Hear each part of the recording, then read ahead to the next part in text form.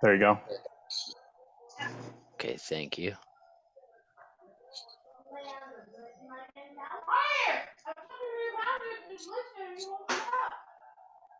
Tell me the names again. I'm looking for Dean. Who are the others? Dean Johansson, Nicholas Cohen Thompson, and a Humberto Cortez. If you could drop those names in, that'd be helpful. No rush. But I don't see them yet. But I definitely don't see them yet. Okay.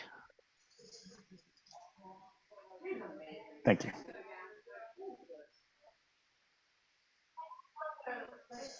And one more question for the Yes. One question, Ben, for the recording.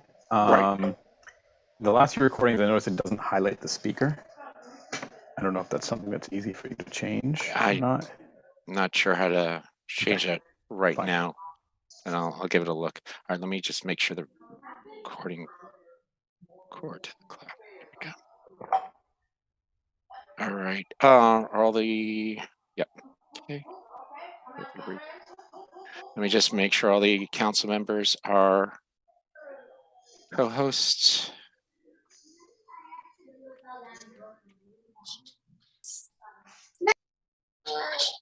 Ben, I'm on. If you can, it's Janie. If you can make me a co-host, thank you. Absolutely. One moment. Second. Okay, you're co-host, Janie. Lupe, I believe you're a co-host as well. Are there any interpreters that we've missed? Oh, ASL. Yes, Lynette, one moment. Co-host. Okay. Yeah, I think we're all ready. We have a quorum. All right. Excuse me, I don't know if this is the right time, sir, but I just want to know, will somebody, oh, looks like we've been spotlit, never mind. Just so that the deaf participants will see the interpreter. Okay, let me just, all right, we're gonna have to do a motion on that, but we can start off that way. I would ask that all participants who don't need the spotlight, they can change to a gallery view. Okay. All right. Can we check what it looks like on the recording as well?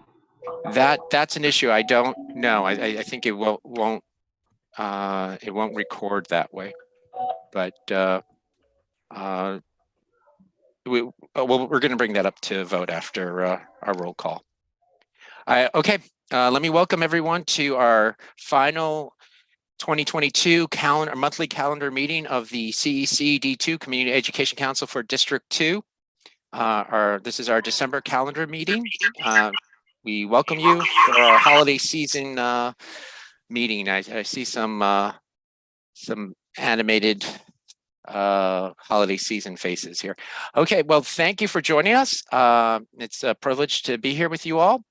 And we do have a number of participants who are from the American Sign Language School, PS 347. I want to welcome them. And we do have sign language interpreters, and we also have Spanish and Mandarin interpreters. So before we do a roll call, I would like to have the interpreters make their announcements. Chanel, is there an order that we have to go through first, or is it Spanish or Mandarin or sign language? No, any order is fine. And also the closed captioning is on. You just have to click it at the bottom. Yes. Yes. Thank you very much, Chanel, for pointing that out. We now have closed captioning offered, and I believe you might be able to select multiple languages too. So should be a closed caption button on the bottom if you need that for additional assistance. Okay. So is there a Mandarin interpreter that would like to go first? Yes, the following message will be in Mandarin Chinese. 如果你想收听中文翻译，请拨入电话号码3479664114，并输入今天晚上密码589378429，然后按井字。如果你想收听翻译，同时留在这个 Zoom 会议室上，以便在电脑上收看会议，请把你的电脑和电话都调到静音，然后在你的电话上拨入会议专线。重复一次，会议专线号码电话号码3479664114，密码是589378429，然后按静止。This is the end of the Mandarin announcement. Thank you. Thank you very much, Edward. And is there a Spanish interpreter that would like to make an announcement? Or actually, before we move to the Spanish interpreter, is there another Mandarin interpreter as well? No. Yes. Hi, everyone. This is Mandarin interpreter Jasmine. I will alternate with Eddie in 30 minutes. And thank you. Okay, thank you. All right, and now for our Spanish interpreters. You could make Good evening, everyone. The following message will be in Spanish, offering interpretation services. Buenas noches a todos. Gracias por estar acá. Si desea servicios de interpretación en español, por favor, marque desde su teléfono al 347-966-4114 e ingrese el número de conferencia 658-629-638, símbolo numeral. Le repito, si desea interpretación en español, por favor, marque desde su teléfono al 347-966-4114 e ingrese el número de conferencias 658-629-638, símbolo numeral. Si desea escuchar el audio en español, pero desea permanecer en esta sala virtual para ver la reunión desde su computadora, por favor recuerde silenciar el micrófono de todos sus dispositivos. Esto es muy importante para garantizar el sonido de la interpretación. Gracias. Nuevamente, para la línea de interpretación en español, marque al 347-966-4114 e ingrese el código de conferencia 658-629-638, símbolo numeral. Gracias. Thank you. Thank you, Yain. Did I pronounce your name correctly? Is there another Spanish interpreter? No, just 2 Spanish and 2 Mandarin. Okay, I thought maybe they might want to make an announcement. All right. Good evening, this is Daniel. I am the other Spanish interpreter. No, this is actually CEC. All right. Thank you very much. All right. Okay. Now, I'd like to make a motion to allow the spotlight of the ASL interpreter for allowing to make it easier for ASL participants to visually see the ASL interpreter. Second. Thank you. And now it's open for discussion. If there are any council members who would like to weigh in on the ASL interpreter spotlight, this is only for the calendar meeting, not for the working business meeting that I'm making this motion for.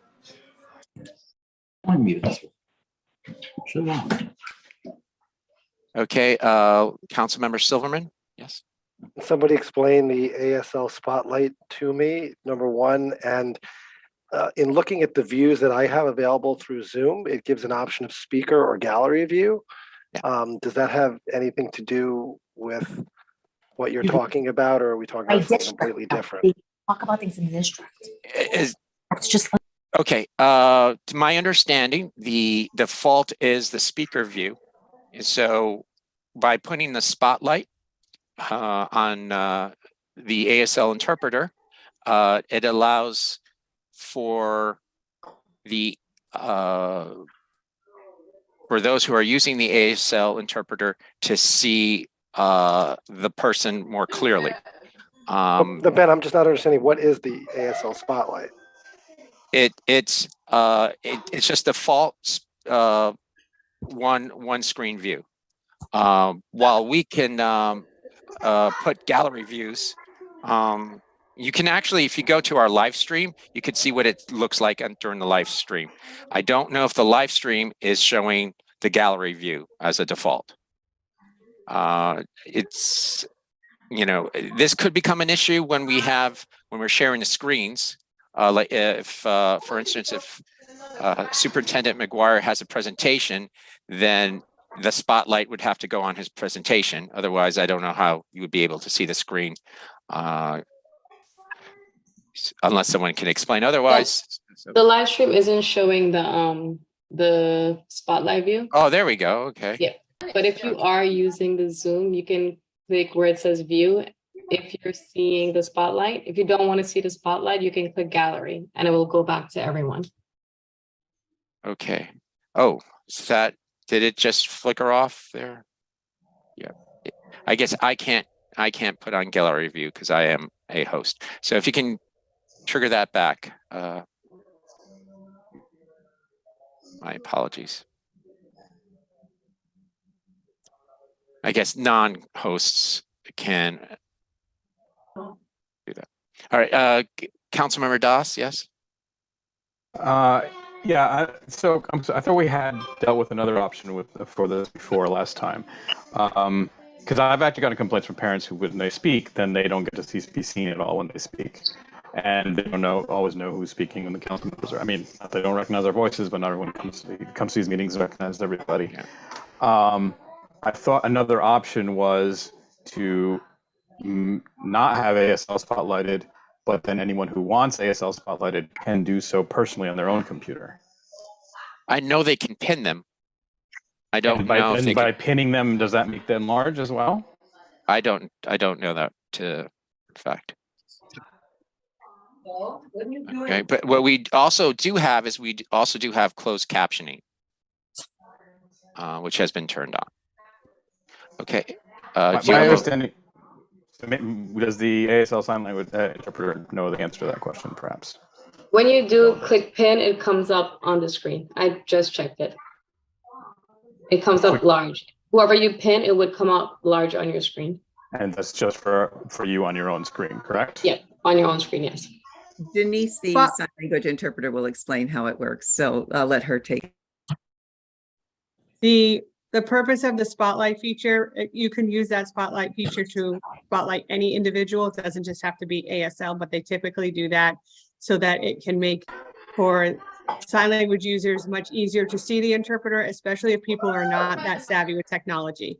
If they know how to use Zoom, then they will be able to pin and they on their own end create who it is that they want. Not all deaf individuals are fluent in English, so that's the reason why we offer this option of having the interpreter. So captioning isn't always the answer, but if people are concerned that the spotlight will somehow prevent other people from knowing who's speaking, then people can choose to pin their own screen if that's what the group decides is the best option. If that's clear. Okay, thank you for that explanation, Denise. Sure. Okay. Councilmember Hernandez, yes? No, pardon.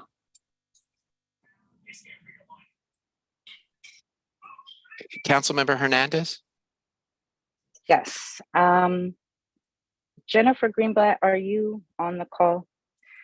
I'm going to invoke our family leadership coordinator into this conversation because we have spent all day discussing ADA accommodations, and that is what this is regarding. We have a community of deaf. The deaf community has come to participate in this meeting, and we are required by federal law to make these meetings accessible and accommodate. And what may be simple and easy for you or for some is not for others. And these were reasonable accommodations. In fact, there was no need to do a motion for this. I can give you September calendar meeting 2020, when these reasonable accommodations were implemented into the meeting without any discussion or motion or need to vote. I am shocked that we are having to do this in front of their community. It is demeaning, it is degrading, and unacceptable. The ableism that continues to harm our families with disability, and I will tell you, as a parent with a disability, with a child with a disability, it is exhausting. We should not be discussing this. And Jennifer, I reached out to you, and you said this was not due to bylaws, didn't need to be changed for these accommodations to not be made. And you also said this should not be discussed in an open public meeting, as we never call out other public members for a specific need. So we should not be targeting one community that wants to participate and giving and talking about issues, because there's zero issues about spotlighting someone for them to be able to understand. You want pizza? Nathaniel. Thank you, Jennifer. So, If you can, I don't understand why we are discussing this. Jennifer Greenblatt, would you like to respond?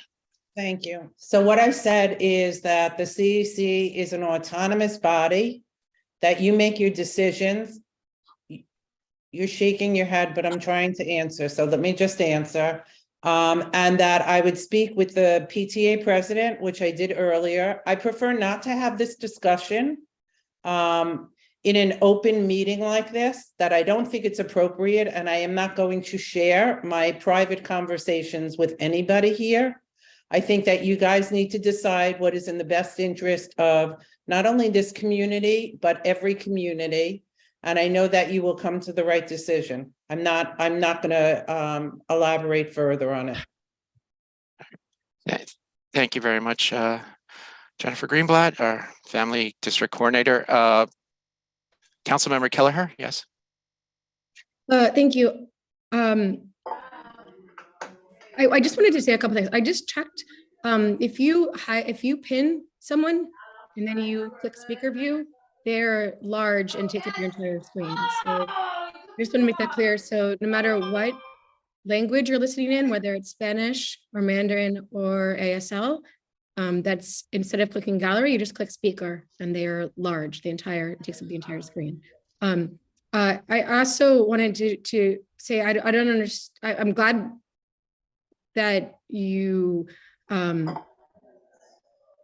brought up this community a little bit. I don't understand why this ableist for anyone to ask, because I also know that people like to pin their specific language, whether it's Spanish speakers or whether it's Mandarin speakers. My niece is deaf, and she, when we do calls, likes to read my lips. And I think it's fortunate for many in the deaf community to see the speaker and watch their lips move and to watch their emotions, because I know she gathers input from that as well. So this is just my input from my relatives, but as Jennifer said, we're an autonomous body, and I know others have their point of view, but it just, I think we should be mindful of name calling and be respectful of our entire community and all the language speakers on this call.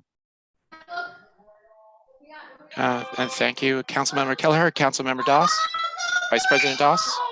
Yeah, sorry. So I also wanted to point out that yes, there was a precedent set way back in 2020.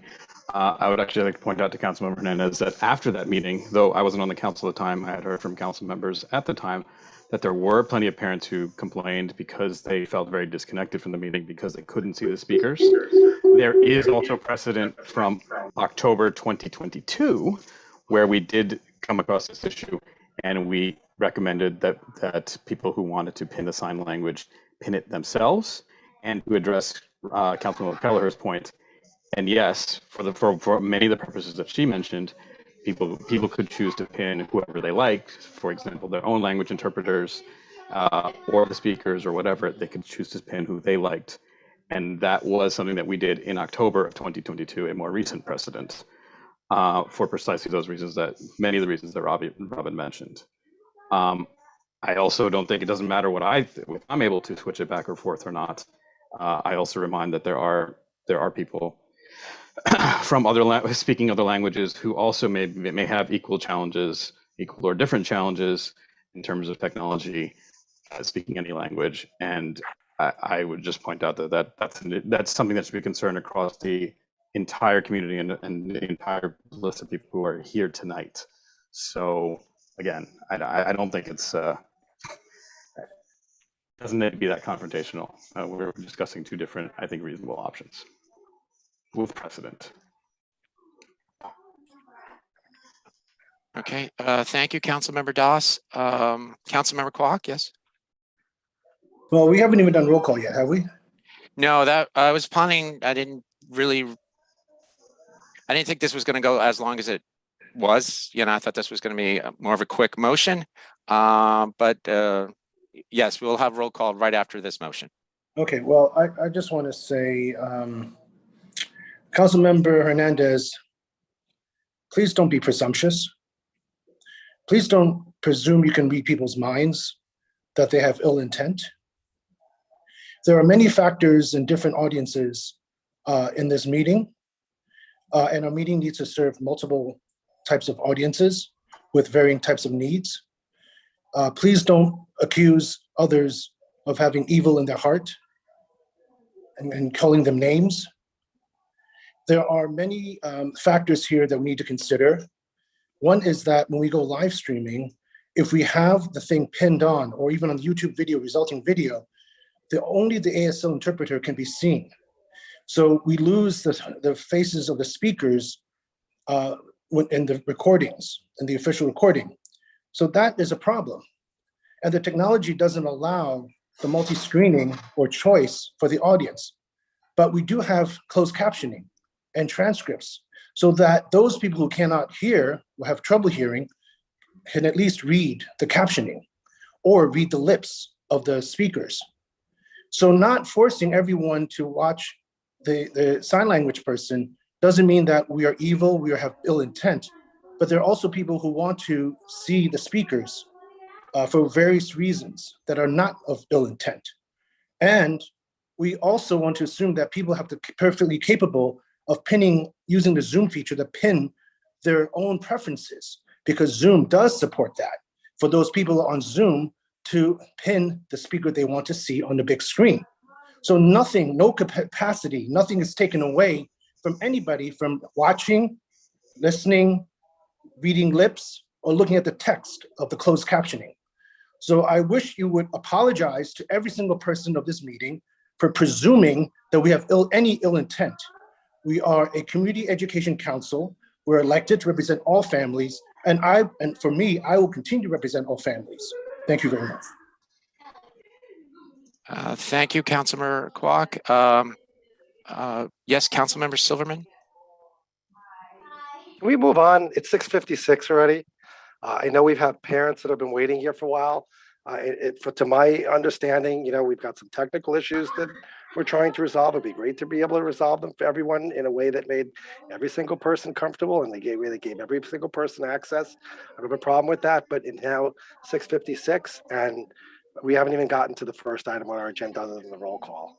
So, I mean, All right, Councilmember Silverman, I was just giving every council member the opportunity I understand. to respond during the motion. I get it. I'm just saying, but I mean, we've got to move on. Yeah, I Do agree. the best we can. All right. I just before we take this vote, I do want to mention that the October 2020, when we did have the ASL interpreters that Councilmember Hernandez mentioned, the decisions made by council president at that time, Maud Marin, were her decisions on however she chose them. I go by the bylaws, and the bylaws don't give me authority to make rulings by fiat on this. I do recall that Council President Marin was removed from the council the following month, and a reason was not cited. But I do like to provide transparency and full disclosure to all council members. Yes, Council Member Sim. Someone just put in the chat that you can spotlight two people. You can spotlight the interpreter and you can spotlight whomever's speaking. So can somebody test that? Because if that's the case, then we should just move forward. We don't need to vote on anything. We'll keep ASL spotlighted, and then whoever speaks will spotlight them, and both will be spotlighted and both will be recorded in the YouTube video. There we go. I did it several times, but you guys weren't paying attention, so. But then you have to keep switching the spotlight every time somebody new speaks. Yeah, but let's, you know, it's not ideal, but can we just try that? And then maybe we'll come up with a better solution next time. All right, did I move my motion and add a motion to add 2 spotlights to the council meeting? And since we've already discussed a number of factors, I would like to have a vote unless someone wants. Point of order, Yeah. point of order. Okay. Did you originally make a different motion? Yes, and Okay. I just removed it. Okay, no, you withdrew the motion. I withdrew it, yeah. Okay, and now you're proposing a different motion, correct? Yeah, Not motion to amending add the 2 original spotlights. motion. Okay, let's just want to make it clear. Thank you. Okay. Can I have a second here?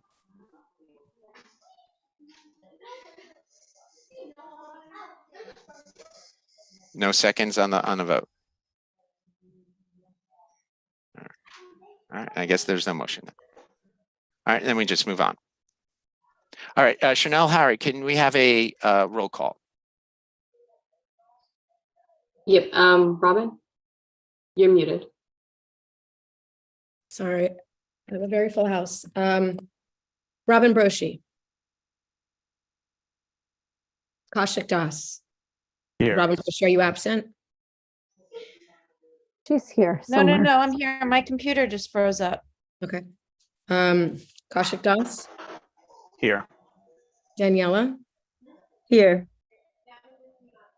Lupe. Here. Robin Kelleher. Chen Kwok. Here. Benjamin Morden. Here. Wish Manil. Here. Len Silverman. Yeah, Lim Fong Sim. Here. Liwa. Here. Spencer Silverman. Here. Everyone's here. Excellent. All right, so we go now to, okay, I make one other motion to have all council members comments limited to 3 minutes each, so we can have a more quick meeting today. There was a number of council members who asked me if we could push things along. So except for presentations and committee reports, then you have extra time. So do I have a second on this motion? And I have I second. a question first. Yes. Can we also include questioning the superintendent limited to 3 minutes? It or would be whatever it is? limited to 3 minutes. You can have as many follow-ups in those 3 minutes. Oh, so it includes the superintendent's answer? Yes. And I would suggest then you would ask him maybe yes, no answers, if that's possible. I don't know. But it's a number of council members have asked me for a, we've done this in the past where we've had a timer for 3 minutes for council members.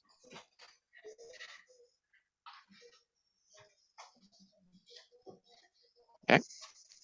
Any other? I'll second it. Okay. All right, so can we have a vote on this? Awesome. Robin Broshi. Yep. Okay, Rob Broshi said yes. Kaushik Das. Yes. Daniela. Yes. Lupe. Yes. Robin Kelleher, yes. Chen Kwok. Can you repeat what the motion we're voting for is? I had a couple- Ben, do you want to repeat the motion? Sure, it's to limit council member speaking time per topic for 3 minutes, and it also includes for questioning the superintendent or any committee reports, Okay, not yes. presentations and not Yes. the committee reports themselves, but for the questioning of up to 3 minutes per topic. Yes. And that includes the responses from either gotta council try. members or the superintendent. Yeah, point of what, we didn't have any debate on the motion, but We did. oh, okay, all right, that was You had we an opportunity to raise your hand. fine. Okay. All right, Ben Morden, Yes. Bush Manil, Yes. Ben Silverman, Abstain.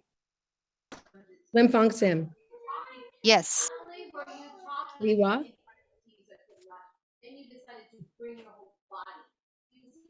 want to do thumbs up? I see your, I think she's just muted. Lily, are Lily. you- Yeah, thumbs thumbs up, up. yes. Spencer? Yes. Great. All right, passes. Great. Okay, and Lily is a co-host. Okay. All right.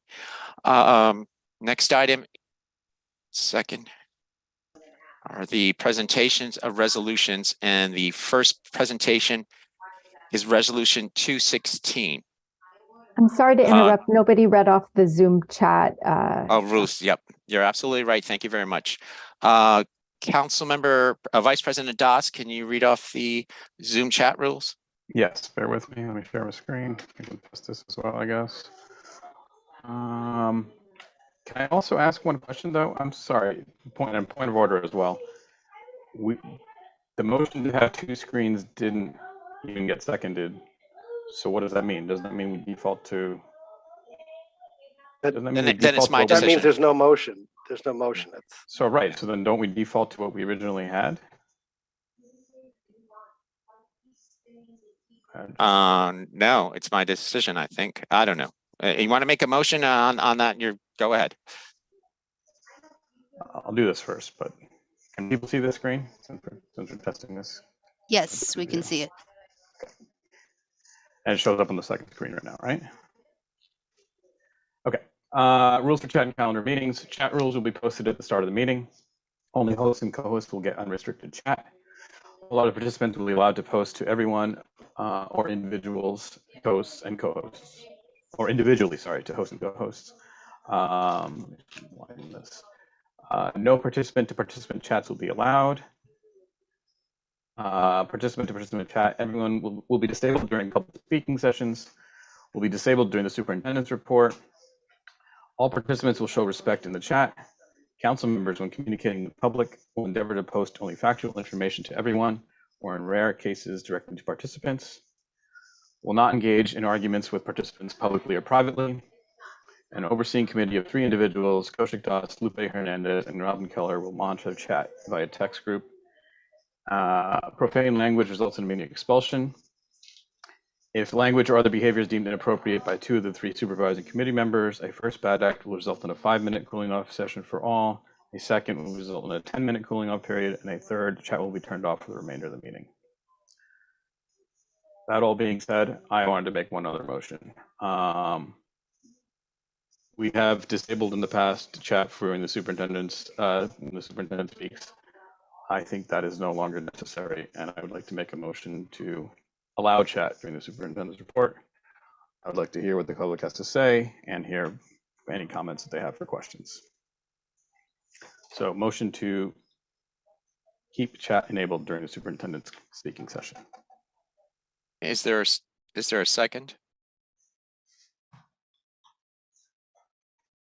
Hello?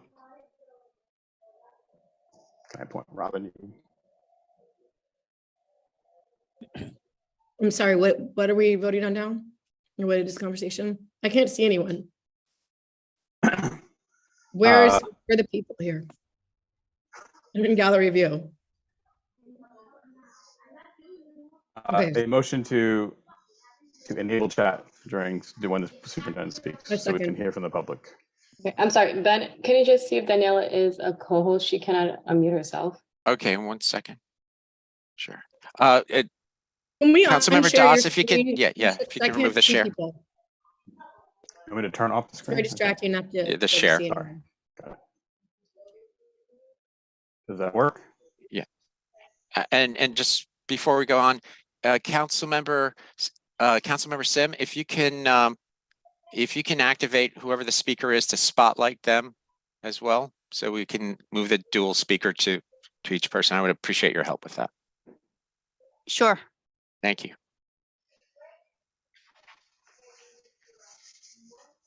Councilmember Doss, if you want to continue with the. I made a motion. The motion was to. The motion was seconded, and then now we need to do a roll call vote. Yeah, if you can, Councilmember Kelleher, if you can take the vote. Sure. Robin Broshi, No. Kaushik Das, Yes. Daniela Igorov, She can't unmute herself. I just made But she made did her do a thumbs co-host. up. Okay. Okay, I just made her. Yes. Lupe Hernandez. Lupe,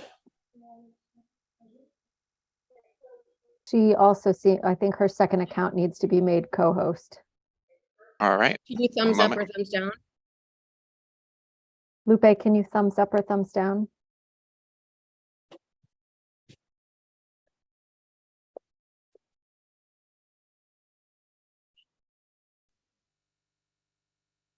Should I come back to her? I'll come back to her. All right, I just made her second account Okay. co-host. Robin Kelleher, yes. Chen Kwok.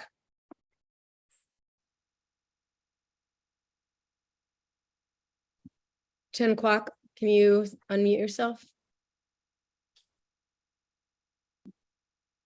He said, There he is. I'm sorry, I've been attending to a lot of stuff at home. I've been in and out. What's the motion again? Motion is to leave the chat on during the superintendent's presentation. Yes. Benjamin Morden, Yes. Ushma Neal, No. Len Silverman, Yes. Lim Fong Sim, Yes. Lee Wah, Yes. Spencer. I abstain. Lupe, are you able to answer now? Yeah, I can unmute, thank you.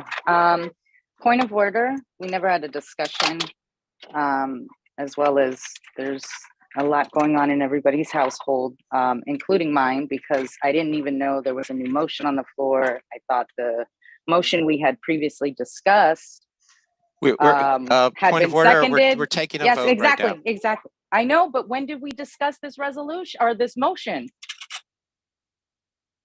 I made a motion and there was lots And of nobody opposition. seconded it. No, nobody Yes, seconded Robin it. Robin And then did. Robin came in saying she didn't know what was going on because she couldn't see her screen, but you could listen. Kush, you made a motion. It was silent. You said, hello, anybody? Nobody seconded it.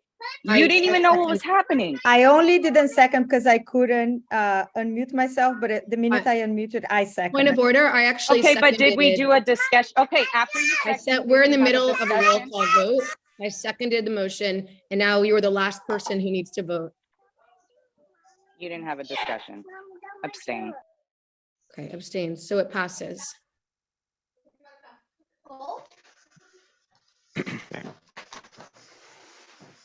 All right. So Councilmember Doss, and please, if you can manage the chat function. Thank you. All right. All right. So next item on the agenda, moving right along, is Resolution 216. And I will present that unless other council members would like to, the other sponsors. I'm going to share my screen momentarily. Just one.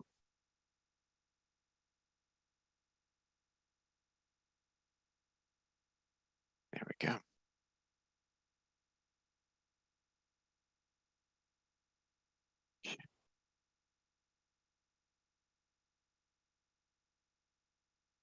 All right.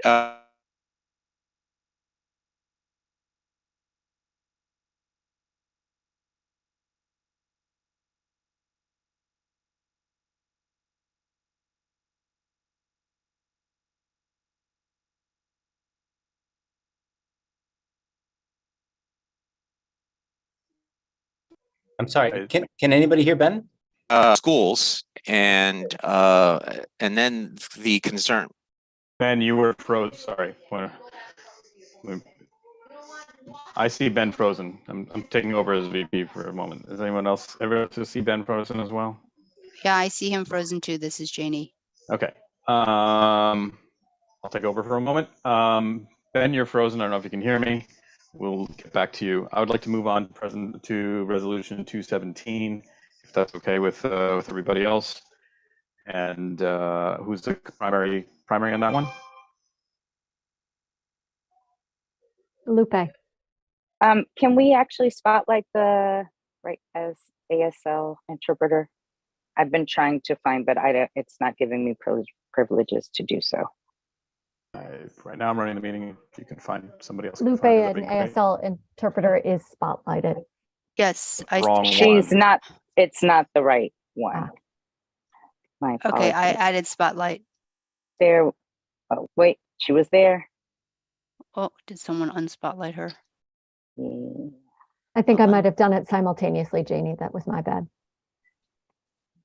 There. Okay, I think we got it.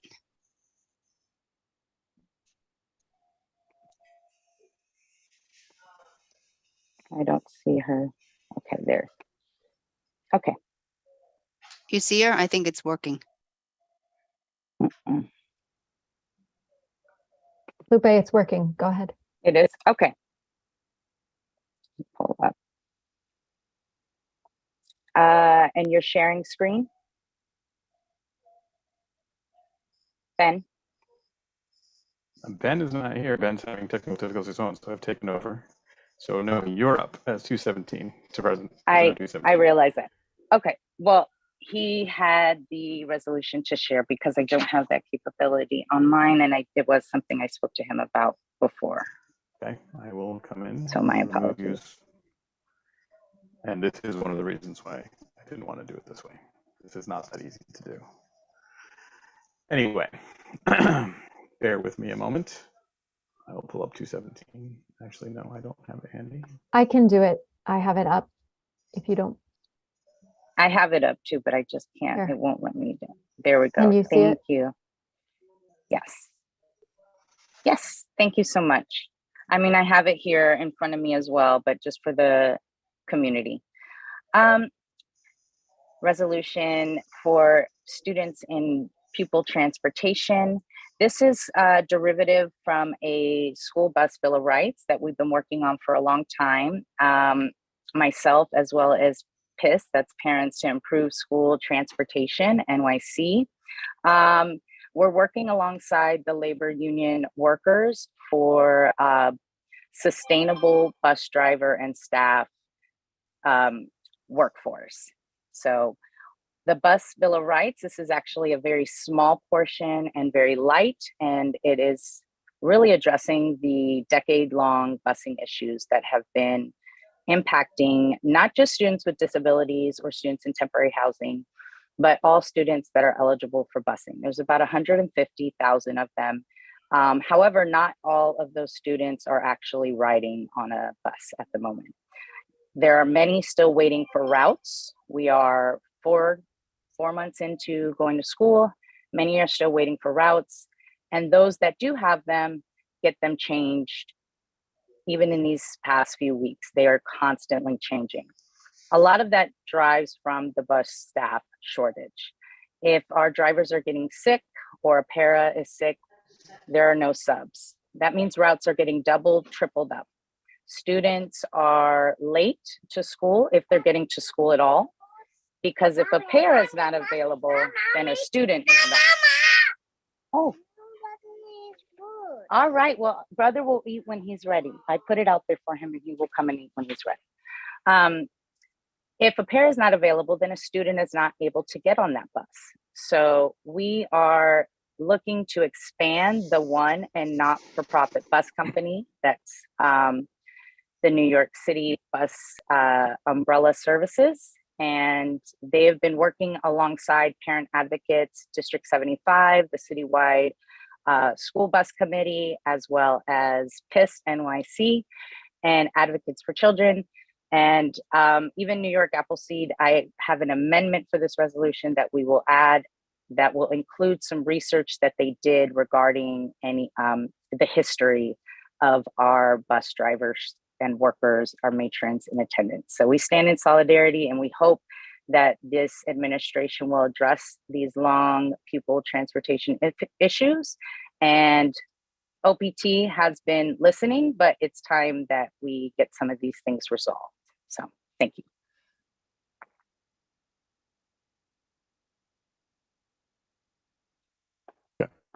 Ben, are you back with us?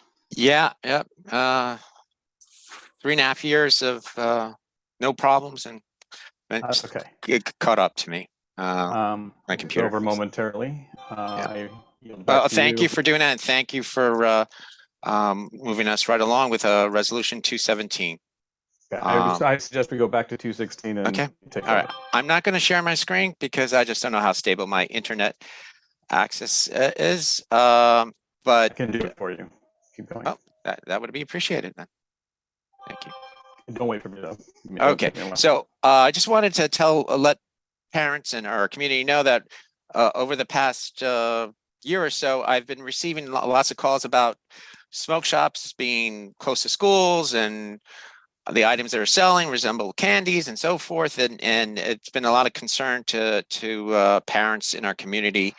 And then with the recent addition of legalizing cannabis, there have been also concerns. We've had a District 2 parent who was quite a strong advocate for students and student concerns with what change may bring. And I was invited to a Community Board 6 meeting where they had a fantastic discussion with a number of elected officials and representatives from electeds as well regarding cannabis. So this resolution grows out of the meeting with Community Board 6. It also grows out of the meeting with parent Allie Ryan and Council Community Board 6 Education Chair there, John Keller. And basically, cannabis can be very detrimental to young growing minds. And you can see that in the resolutions, a lot of the whereas regarding how it has impact. And this is stated clearly in New York State Office of Cannabis Management's website. And so the suggestions here, and they've, by the way, they've issued over 30 plus licenses now for cannabis sales. So the issues that we would like to bring up is that the CECD2 demands that the Office of Cannabis Management create a department for student protections to manage complaints and coordinate issues with schools and school advocates. This resolution is not about changing cannabis law or legislation. It's about protecting students. So besides having a department there, we're asking for the cannabis management notifications of whether new licenses or locations be shared with community councils and community boards and interested parties. It is also asked that smoke shops and also licensees of cannabis itself, that any violations be put forward to community education councils and community boards. We want to know if this involves violations involves selling to students. And also we'd like to ensure that the cannabis dispensaries are not within the 500 feet as designated by state law. And it's also, I believe, 200 feet for churches, religious institutions, I should say.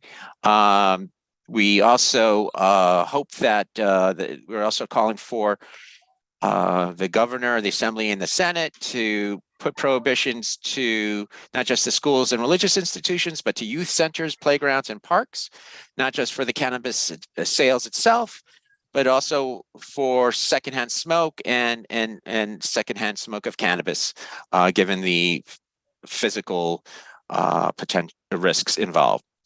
Also, we're asking for the cannabis management to collaborate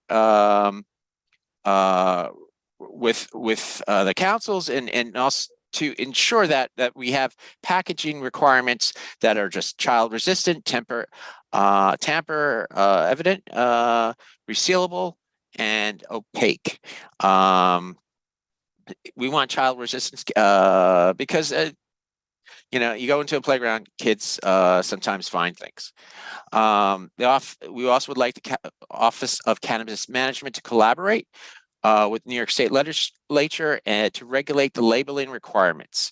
There is a fear, as from history telling us what happened in the late 1990s with the Joe Camel marketing. And you're already starting to see the Joe Camel type marketing where a lot of the items that are being for sale resemble candies or have cartoons on them. And so there should be some restrictions so that this is not marketed to our youth. Cannabis sale is illegal for under 21-year-olds by state law.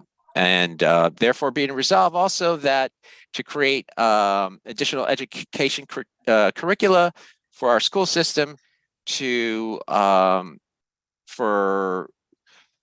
to reduce or to dissuade students from using cannabis. And finally, also I believe there was to also keep to calling for the Office of Cannabis Management to create a fund to deal with issues that with students who may or youth who may have become addicted to cannabis itself.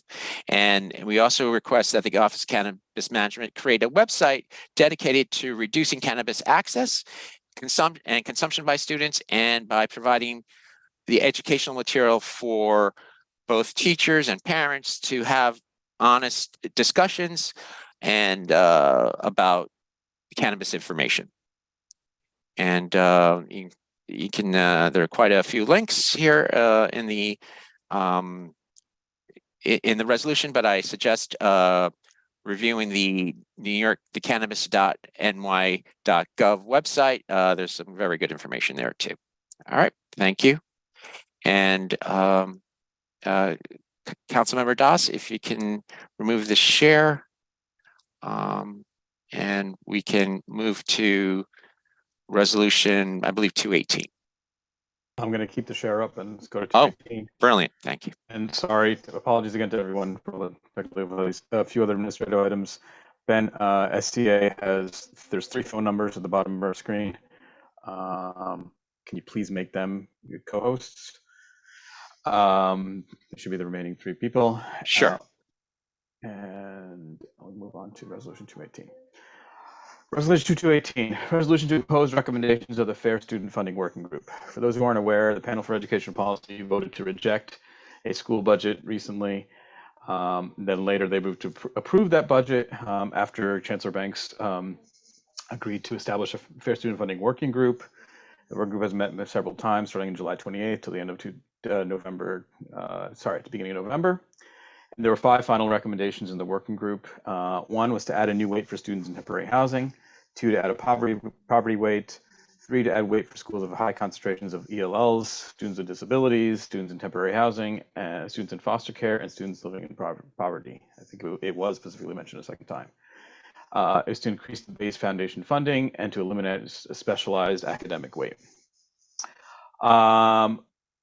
Take issue with this on a few fronts. The working group was comprised of 52 members, 21 of which did not vote or contribute to final recommendations. The remaining 31 members' composition was biased towards individuals and organizations whose publicly stated views and organizational missions routinely align them against academic merit, accelerated education, and support for students performing or capable of performing above grade level. CECD2 had no specific representation on this working group, despite recommending multiple qualified individuals, despite being one of the largest districts. having the largest number of schools and high schools geographically located in our district in New York City, and having outsized effects from recommendations 5 and specifically recommendations 5 and 3.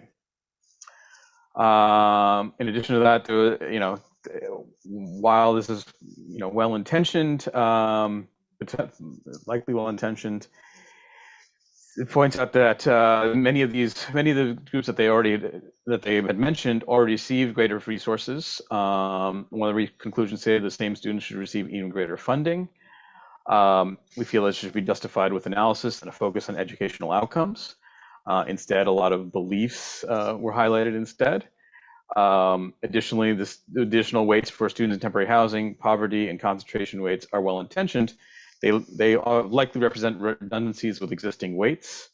They likely overlap, and none of this was analyzed, with weights already assigned to students for FRLs, students with a high academic need, and specifically Title I funding. This results in a multicollinearity, a condition which is suboptimal for public policy. An addition of redundant weights would result in an overallocation of resources. There was also a recommendation to increase the base funding, which is a higher fixed cost for New York City. And even though it acknowledges that the fixed cost is a problem, it says that there should be a longer-term solution to small schools.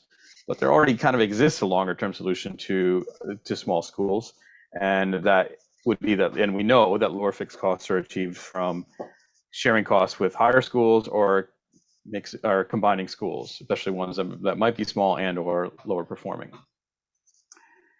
Lastly, there were 4 major problems with the recommendation to remove funding from academic portfolio high schools. It's, in our opinion, a flawed, unsubstantiated premise. The idea that $26 million in portfolio funding for the academic portfolio high schools somehow prevents high schools across the remainder of New York City from offering advanced academic programming is incredible, because 26 million is a small amount when spread over the remaining 774 remaining high schools. So that's less than 70,000 per school, if done evenly. Meanwhile, that 26 million does represent a lot of money, 11% of the total budget for those schools. I believe I forget how many there are, roughly 12 of them. And these schools already receive less funding per student than the city as a whole, as evidenced in another chart. They get 11,000, depending how you look at it, 11 to 13,000 per student, whereas all the other high schools receive 14 to 19,000, so almost 20,000 per student.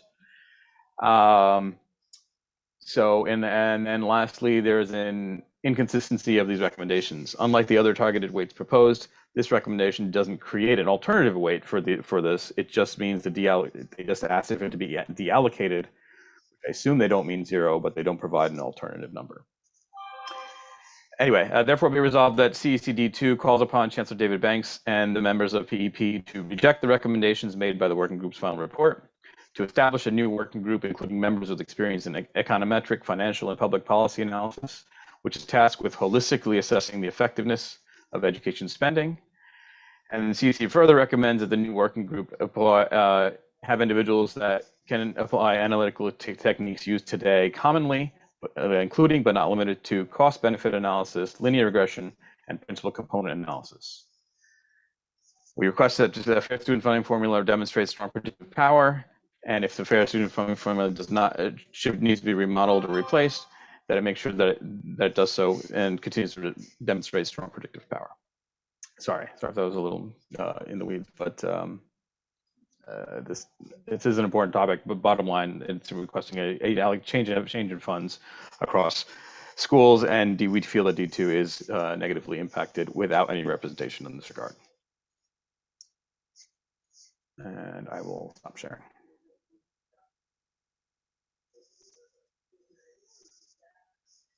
Thank you, Councilmember Doss, our Vice President. Our next item is the program presentation.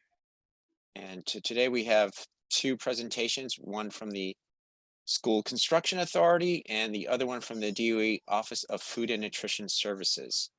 And I believe is it Joshua Adams who will be speaking to the School Construction Authority presentation? Hi, Benjamin, yes. Great. Yes, it is. Thank you very much for joining us today. I appreciate it. And Thank it's an you.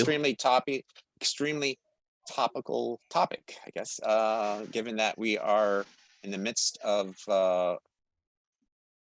accumulating lots of capital improvement requests for our schools. Right. To No. submit it to you all. Okay. Of thank you course, very of course. Well, good evening, Ben. Thank you. Good evening, everybody. As Benjamin stated, my name is Joshua Adams. I am the Community Relations Manager for Manhattan from the School Construction Authority. I am joined by 3 of my colleagues from the SCA as well. Chief Project Officer Dean Johansson from Manhattan, Senior Project Officer Nicholas Cohen-Thompson from Manhattan, and also Senior Project Officer Humberto Cortez from Manhattan. So I am going to go ahead and share my screen, folks, so I can bring up the presentation if you just bear with me for one moment.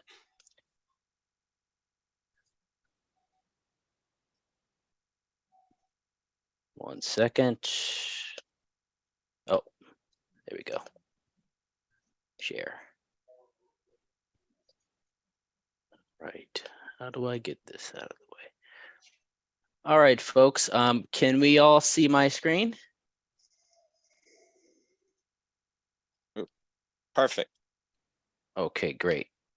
All right, so this is the SCA presentation for your Community Education Council District 2 on our 5-year capital plan with our proposed November 2022 amendments.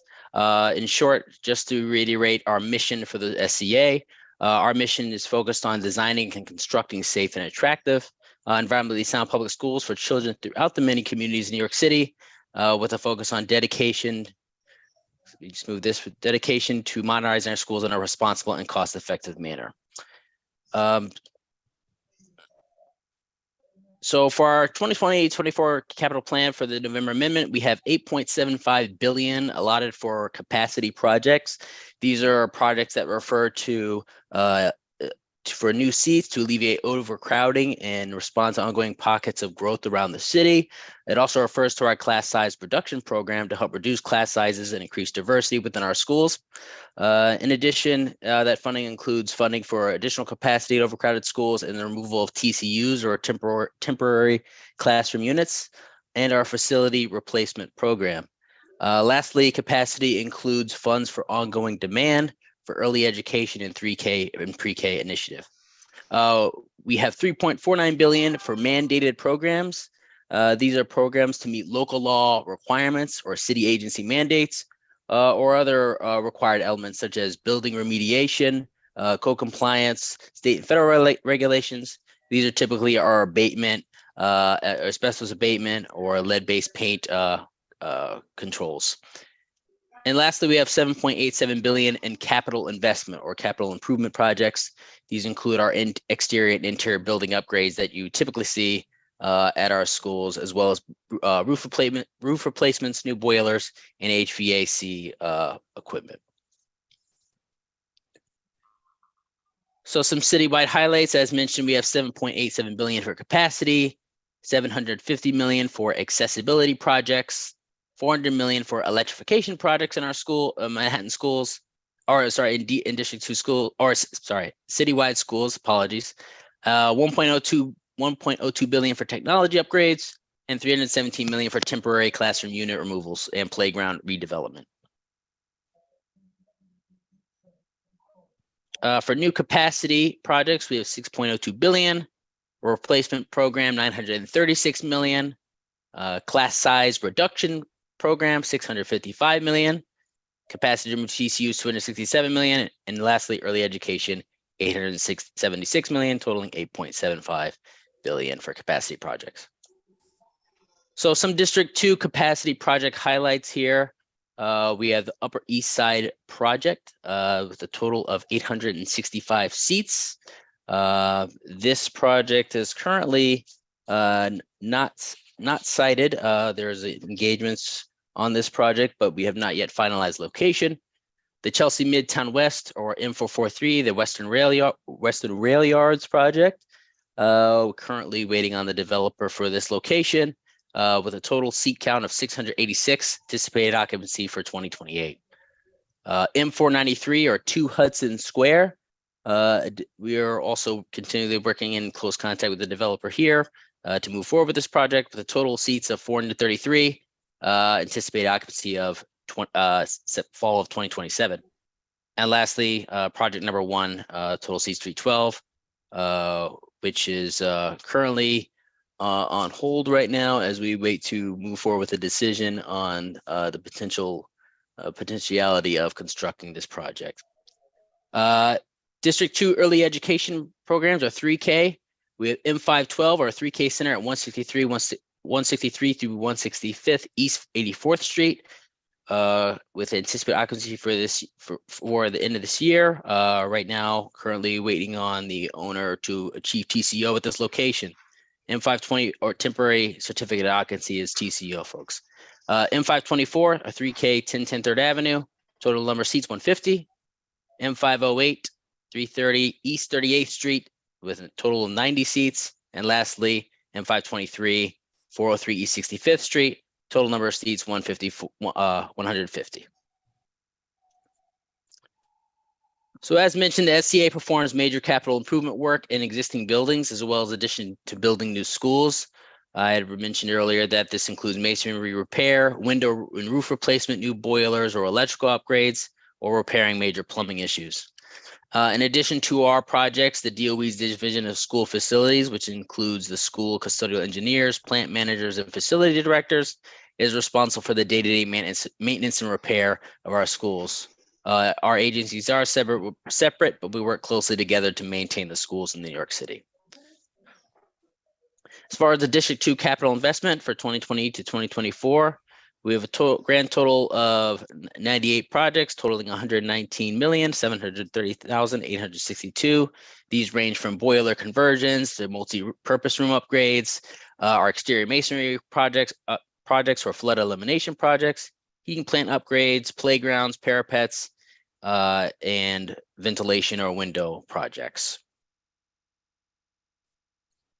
So how does something become a capital project in the SCA's 5-year capital plan? Well, in addition to suggestions from the CECs, there are additional routes including citywide initiatives such as the AC initiative, funding from elected officials, problem reported from the DOE's Division of School Facilities such as an emergency issue that must be resolved, and lastly, a building condition assessment survey or BCAS report. A BCAS report is conducted every year. It's a top to bottom review of all existing building stock to observe any conditions or problems with the building.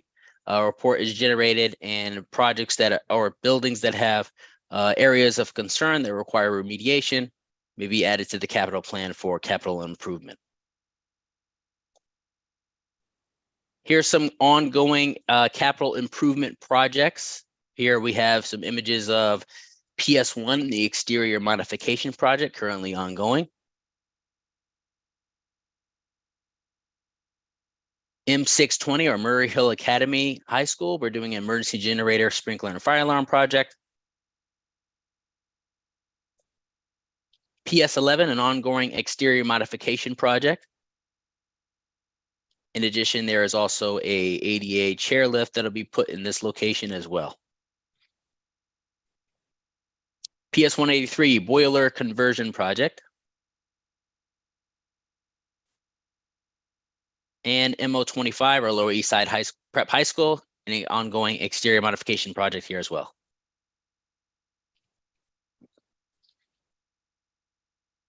For District 2, we have some Resolution A projects here that have been going from 2015 to the current, a total of 239 Reso A projects. Reso A projects are school-specific capital improvement or enhancement projects. These are funded by individual grants from New York City council members or borough presidents. These projects are important to the school because they help the DOE enhance their facilities in the existing public schools. Once a city council member or borough president decides to designate a grant, we, the SCA, are responsible for scoping out that project and overseeing the design and construction. Some highlights here, total 95 Reso projects ranging from auditorium to library upgrades, playgrounds, and science labs. Some ongoing Reso A projects here, we have M271 or PS71, Reso A rooftop garden, and PS151 or M151 Reso A rooftop playground.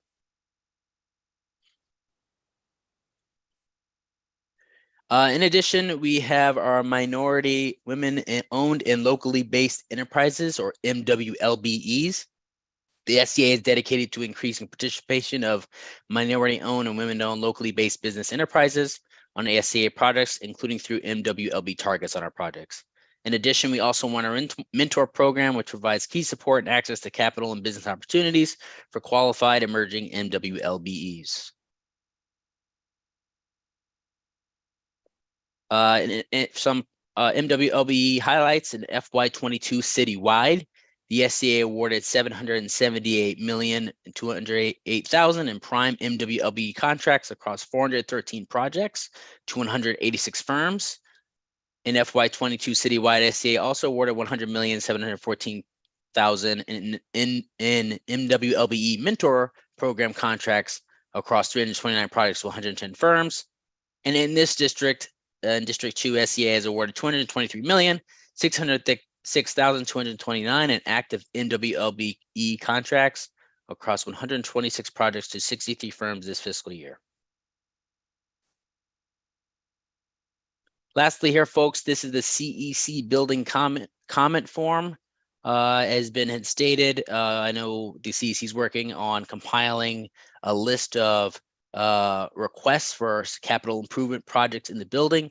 As you can see on the bottom here, it might be a little small. There is an order of importance or the top 5 requests of capital improvement requests, followed by additional requests. I do want to reiterate that capital projects must provide a permanent enhancement with a lifespan of at least 5 years and a minimum cost of $50,000. While the request may go on here, the SCA truly is focused on ensuring that our buildings are watertight and heat tight to last for the future and to be safe for the building's occupants as well. So I wanted to thank you all. On the last end of my page here is my contact information. I will also drop in the chat the contact information for the Capital Planning Director, Brian McGinn, who will also, if the CEC would like, in addition with working with the principals of the school, can contact him and myself to request, to ask about potential projects in the building and just to receive an estimate on the cost of a potential project that you may be looking to perform.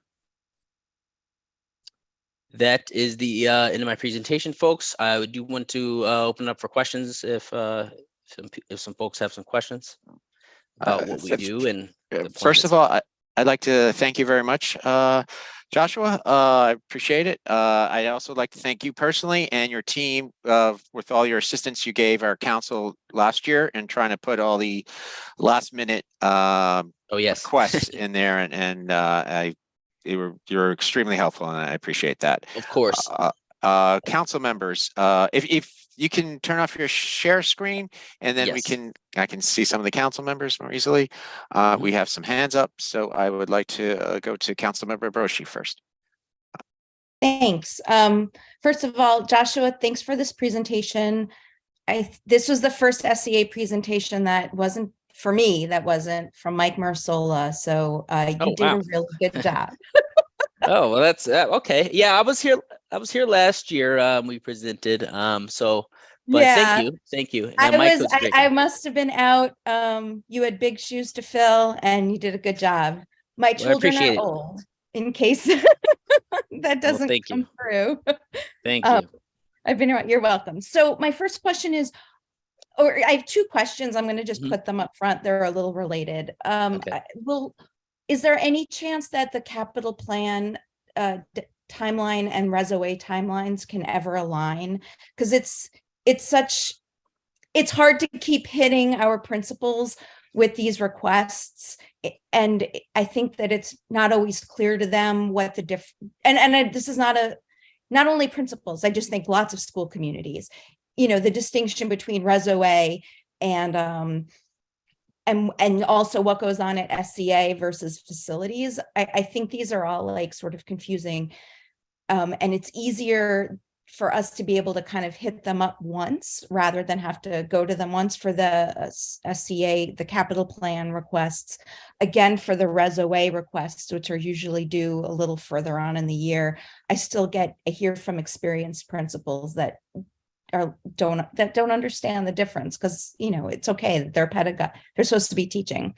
Okay, so that's, can they be aligned? Can the dates be aligned? And also, I guess I'd like to hear SCA is being proactive about making sure that everyone's educated about the distinctions between like what goes to SCA, what goes to facilities, and how does ResOA fit in. Understood. So it's my understanding that the capital improvement project, as mentioned earlier, where they're a permanent enhancement, that usually those projects that either are greater than 50,000 typically come to the SCA, or if it's a project that DSF may not be able to handle based on the scope of work, those projects may also come to the School Construction Authority. In terms of the dates, we do have 2 amendments each year from February, and then in November. I can follow up with our capital planning team about the timing. I want to say maybe that was a question I may have received last year. I'm not sure if I got the response out to you folks or if it was a different CEC. I understand the timings can be, quite short, and especially from November to February, there's a lot of discussion that you need to have about the projects. But I think last year, the end date was February 14th, and then next year it's February 13th. While the CECs may submit after that date, I do just want to reiterate, we cannot guarantee that those requests would end up on the next February amendment capital plan.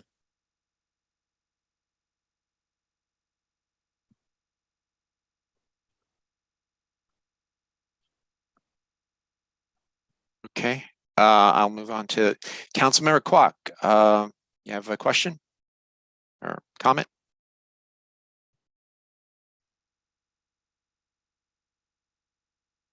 You're muted, Councilmember Kwok, you're muted.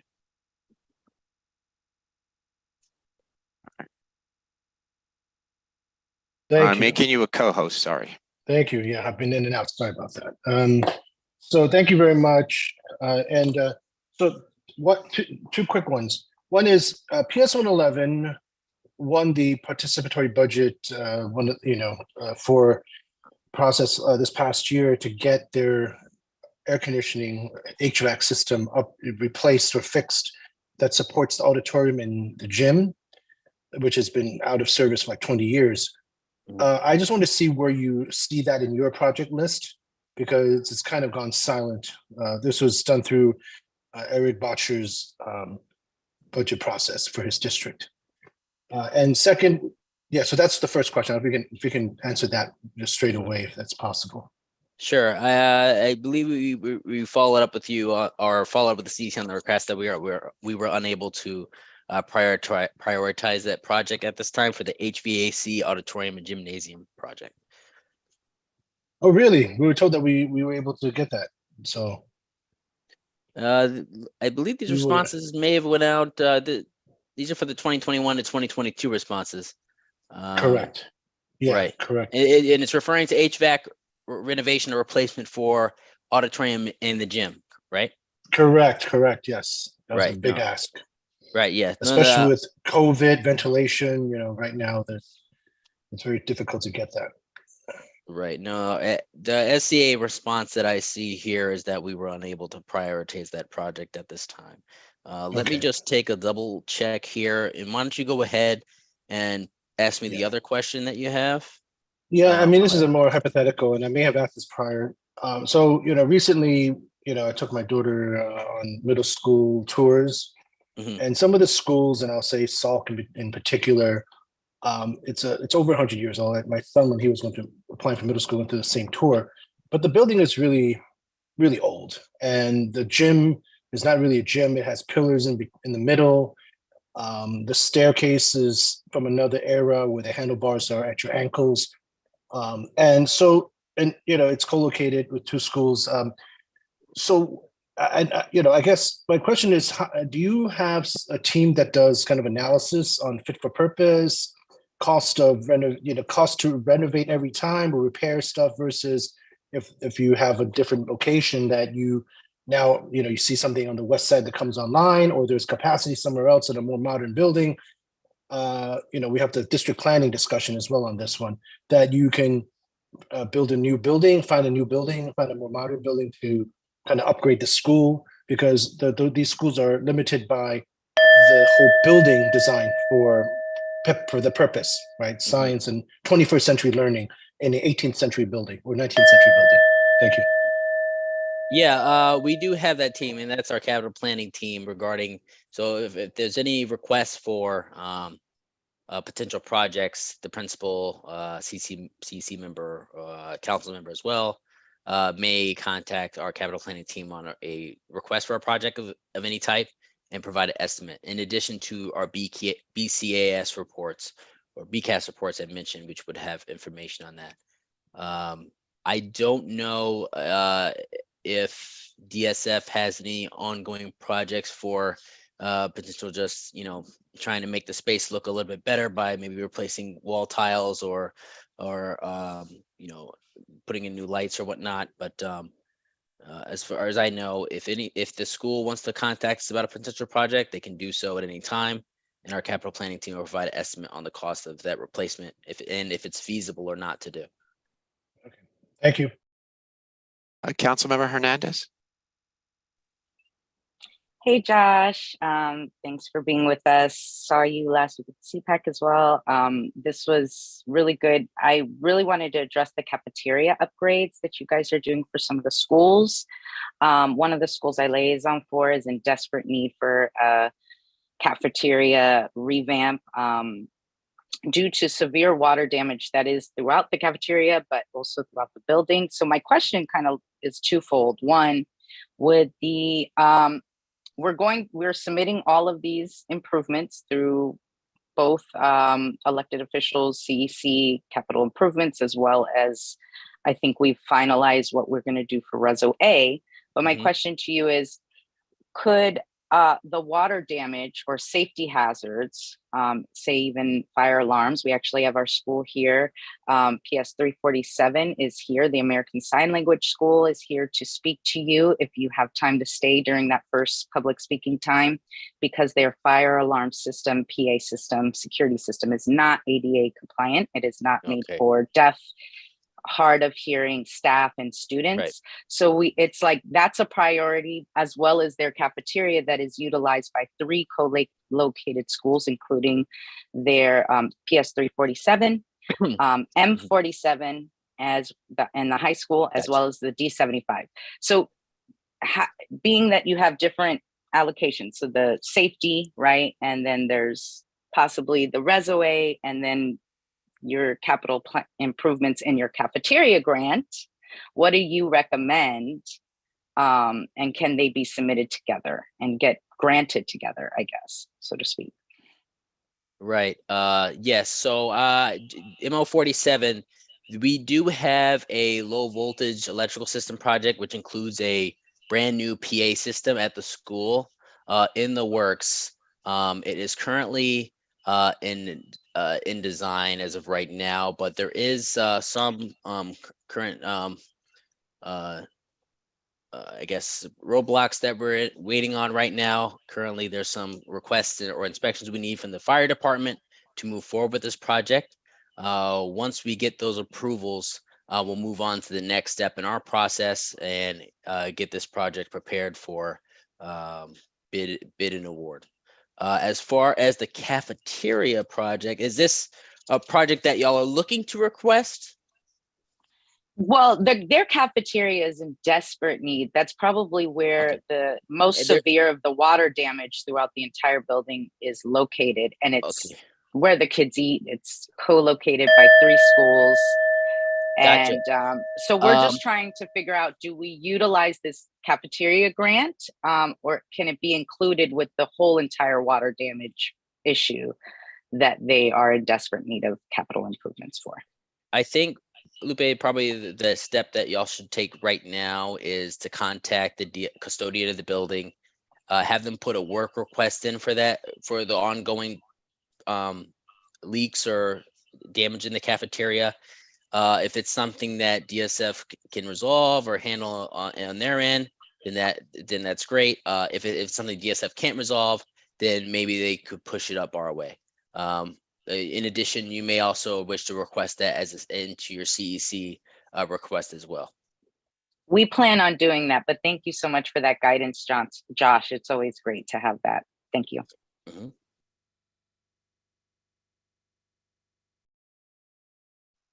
Okay, are there any other council members with questions? Okay, apparently not. I just have one question, Joshua. I see that there are over 2,000.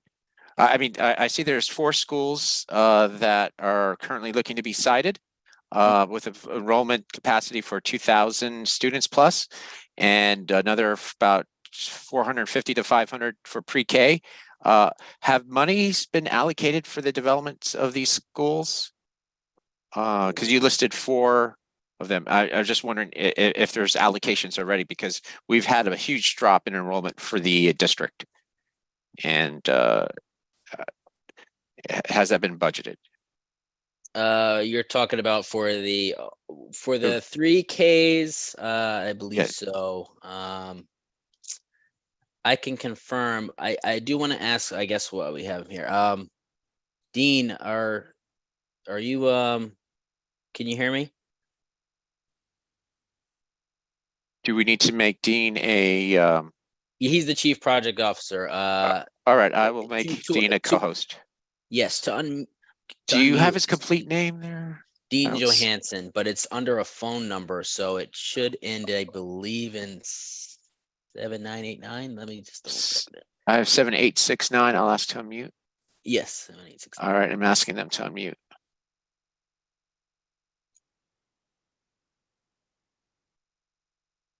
All right, they're not unmuted. I have both phone numbers. My apologies. Or maybe we can follow up on that. Yeah, we can. I'm sorry. Yeah, I'll follow up with you. Ben, if you want to just go ahead and draft an email to me now, send those over to me, and I'll confirm the 3Ks also. Yeah.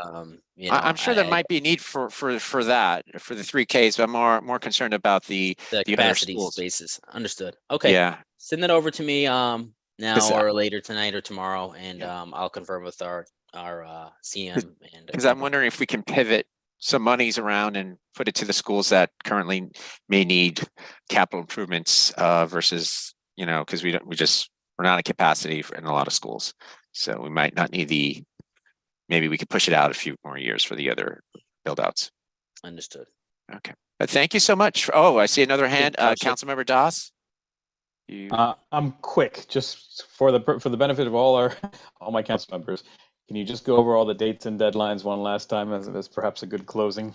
Sure. So we are requesting that all the CEC requests come to make it over to the SCA by February 13th, 2023. I want to reiterate again that you may submit them after that date, but there is no guarantee that those requests will make it on our February amendment. Wait. Joshua Adams, you said February 13th. Do you mean January 13th? Because in the past it's been in January for the February consideration.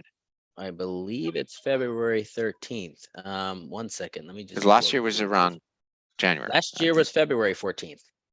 Not for our submissions. For the CEC building comment form, right? Yeah.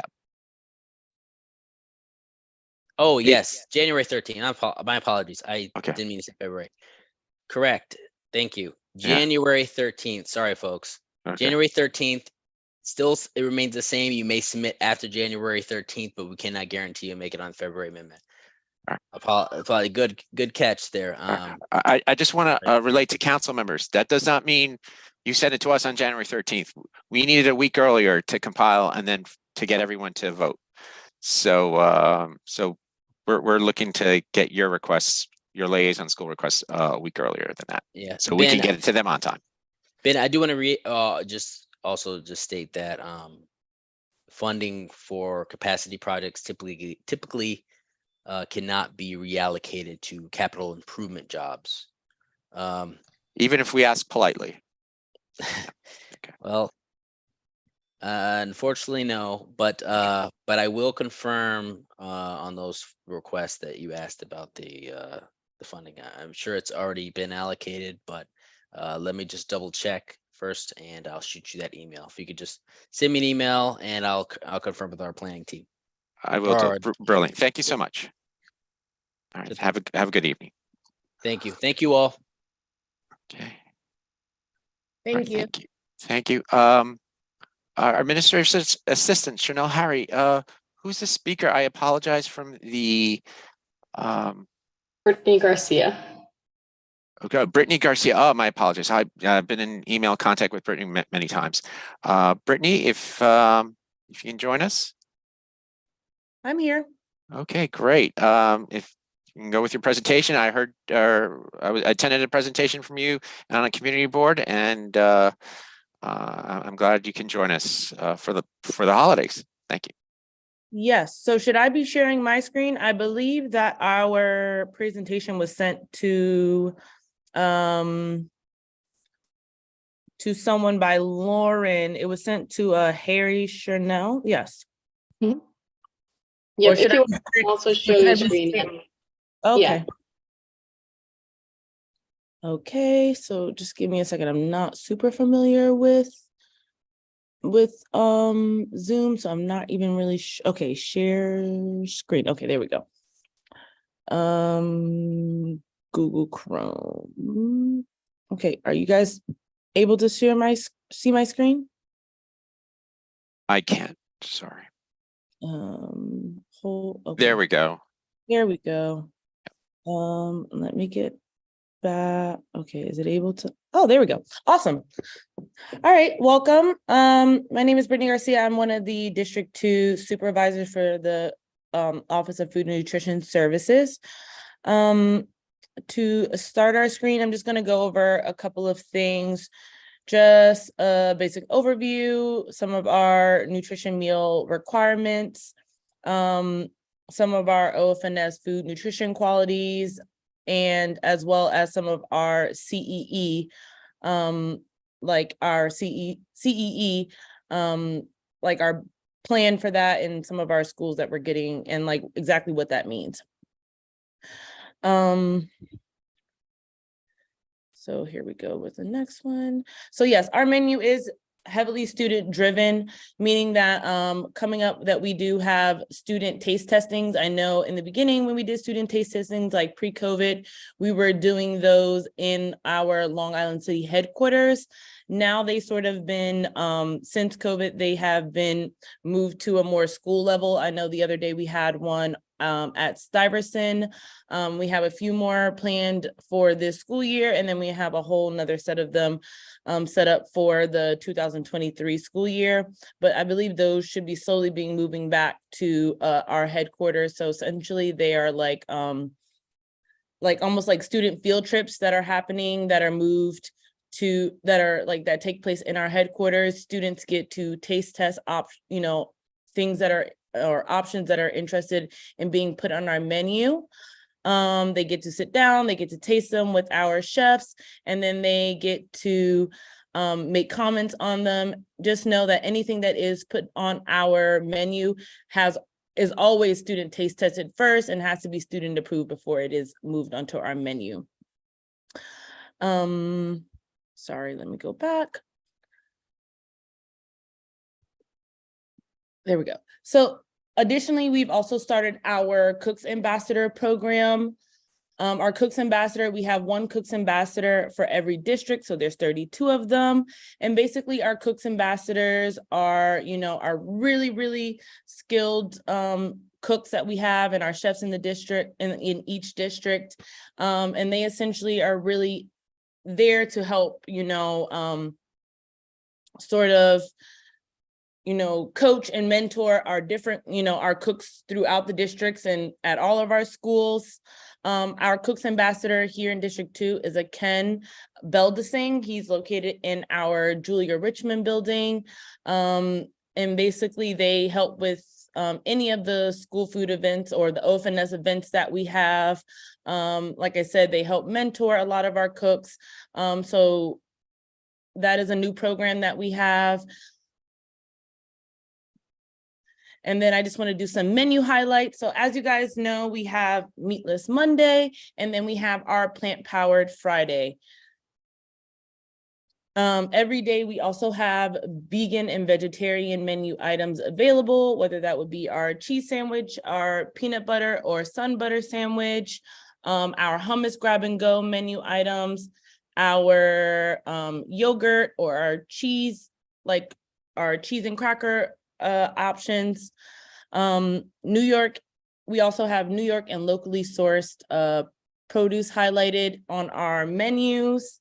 And anything that is either vegan or vegetarian is also notated on our menu. So the vegetarian options would be under the VE options, the V options, and then the vegan options would be be identified as a VE option.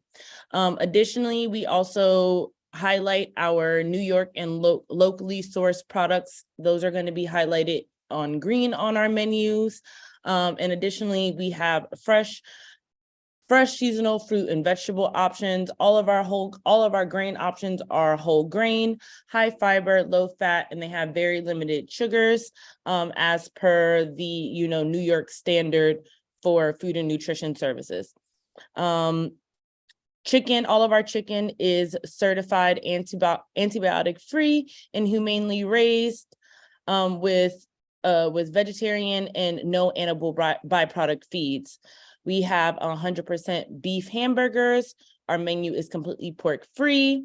There is obviously water available to all of our students at no cost. So either whether that be through our water jets, our water jets that we have available, or we have, like, each of the schools typically either have the water fountains that have the filters available in them as well.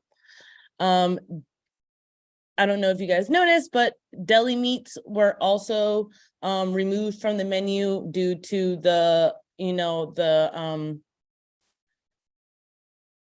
whole push to not have any more like high processed or the salted meat deli options.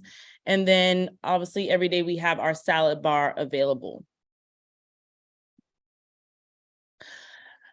So starting this year, we also have been really advocating for our plastic-free lunch days.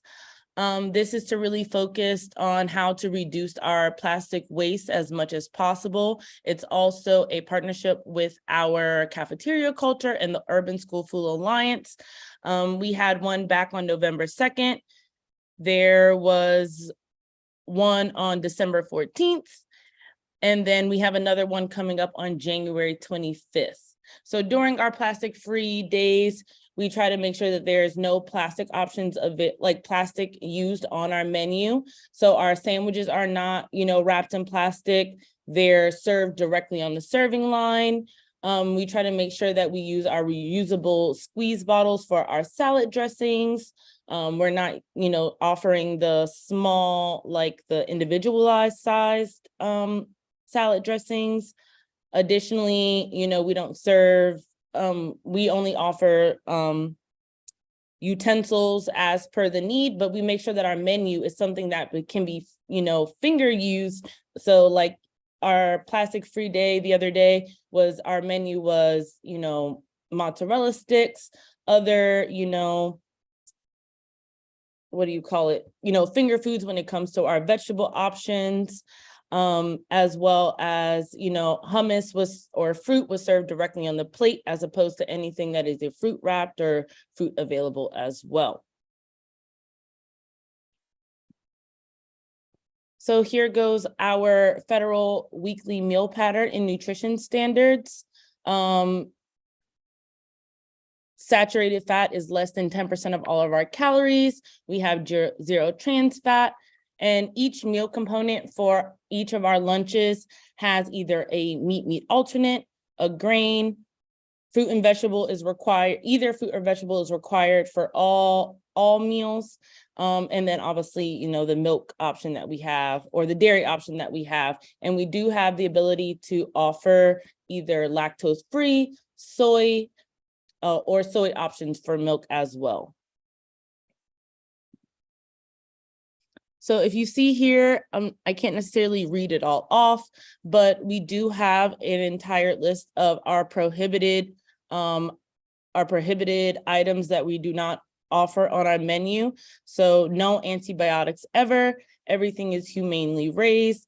Our whole grain options have to be at least 51% whole grain breading.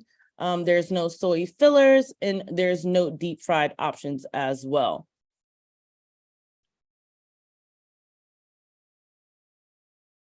So here goes, so just one of the options, you know, one of the things that we have, or one of the examples of this is our pizza slice comparison.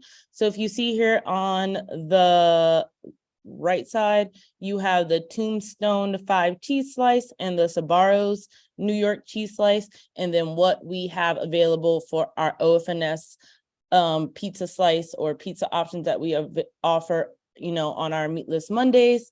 As you can see, the nutrition facts on that, the calories for that is 336, which is less calories than the other two options. The total fat is 16. The saturated fat is only 10 grams, which is less than the Tombstone. The sodium on there is 435, which is significantly less than the sodium available in the Tombstone and the Sbarro, as well as the protein is also 20 grams of protein, which is pretty much either higher than the Tombstone or similarly comparable to the Sbarro cheese slice.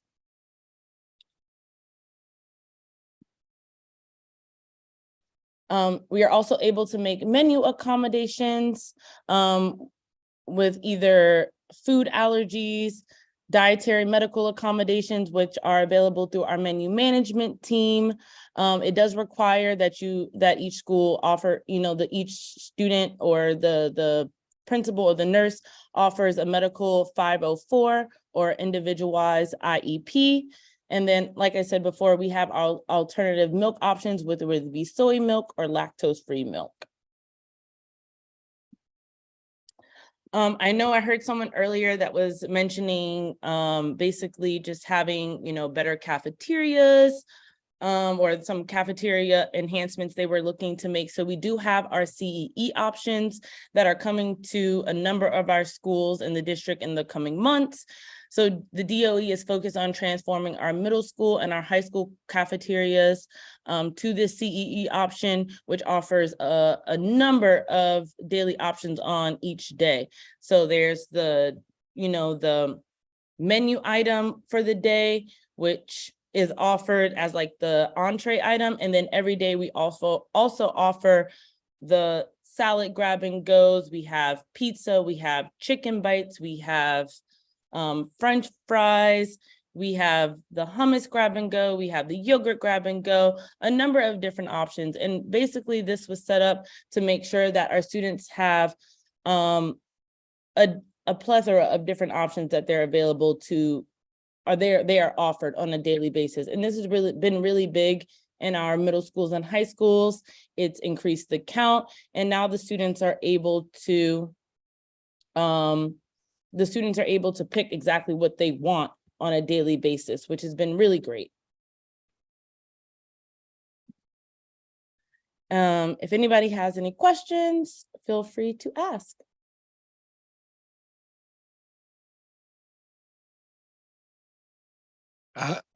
Excuse me. Thank you, Brittany. If you can maybe unshare your screen, and then I can see if any council members have questions.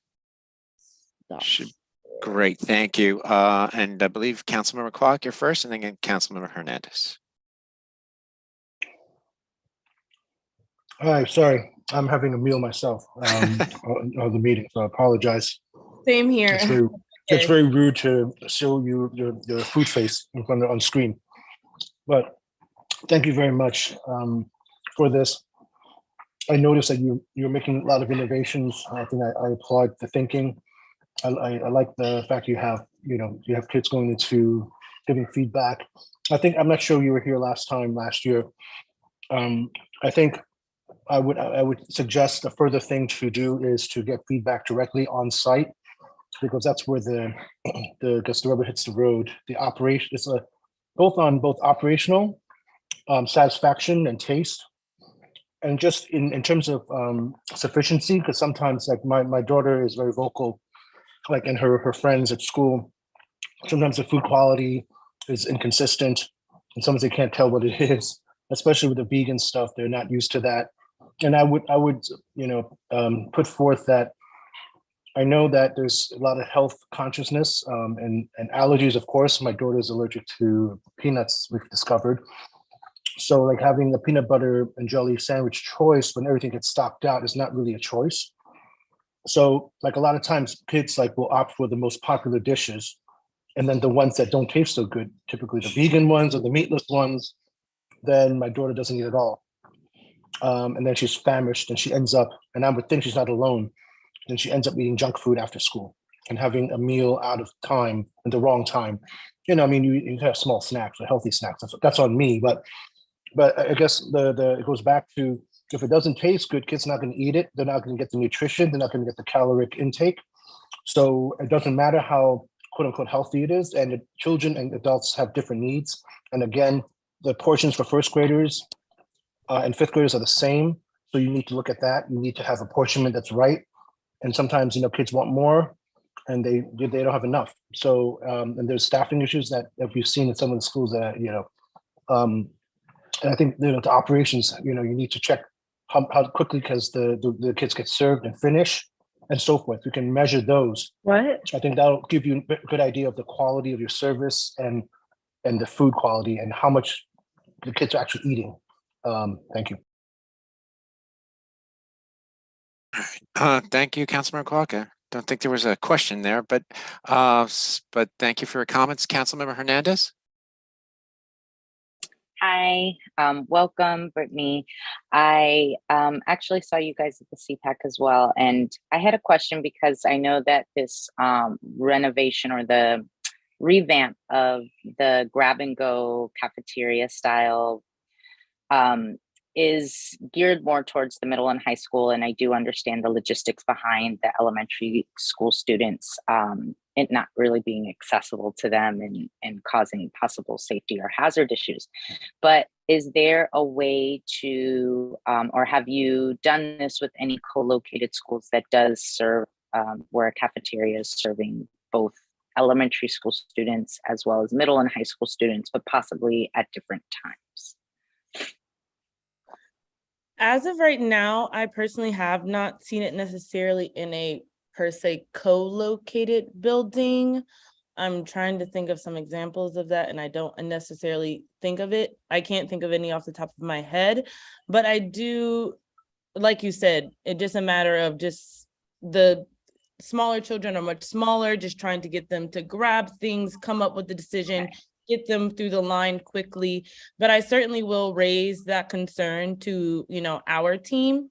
And sorry not to touch just on the things that you said, but to the previous councilman, there was a student survey that was sent out to all the principals for the students to give feedback for the, the new menu items and for the overall service of, school, for OFNS. It was sent out about a month ago or a couple of months ago. There was a student survey that was sent out. So I do want to make note of that. I hope that, the students were able to engage in that survey, and I will, I will make sure that I send it out so that it is, I don't know if the survey is still available because it's one of those like survey monkeys that, it has a certain time that has to be filled out, but I will, see if that survey is available still out for those students as well.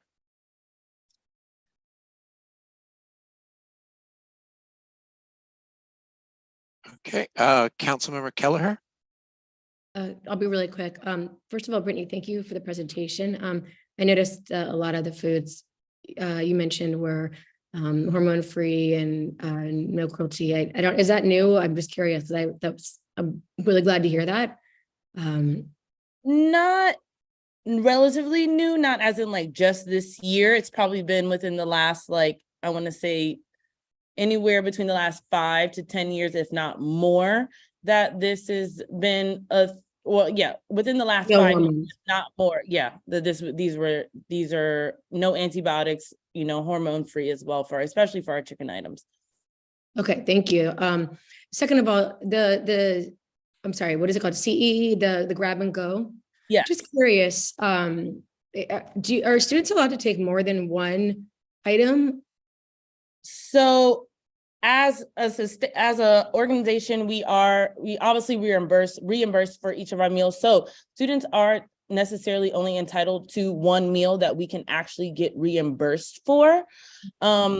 However, that's why we did set up our salad bars to give the students additional options, so that in the event they are additionally hungry, they can go take their salad bar as additional offerings. But unfortunately, we are not able to get reimbursed for each student for more than just one meal. So if there's leftover, can you do anything with that? Like, is there any way for students to be able to take that home? Or I'm thinking of a lot of the new asylum seeker students in our community who don't necessarily have a good meal to go home to. Is there any way to maybe work that in somehow so leftovers can be kept at the right temperature and distributed evenly? I don't know, maybe this is a bigger question and I shouldn't be asking. I'm just curious. As of right now, I have no directive on like offering students additional meals, because again, something that we have to make available to one student, we would have to make available to all students, not just the asylum seekers or, students in, yeah. So I will ask about that. However, as of right now, there is no directive on offering students more than one meal. And while I do, I do sympathize with what you're saying, and I to a certain extent, I almost agree with you. Unfortunately, there is no directive on that right now. Okay. All right. Thank you. And I was reading the question, and yeah, that sort of speaks to the survey that we have and the student taste testings as well.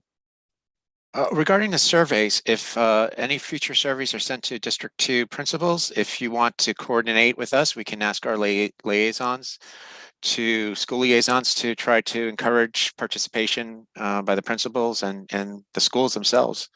So, so please contact us. And I thought that was a great idea. If there's any extra foods, if we can find ways to provide for asylum seekers, students in temporary housing, students with economic need, I think that those are all great ideas. And if you could share that, and if there's anything that we could push going forward, I'd love to help with that.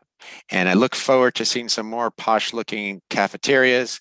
I've been making lunches for my 3 daughters for 13 years. I want a break. So, but thank you so much for joining us today. All right. And if you have your contact information, you can put in the chat. Maybe if parents or participants want to email you, if they have any questions, maybe they can email you directly as well. I'm typing it in. Do excuse me, my computer is about to die, and I unfortunately left my charger at work yesterday. So if it does, but I am including my email right there. Brilliant. Thank you so much. And thank you for joining us today. Of course. Okay. All right. Our next item is the public speaking session, I believe. Just check my agenda here. Yep. Public. Yep. The first public speaking session. And we have a list of names. Before we start, I just want to point out that there was a request by the American Sign Language School, PS 347, to be speaking early. We don't have that many public speakers signed up for today. And I believe the third or fourth public speaker, and then there's a whole series of them from the American Sign Language School, will be pretty much going in as a block of commenters. So and it should happen pretty quickly. So if Council Member Kelleher, are you okay to read off the names? I am, and I would just request that all hosts who have ability to help spotlight or mute and unmute the speakers, please help, as I usually request. It's difficult to do this on my own, so please continue to use your buttons and help me find who's next. And if I miss anyone, again, I'm asking for help. So first up, we have Gavin Healy. Can you please unmute yourself? Sure, I'm muting myself. So sorry, I was very happy to go after the commenters from PS 347, if that's preferable. Thank you, Gavin. That is very much appreciated. Okay, I can come back later. Thank you. Okay, so I think the first ASL is AJ De Jesus. Oh, I have Stacy Haynes as first one. Great. So maybe Stacy can. Yeah. I don't have on mine that Stacy is ASL. So. Oh, okay. Yeah. So in live the problem. Well, Chanel. We'll go by Chanel's list. Stacy needs ASL services, so we should have her go next. I'm hearing. I speak. I am from PS 347, the ASL and English school. I can go first because I can just sort of let everyone know why several members of our community are here. The alarm system was mentioned by the construction authority representative. But the truth is, this is something that we have been asking for many, many years. Every day, my deaf daughter, the other deaf students, and our deaf teachers are in danger. Lockdowns are done only through an intercom system. If there's not an interpreter in the room, which happens, people go to the bathroom, interpreters are sick. They don't have interpreters at recess and lunchtime. They don't have interpreters if a deaf teacher is working directly with a deaf student. Then they have no idea when a lockdown drill is happening, and they will have no idea if an actual lockdown happens. We have been told since before 2019 that there are blocks keeping this from happening. The UFT tried to have the DOE update the system. No one has heard anything from them in over a year now. And so we came to this meeting to ask that our alarm system be brought up to ADA compliance and made accessible for everyone in our community. We are asking that be prioritized on your list of recommendations for capital spending. I'd also just like to apologize to the deaf community members that I asked to come to this meeting. It's super embarrassing that we had to listen to over 20 minutes of people discussing whether or not the interpreters could be spotlighted. I won't do it again. Thank you.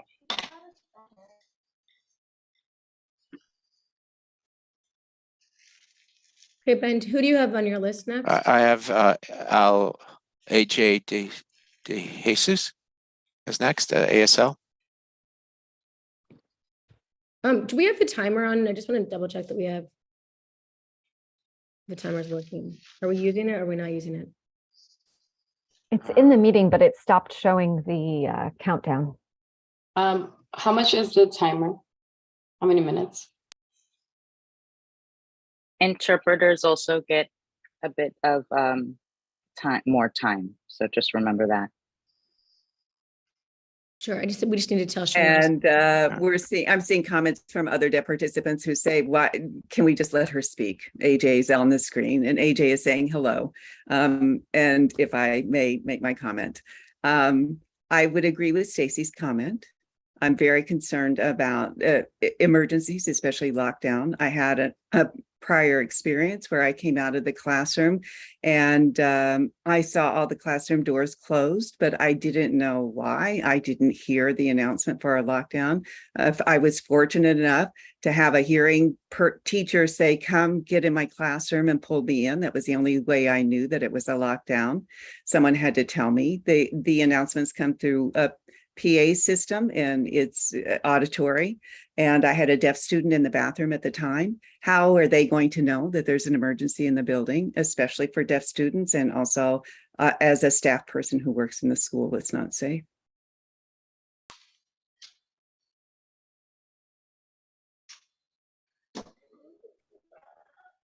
She has more time if AJ want to continue. Okay. Thank you very much. Well, okay, then let me just add one more thing. In my experience, when there have been announcements, they're announcing a lockdown, and then maybe several minutes later, I'll get a text announcing that there's a lockdown. They should be happening concurrently. I should be able to get this information. I'm looking for a way to make sure that the communication gets to everyone, deaf and hearing people, that everyone is safe in the building, and it's a huge impact on us as deaf staff and deaf students at the school not to have that information at the same time. All right. Thank you for pointing that out. Thank you very much. Thank you. Robin, I see the next person as Dax or Darren, and I think but I Dax don't. Would, yeah, or Darren. Yeah, but I can't find them. All right, let's come back to Dax, and we'll go to Xavier Sabio. Do you see this person? And we'll come back to Dax after. I don't see Xavier. Okay. So I'm going to mark them. We'll come back to them, but we're going to go back to Gavin Healy, who was first in the original sign-up list. And again, everyone on here who's a co-host, please help me find these people. Okay. Thank you. Gavin, please unmute yourself. Okay, thank you. So I just want to talk about resolution 218. I also want to thank everyone who just spoke about the situation at PS 347. It's very important. I'm glad we got a chance to hear from them. But regarding resolution 218, there are about 1,000 elementary and middle school students in temporary housing in D2. And their parents probably didn't vote for any of the people on the council, or many of them. They probably don't come to many of these meetings, but it doesn't matter. This is the Community Education Council, and they're part of this community, and you have an obligation to represent them. But I think that resolution 218 kind of throws them under the bus. Your issue here seems to be that you object to recommendation number 5 of the FSF working group report to eliminate the specialized academic weight. But you can make that argument without the 10th and 11th whereas clauses. You can argue that specialized high schools are underfunded without gratuitously arguing that students in temporary housing are overfunded. The 1,000 students in temporary housing in D2 need you to advocate for them, not against them. They're D2 students too. And use a term like multicollinearity, which makes it sound all social sciencey.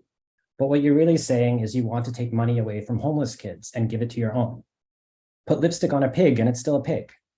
I think some of you have kids at specialized high schools, so you have some personal interest in it. I get it.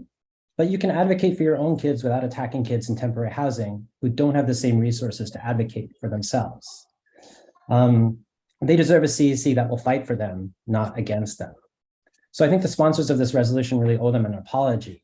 The fact that members of the council, including the co-chair of the Committee on Students in Temporary Housing and the council president, would engage in this kind of shameful and frankly gratuitous attack on 1,000 kids in D2 that are among the most vulnerable students in the city is frankly cold-hearted and morally bankrupt.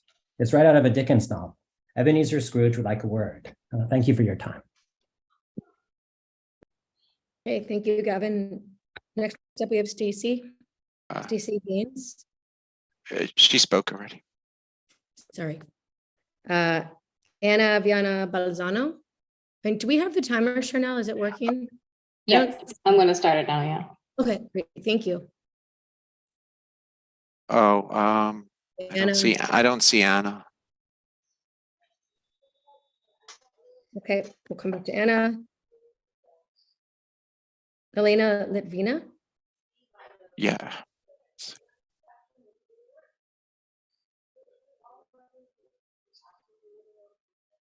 Elena?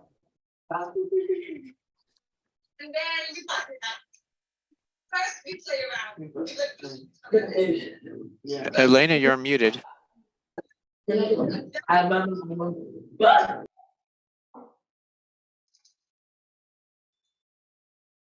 Elena, we're asking to unmute yourself.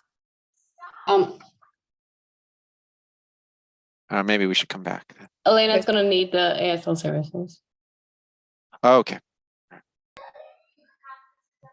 I see her on. Yep. Yeah. I have to. Oh, can we do a double spotlight? Add a spotlight. Just one moment. She's spotlighted. She said she doesn't have a comment to make. She just wants to observe. Oh, okay. Okay. All right. She said thank you very much, though. Sorry for the confusion. So next up, we have Rita Facciroso. Sorry for mispronouncing your name. Yes. Okay. Hello. Okay. So now she said, I can see the interpreter. She says, hi, I'm a teacher at PS 347. I've been working there for 13 years. And it's really unfortunate, a little bit actually pathetic that we don't have an alarm system that works for us, for the population. It should be very easy to make access for everyone and to have to, and still to be engaging in this fight in 2022. I mean, what is happening? What is happening with the ADA laws, the enforcement of them? I feel like, in fact, we're going back in time. We're going back to having to fight for our basic rights, for equality, for access. I mean, there have been 3 distinct situations at school where I was alone. And they made an announcement about a lockdown. One time I was in the bathroom. One time I was in the hallway, and it was just by sheer, happenstance that I got told that it was a lockdown because I ran into somebody who told me. And what about I'm with children. What if there were a real emergency and I were alone with the kids and there was a dangerous situation? It puts me in danger. It puts the students in danger. It puts everyone in danger.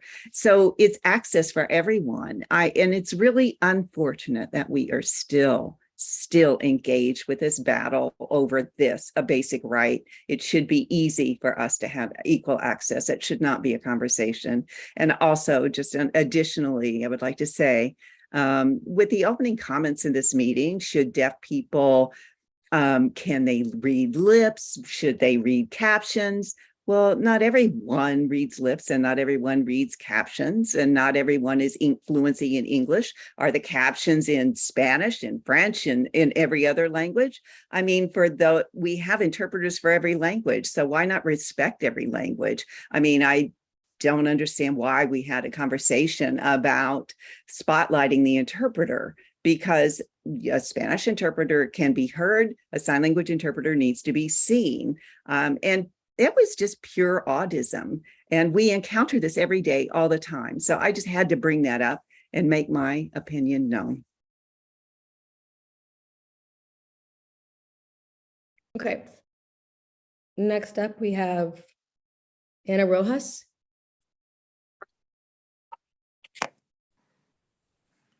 Anna, are you on? I don't see her. All right, I don't see Anna. Sarah Catalinotto. Do we see her? Yes. Great. Sarah, please unmute yourself. Hi, can you hear me? Yes.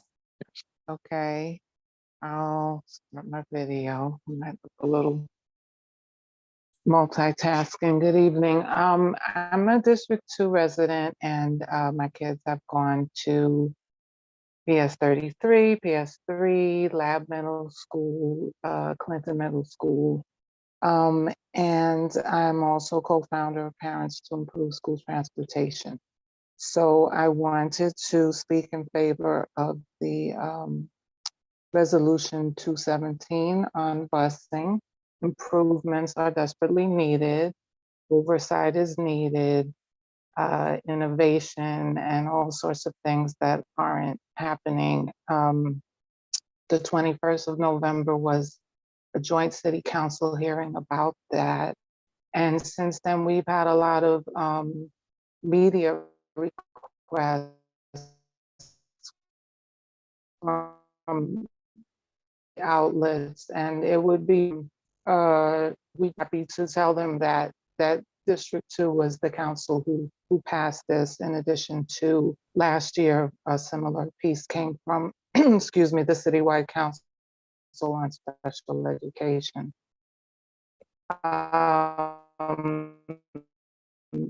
Everyone mentioned even protesting, everybody driving there, internships, various different busing aside from the and to me that's the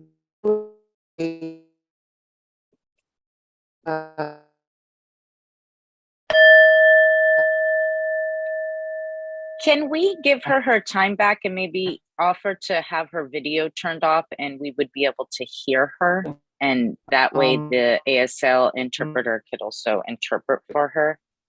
Thank you. Sarah, we did not hear anything because of the bandwidth issue, I think. Chair, President, is it okay? She Let me speaks with taking the video off. All right, yes, Sarah, if you turn off your video, maybe we might have a chance to hear you. Otherwise, if you want to try later, but let's first try if you want to start your comment over, because we only caught some of it. Okay. How's this now? It's much better. Thank you.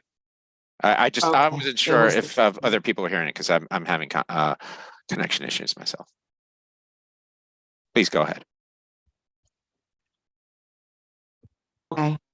I will repeat myself more or less. I'm a District 2 resident and my children attended 33, 3, Lab, and Clinton. And I'm also a co-founder of Parents to Improve School Transportation. I'm an active in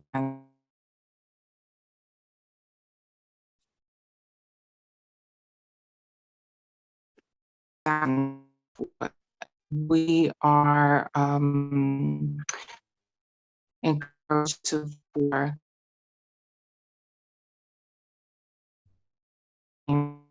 I'm sorry, Sarah. We're having the specialized program. Okay. Sarah, we're having just a difficulty hearing you. If you want to put if you have your comments written, you can drop it in the chat as well. What I would like to do is go out and come in on the computer, and now maybe you can call the next speaker and I'll try it from the computer. Might be better than the phone. You're muted, Ben. All right, that's a great idea. Please come back in and then we'll try to fit you in. Okay, bye. Thank you. All right, Xavier, I saw you on here a second ago. Oh, Xavier? Xavier Sabio. 1 second. I think he needs ASL services. Oh, yes, I see that.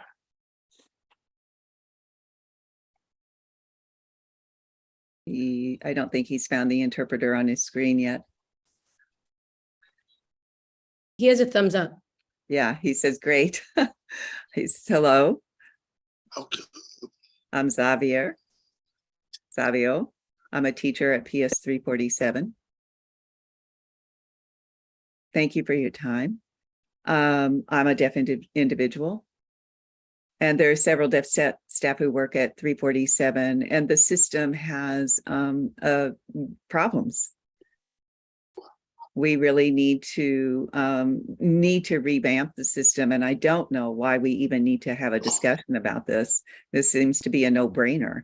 I don't understand why we're convening to talk about safety issues or an alarm system that's not accessible. As a deaf individual, when there's a fire alarm, even if it's, just a test, I rely on someone else to tell me that this is happening, which should not be. It's a safety issue. It's a safety concern. That's an alarm system is designed to alert people to danger. If we don't have access to that, then there would be serious consequences. There could be harm done to staff and students. We have several deaf students it just is a no-brainer that an alarm system should be there to alert us to danger. And why are we meeting about this? Why is this a conversation? Can someone answer that, enlighten me as to why we're talking about the fact that I can't hear an alarm is an issue, that an alarm should be working to alert everyone. And I've seen some of the comments, and I've seen this as deaf people, often in our lives, but just a heads up, not all deaf people are alike. Some deaf people can hear a little bit. They have a range of hearing. Some deaf people can't read lips. Some people can. So, we're not all alike. I just because just because you're in a community doesn't mean you all behave or exist in the same way. I just want to let you know that, share that piece of information with you. Thank you. All right. Thank you, Xavier. Very much. Okay. Dax, was Dax or Darren ever able to come on, or are we able to locate this person? Yes, I see Darren. Now, if we can find Darren? Oh, there we go.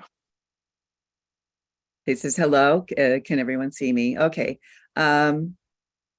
I don't need to unmute. I'm a deaf person. Someone just asked me if I needed to be unmute. I've been observing the comments in the chat and also the general conversation. I think it's very important to have a sign language interpreter in your future and to try to work out some of these logistics in advance. I mean, don't make decisions for others that deaf people are not all alike. We don't all communicate, and I'm the same way. And I'm so tired of encountering this attitude. And I just need to be frank and honest with you about that. So that said, let me introduce myself. I'm Darren, also known as Dax. I've been working at the ASL English School, Lower School, PS 347, for 25 years now.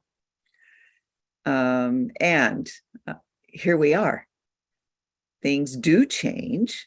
I mean, yes, there's potential, but the change for the better, change would be better for the better, not just for us as deaf students, but for everyone.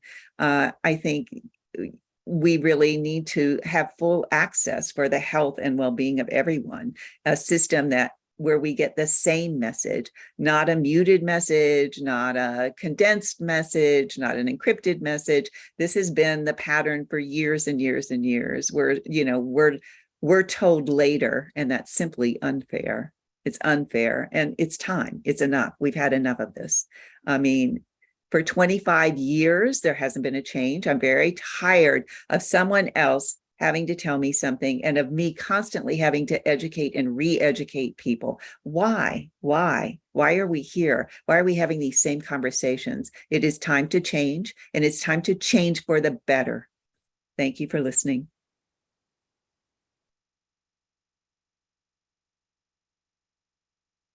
Hey, thank you very much. I think last up we have Tam. Is she on here? Tam, I don't see a last name. Yeah. Tam, do you need ASL services? No, I do not. Thank you. Hi.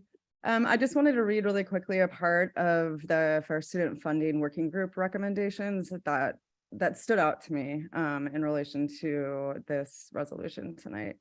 So quote, at its heart, FSF should fund students, not schools nor staff. However, the guide refers to portfolio high schools rather than students in portfolio schools and programs, even classifying high school portfolio as a need-based weight. Since the inception of FSF, the awarding and allocation of portfolio funding has exuded favoritism, which has been vigorously defended and perpetuated by the Budget Office.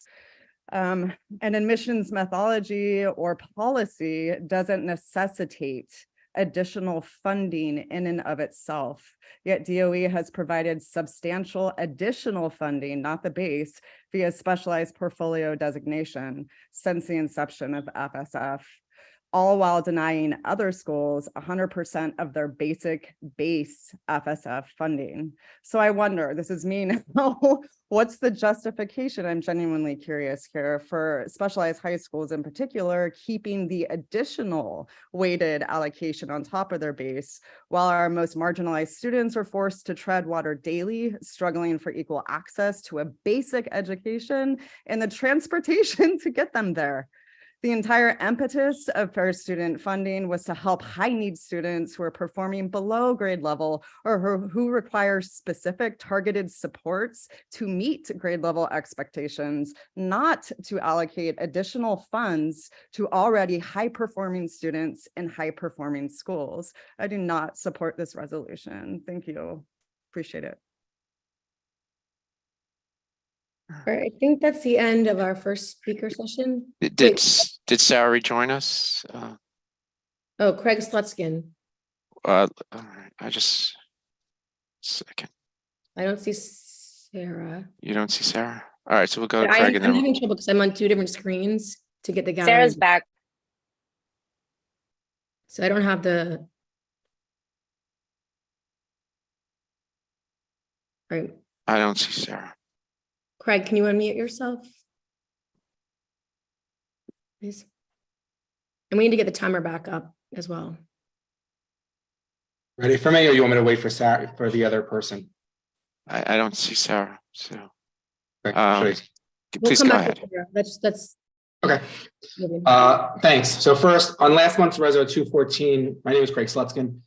First, on last month's Reso 214 on school safety, I can tell you that parents at PS 340 are sad that there really hasn't been any communication on progress on this. It would be great if the DOE at these meetings could let us know if the DOE is actually doing anything about this. And I really hope this isn't replicated with the families of 347 and 47 who clearly need help. And it sounds like they're really in a crisis situation. It's so bad. On Reso 216, no brainer, fully support. I will caution that the Office of Cannabis Management is woefully understaffed. We've been struggling with that at the community board, where we're looking about how all this gets implemented. So we really need to lobby our state officials to get the department adequately funded. Otherwise, none of these recommendations will ever happen, will ever go through. On 217, yes, we should absolutely support. We need to support kids who need bus service, and the process needs to be absolutely overhauled. The Reso is overdue. We would have been done last year. On Reso 218, I completely support this. I don't see this as taking away from kids in students in temporary housing. Yes, there's a pot, and yes, students who need special services absolutely should get them. We should clearly provide the support needed. I disagree with Mr. Healy's characterization using rhetoric such as Dickensian, because what I read is that the Reso is asking for an FSF committee to revisit what makes sense and if there are issues, not to disenfranchise anybody. I hope previous speakers aren't suggesting we just throw money without true analysis to see where it goes. No reason for the DOE to sacrifice 15% of the budget of some of our best academic schools. In the scheme of the DOE budget, it's nothing. Find waste and use the money from there. As we saw over the recent debacle over the book contract that came before the PEP, there's a lot of waste. Mr. Healy wants the CEC to represent all students in D2. They should, he's right. Taking that to the next level, why wasn't D2 represented, giving it to the largest school district? There are 52 seats, why not a 53rd? I don't understand how this committee was even formed. We're all CEC members invited to apply. One member is a retired principal known for an antagonistic stance towards Shasat schools on the cover of the newspaper for controversial dealings with parents and no kids of his own in the system. But we couldn't have a representative with a connection from our largest district. Doesn't make any sense. Go back to the drawing board and figure out something that makes more sense for everybody. Thank you. Thank you. I guess Sarah, I don't see Sarah still, so we'll leave her name for the second session then. She's under Pissed NYC. I'm sorry, I did put that in the chat. I thought I'm not reading the chat, so. No, I know. I left it for the secretary.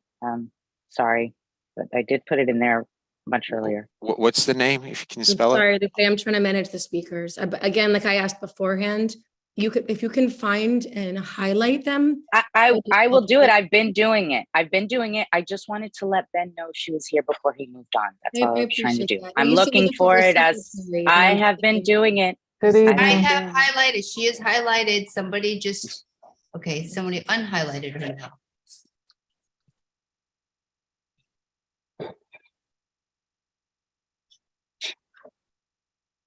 She's unmuted. I'm unmuted. So should I speak?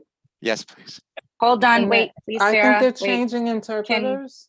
Yes, we're changing. I was just about to say, let me put the right interpreter on. Thank you. Mhm.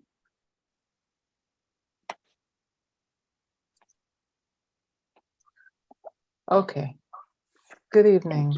My name is Sarah, contrary to what it says there. A District 2 resident. My children have gone to PS 33, 3, Clinton Middle School and Lab Middle School. And I'm a co-founder of Parents to Improve School Transportation. We remember when the ASL school had their strike, had a protest because siblings couldn't get on the buses together. And so I agree with the findings of the recent city council hearing that many changes are needed. We have had some meetings with Community Board 4, which represents part of your district, and they are also pressing this issue. Oversight is definitely needed. And just to remind everyone, 150,000 students are supposed to ride the bus daily for different reasons. And also everybody needs those buses to be well-staffed and have working seat belts for field trips and all types of other needs. So since the hearing, we've gotten some requests from major news outlets, and it would certainly be nice to tell them that there is support from a community council, as there already is from the citywide councils who work the most with students with EPs in particular. I look forward to this council sort of doing something that does benefit disproportionately students with varying disabilities, as perhaps a way to show some good faith to the community that's been so offended by some things that happened this evening. And thank you for your time. Stay safe.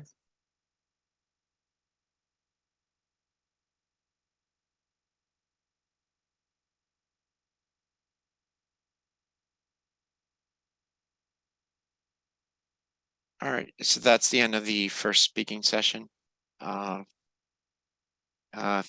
you to our recording secretary, Robin Kelleher, and thank you, Chanel Harry, as well. And also thank you, Janie, for a lot of the spotlighting. Okay. I'm gonna, given that it's already 9 o'clock, I'm just gonna make a quick announcement because the next agenda item is the president's report.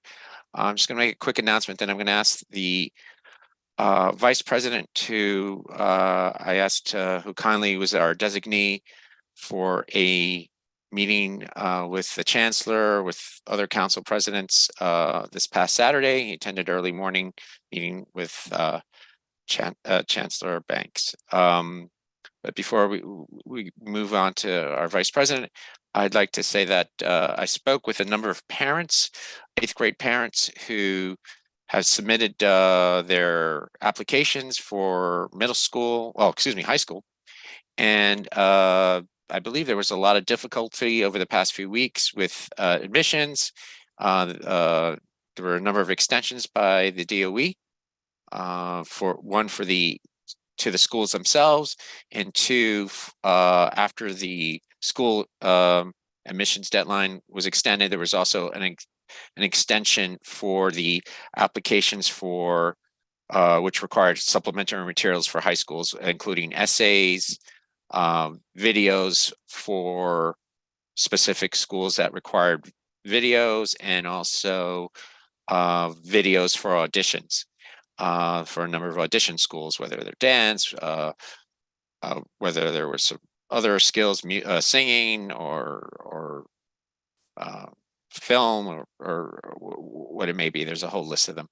A number of parents commented to me that they found the process difficult and weren't sure how other parents were able to assist their children in submitting large files, large video files. So it was quite stressful for a number of kids. And I think the process was maybe a little too time compressed. And I think schools could need to be a little more involved in ensuring that all students were submitting the materials on a timely basis, and that maybe more essays should be used in conjunction with other schools, because it was like, from what I gather, like a college admissions process, giving how many essays were required and how many videos, depending upon obviously on the student, and the students who, you could have a student in 8th grade who applied to both audition schools and schools that required essays, and schools that required both, actually. So it was a difficult process, maybe more so than last year, because I know last year had some of that as well. But I did not receive the number of complaints that I did this year, and this was in addition to any screened or on-screen programs that your students may or may not have chosen if you're an 8th grade parent. So I will try to notify the admissions department, Sarah Kleinhandler, of what I have heard, and see if they can come up with a system that is just more reflects the capabilities of students in the time frame that they require in order to produce an admissions results for February and March, which is what I think the goal is for this year, or as opposed to May and June from last year. I do applaud that there's been a change in a direction in terms of providing a guidance on admissions a few months earlier. But we do need to ensure that all kids are being provided the resources in order to produce these videos, that these videos are being not graded, I don't know how, or evaluated, I should say, based on video production values. Maybe the audition should be in person. So I think there has to be some greater thought in how the process goes forward in ensuing years. All right, I just wanted to share that because I had a lot of feedback. I received a lot of feedback the past few days. But to all those students and parents that survived the process and submitted all their applications, congratulations. Good luck to you all. And yeah, but if you do want to share feedback, please do, because I will be contacting the head of enrollment to share what just transpired. And that said, I'd like to invite Vice President Kaushik Das to discuss his meeting this past week with Chancellor Banks. I'll be quick. The Chancellor Banks meets with CEC presidents, I think, every other month. I had the opportunity and pleasure to go this past weekend in lieu of Ben, who couldn't make it. He was much more focused, my understanding from other meetings. He had two main objectives in this, and which he suggested we passed along to our membership. And one was they're looking heavily. There's been some announcements already. There weren't specifics. They were basically asking for community feedback. They're basically looking at reimagining, what do they phrase it? Reimagining how special education can be done in our district, New York City larger district, as well as our district itself. And if anyone has any bright ideas, they should pass them along to who was it? The Deputy Chancellor. I'm blanking on her name. Head of Education Development. I'll get back to you. Sorry, I'm blanking on her name. I'll put that in the chat in a moment. He also introduced a new Deputy Chancellor, Verone Kennedy. Verone Kennedy, he is being tasked with, Chancellor Banks' pillar of restoring, sustaining, and replicating what works, and that is his specific agenda. And he asked if we had anything that we could add to that comment. I specifically mentioned two other resolutions. One of them in particular was Resolution 208 to expand Lower Lab School into K-8 school, specifically because that has some very specific statistics on what has worked and what should be replicated, as well as some recommendations we've put in several of our resolutions to maximize enrollment. So those are just two ideas. And again, the person to contact there is Verone Kennedy. He did not have a new email yet with this for the DOE. And again, I'm blanking on that person's name. Ben, do you know who I'm talking about? Early development, the Deputy Chancellor for Early Development. Sorry, I'll drop that in chat in a moment. But she's the one that's in charge of that, and I'll put her email, a name and email in the chat. That was it. Quintana.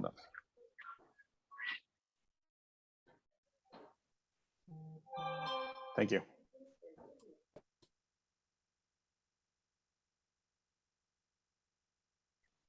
Okay. Is that it, Councilmember Toss? Thank you very much. And now we move to the superintendent's report. Is Superintendent Kelly McGuire here? I am. Okay. Thanks. And I don't know, Kush, if you're thinking about Kara Ahmed is the Deputy Chancellor for pre-K and early childhood, if that's the person, but I guess we could go around on that a bunch of different times. But so thanks everybody for having me tonight. Thanks council members for allowing me to share this evening. I just wanted to start off a little bit by sharing some of the celebrations that we've had in the district over the past month. We've had the opportunity to visit some of our pre-K and 3K programs, our early childhood programs, where we are able to watch and see the growth of phonics-based, science-based reading structures and strategies being implemented. This one here in the middle is from a visit to PS 158. In a visit to PS 140, we listened to our 4th and 5th graders talk about how it is about projects that they were doing to become experts in a topic after interviewing a group of people outside of the school to help them to become experts. We visited PS 51 on their first day, their 51st day of school. And this is just a small group of the over 100 District 2 teachers that earned tenure this year. And we had a nice celebration to help to honor them. So lots of great things that are happening across our district in this past month. Kelly, sorry to Yeah. interrupt. Can you make your slides bigger? Like, can you put it Sure. on slideshow? Yeah. Thank you. How's that? Yep. Sorry about that. Thanks. We also had the second meeting of our middle school leadership conference. This past meeting was held at Eastside Middle School. Again, this middle school leadership conference is a representation of all of our middle schools, our middle school grades across the district. 2 members of each school community come together with 2 principals who are doing some leadership work with them. They are also doing this in partnership with city council members and the borough president's office. This session at Eastside Middle School was really wonderful. They have a teacher who teaches an ethics course there, and she brought the students through this process of thinking about a challenge and thinking about the ethical dilemmas that are impacted or that people face when they are faced with a real life challenge.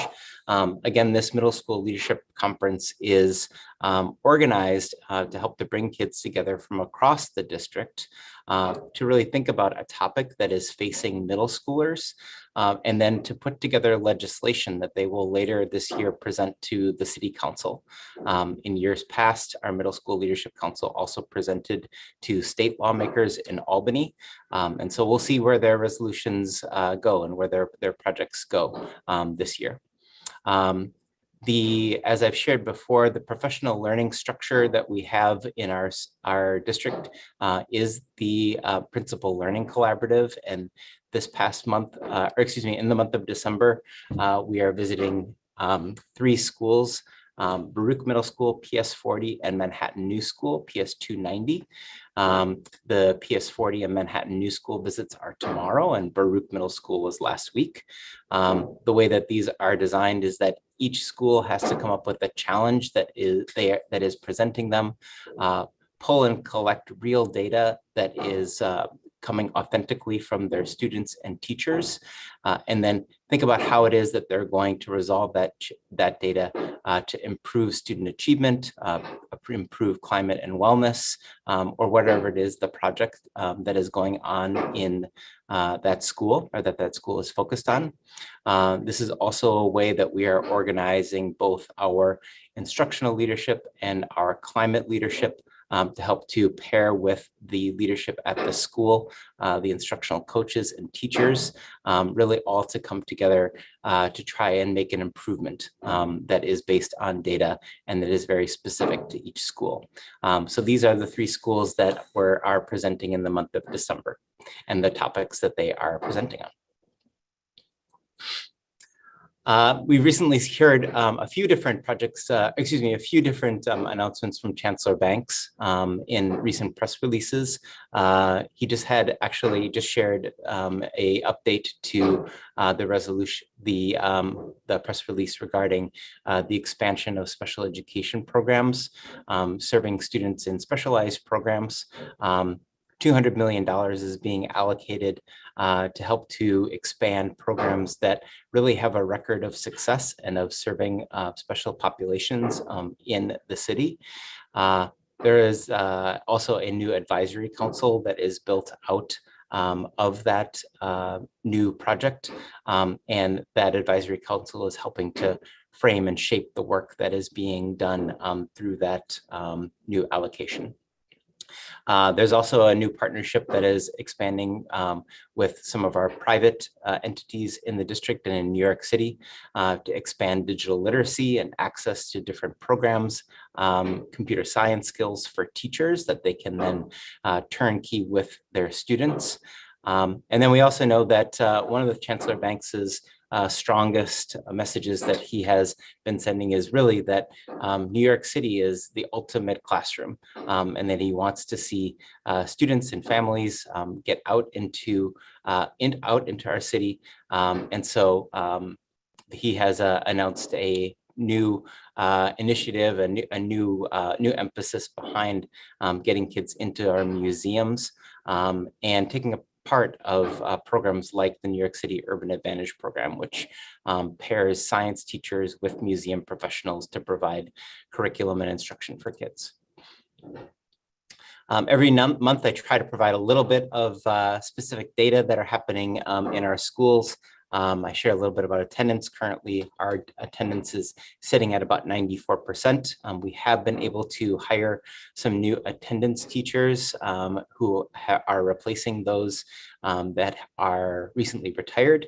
And then we are also working on the organization of our attendance team to help to make sure that they are properly allocated and supporting our newly arrived families with understanding different structures and supports that they can receive to get to school. We have seen an uptick in the number of kids that have had access to busing, which we're really thankful about. Chancellor Banks also recently announced that all schools would be held harmless for lower than projected student enrollment. I will say that in District 2, 45 of the 49 students, or excuse me, 45 of the 49 District 2 schools actually have higher enrollment than the enrollment that was projected last year. So we're very thankful for that, and hopefully that we are seeing that this is a trend in the right direction. So again, 45 of our 49 schools actually have enrollment that is above that, which they projected last year. And then also we are seeing some good news and messages coming from our school climate initiatives. So our goal around school climate is to foster a positive learning environment that's supportive for all students and staff. We are working diligently to build the capacity of teachers and administrators to deal with conflict when it arises, to make sure that they are engaging in preventative safety measures. In our district, we've seen a reduction of serious safety related incidences and a reduction of suspensions by 12% from this time last year. And finally, I think that Josh Adams' report that he shared in regard to the expansion of pre-K and 3K programs, this very much aligns with what it is that we're seeing here in the district. We have opened 3 new 3K programs, three new 3K classes since the start of the year at PS6 and at the East 76th Street Pre-K Center. This is an effort to try and address and support the over 100 families that are actually on the waiting list for a 3K seat. And so I was very thankful to see that SCA is supporting the expansion of seats, especially in locations like the Upper East Side where 3K and pre-K are very popular. Actually this Thursday, we are hosting our second District 2 Community Book Club. This is a book called We Are Not From Here by Jenny Torres Sanchez.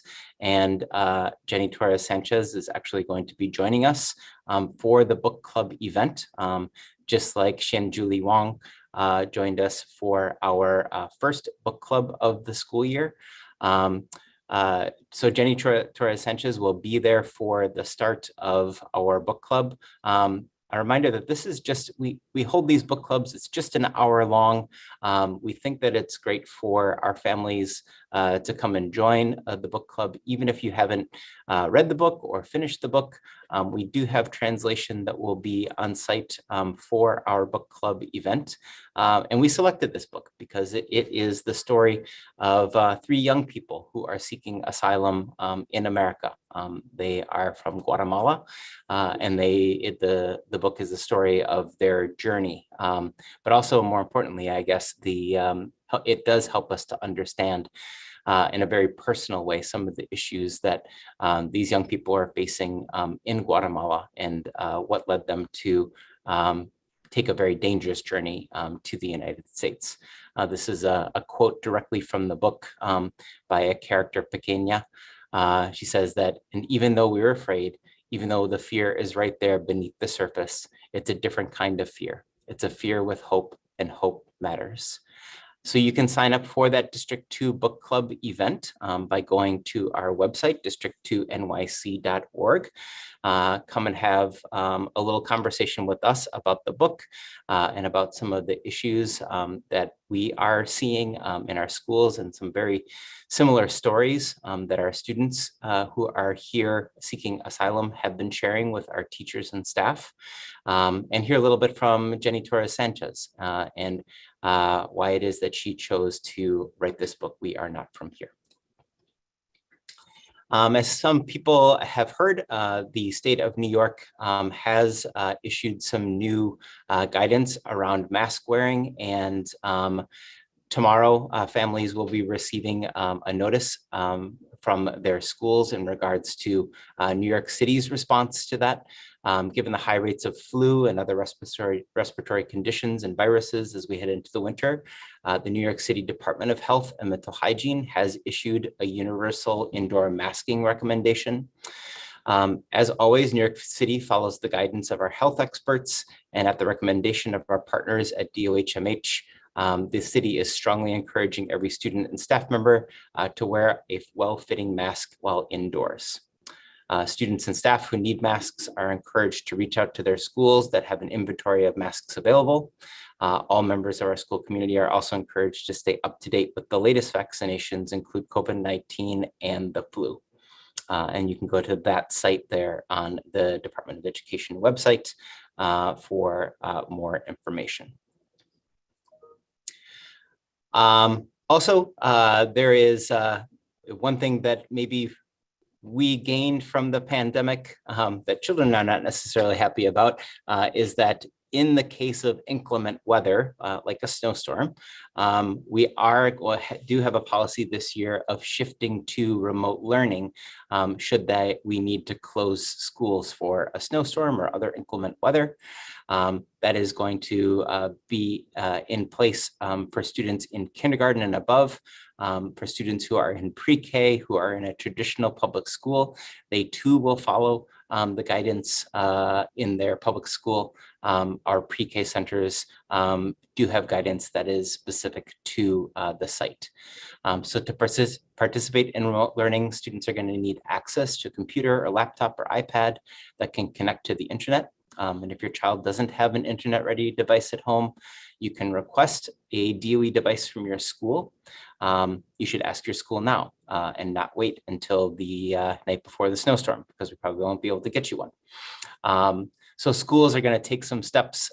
They have received a checklist in regard to making sure that we are prepared for remote learning should we need to close school for a day or two in regards to weather. And they're going to make sure that not just that students have a device, but also that students know how to access the device, as well as the different resources that they will need to learn online. And synchronous and asynchronous, those two words have become quite the part of our lexicon. The learning that occurs should the schools need to close for inclement weather will be a combination of both synchronous and asynchronous learning, both live experiences and print activities that people can do at home. So this is, as President Morden shared, this is the final CEC meeting that we have of 2022. And so as we look to 2023, we are going to engage in our second window for the administration and completion of our academic screener assessments in reading and in math. So parents, you should expect that your child will complete a math and reading assessment. This is not graded in any kind of way. What it is it's a way for us to really track student progress, make sure that we are supporting students who are performing at all different academic levels. That second year, that mid-year screener assessment window does close on February 10th. And those screeners really help us to build on some of the priorities that we have. We are currently in the process of putting together our goals with our district leadership team. But what we do know coming into this school year is that Our goals are these here: to implement literacy programs across all schools that are in alignment with data and responsive to student needs, with a special focus on our early childhood reading, to enhance honors mathematics curriculum and plan for the broader district rollout next year, to increase mathematics and literacy achievement for all students, foster a positive and supportive environment, and then, of course, increase attendance and decrease the percentage of students who have been absent 10% or more of the school days. And I thank you very much for your time this evening. Thanks.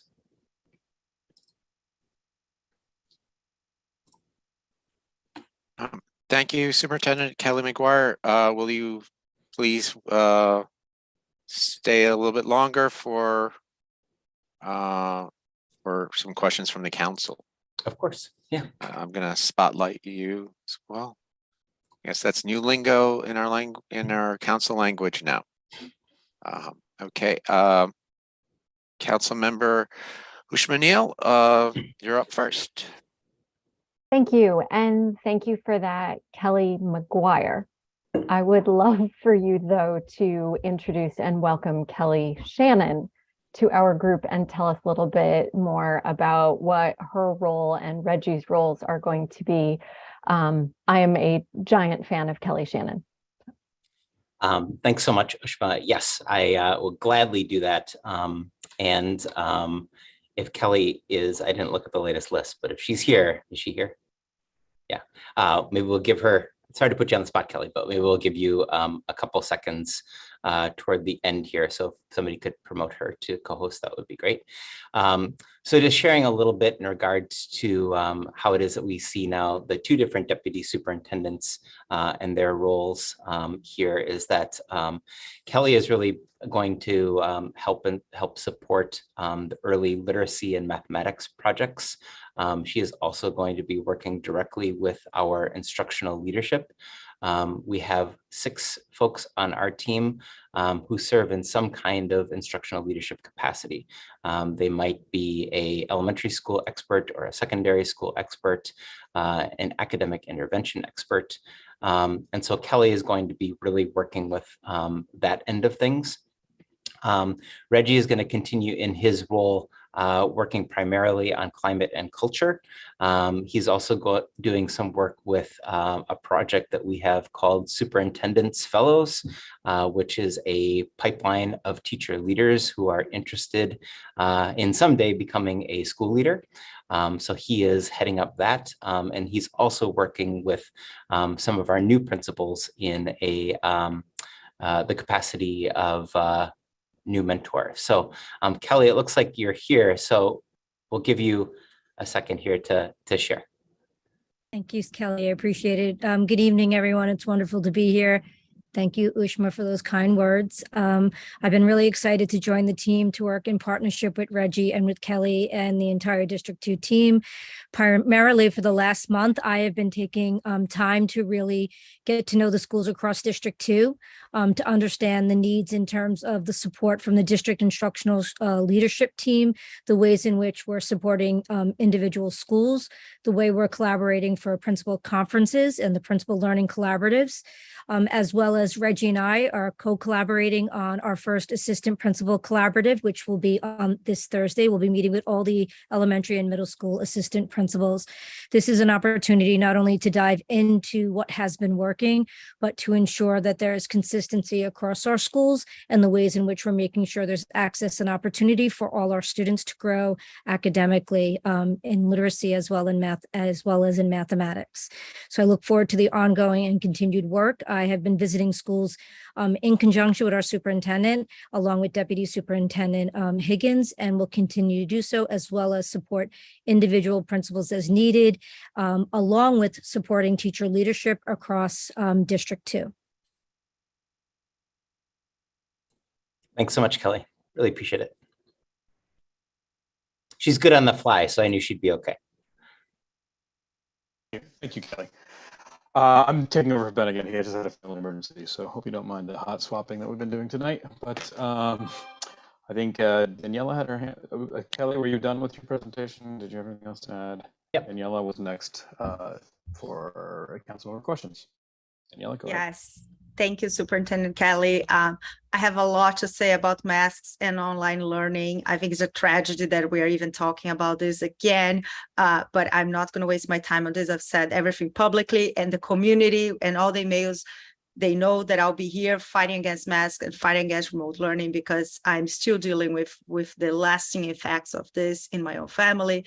And we have learned nothing. That's what I keep saying. We have clearly learned nothing about the impact of this in our children. But I really want to ask about the school culture. You mentioned that there's a 12% reduction in incidents.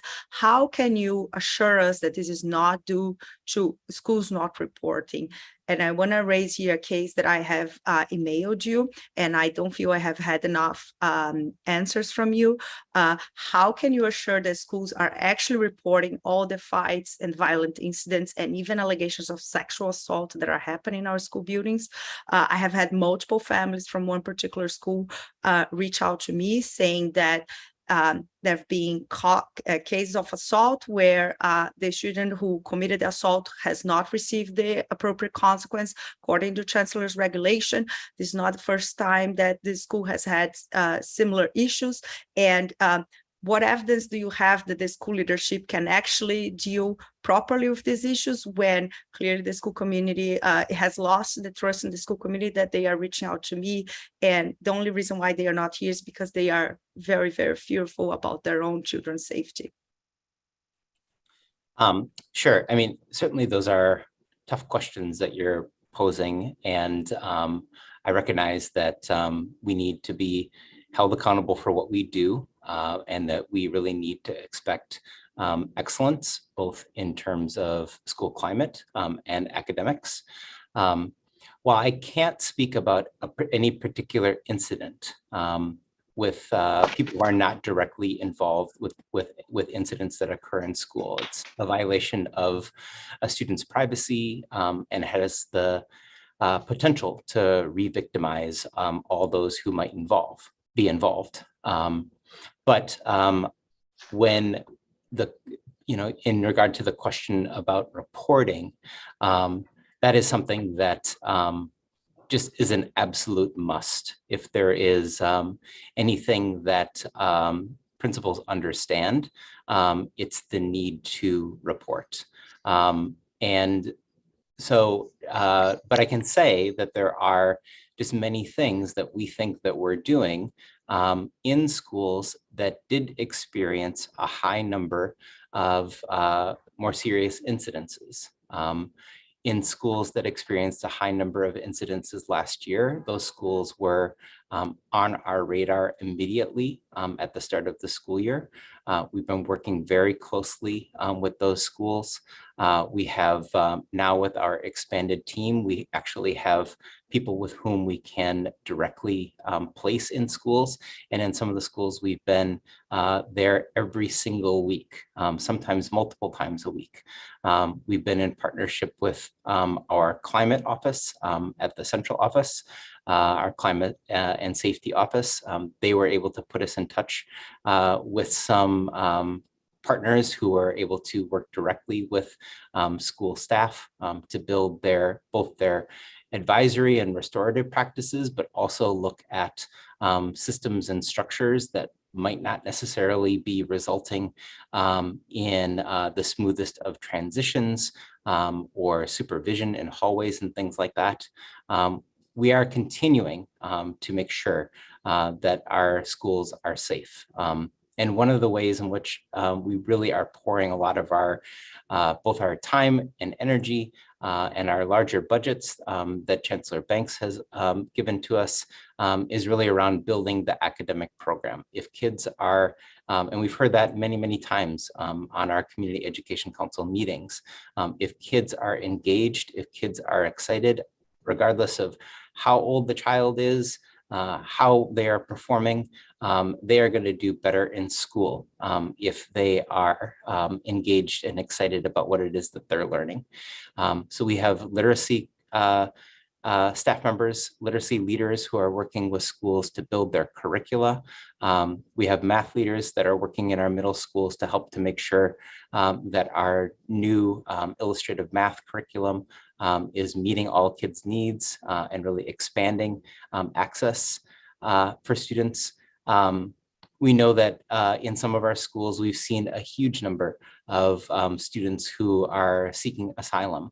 And so we have some ENL professionals who are working directly with us, who have been not just going directly to the schools and coaching individual teachers, but helping schools to hire new ENL teachers. And then they are also in partnership with a larger department that is housed at Tweed, that's housed in our central office. And those sure. Those professionals are providing a lot of I appreciate Yeah. Superintendent Kelly, but you have not answered my questions. All these academic interventions do not answer the question about how do you know the schools are not reporting? Can you assure that this school where families clearly lost confidence on the leadership of the school and are reaching out to me, have all the protocols have been followed? And finally, I've learned my lesson. Last time that happened, a child ended up in hospital requiring multiple surgeries because there was escalation of violence and nobody took action. So this is on the DOE. If do not take action, the escalation continues. If families are reach out to me, it's because already the situation is out of control. And I'm sorry, but curricular interventions are not going to solve this problem. So please take this serious, because the last time we end up with a tragedy in our case, the only reason why the family is not stalking is because they are suing the DOE. So please, let's take this seriously. We don't want to hear about curriculum. These families are texting me that they are afraid for their children's safety at the school every day. Doesn't matter which curriculum that school is using. There needs to be follow up on the protocols that are being followed, like following chancellor's regulation to make sure that these assaults are being taken seriously. Thank you. I know I'm took more than my time. That's okay. I do just want to say that if any parent ever feels as though a report is not made, that they should reach out to myself directly, to Jennifer Greenblatt, to Kelly Shannon, to Reggie Higgins. We want to hear about it. We have never sent a message or said anything that anything that is any more serious than our schools need to make sure that they are addressing issues of climate and wellness. And I would just like to say that having an exciting and engaging curriculum is probably the most important thing that a school leader can do to help to improve the culture of a school. And I recognize that there are some situations that do require emergency intervention, that require suspension, that require kids to be removed from the schools, that require kids to be placed in a different type of setting. I fully recognize that. But we are trying to build something in schools that are struggling that is really going to be built to last. And so that's why I bring up these issues around curriculum instruction, because I do think that it is I think it's what's ultimately going to turn schools around. Schools can't suspend their way out of a tough situation. They have to use all the tools that we have in our toolkit to really be able to help support a school. But please. And I think that's why the fans are not reaching out to you. They want a straight out answer. They don't want to talk about curriculum. If their child was assaulted at school, they want to know that there's going to be consequence and that the protocol and the chancellor's regulation is going to be followed. That's why they're not reaching out. I think also there is a question of trust. There's also, I have encouraged them. I asked them, please send an email to Superintendent Kelly and copy me. Nobody wants to talk to because they are afraid. And finally, you have lost the trust of this, the confidence of this community. People have reached out to you for many other issues and they don't feel heard. And we, even as a council, have had a no confidence vote. So I think that is a reason why families are not reaching out. Thank you, Daniela. Well, I'll let Kelly respond. But no, it's okay. It's okay. Go ahead. I'll honor the time limit. Annie, go ahead. Yeah, I just have a simple question. So if in a school there is a physical or sexual abuse incident that occurs, what actually happens? Like, does, because I heard that you can't call the police, but what if somebody is seriously injured or there is a horrible case that happens? I'm not sure a principal is going to be in the position to deal with that. Like, I actually don't know what happens. I absolutely did not say you couldn't call the police. You absolutely can call the police, and a principal should call the police. And in fact, in certain situations, a principal is required to call the police. But each situation really needs to be investigated individually. And there's sets of, that's the first thing that needs to happen so that the principal can make a smart decision about what to do next. So when you say investigation, so that would be upon the principal. I'm just trying to understand kind of the thought process here, because, bad situation happens. If it escalates, clearly, if people are in bodily harm where they're going to die, I assume the principal will call the police. But if there's a situation where there's a magnitude, someone needs to think about the severity of the situation. Who does is it the principal who does the investigation, or is there, is it in school, above school, outside of school? So, I mean, I'll just say that the principal is always responsible for the safety and welfare of the building. They're the first person, but they don't have to do it alone, right? Like we, as a district team, are there very much to support the principal in that work. But, the principal is the one, or his or her designee, an assistant principal or a dean of students is, really the one who might hear about the incident first and needs to make a judgment call about what to do next. There are some situations that, every situation is always investigated to a certain degree by the principal, who then might pull in additional resources and supports to help them with a secondary investigation. So it really depends on that. The decision around, what to do next, if it, this is part of the reason why, we need to make sure that we are spending a lot of time with our new principals so that they can make good judgment calls when emergencies arise, and they know the full scope of what it is that they're, the different options that they can take. Got it. Sorry, that's very helpful. I have one quick follow-up. So, and I'm sorry if I don't know this. Do all middle schools have a dean of students that deal with curriculum, that deal with, kind of behavior? They all have somebody who is designated as being in charge, being the primary person who's in charge of behavior. Whether they might call it a dean or something else, it may vary from school to school. That's helpful. Thank you. Yep. Thank you. Robin, see your hand up next. Yes. Hi, Superintendent Kelly. I did send you a couple emails today. I didn't hear back from you. You did say to Danielle just now that you encourage parents to reach out to you directly and to speak out if they're having problems. Well, I can tell you they are reaching out. They are having trouble. But the last time this happened, I don't know if you remember, but a parent, actually several parents came onto this meeting, and one in particular was blasted all over social media. And that parent had to take her child out of the school. He is still to this day receiving threats on the bus, thanks to one of our council members who posted a video of the mother, and it went viral. So parents are afraid to come on here and speak up for their children for fear of having that happen to them. Their fear of getting threats, their fear of being called names, they're afraid of what might happen to their children. And they're afraid that their children might not be able to be transferred in the necessary case. So, words need to have more weight than, speak out, because they did and they tried, and their words were lost, and they were punished. And it seems like we're seeing more of this. As co-chair of the safety committee, I encourage you to try to work with us to find a way to do more than have circle talks and talk about climate of the school. It's more important than that. Parents don't feel safe. And we've seen drastic drops in enrollment at Morton. It's not going to stop this year. I imagine next year, since we have this new middle school admissions policy where students will likely go to their zone school, you'll have almost like a forced new enrollment at this school. But unless you actually take care of the root problem, you're not going to have any effective changes. And to echo Janie's question, without going into specifics, because you cannot, I understand that. The question of this sexual assault, which many of us have heard about, is looming, and it's out there, and parents want to know that you're dealing with it, and no one has any confidence that it's been dealt with effectively. And they're not going to come on tonight and say that.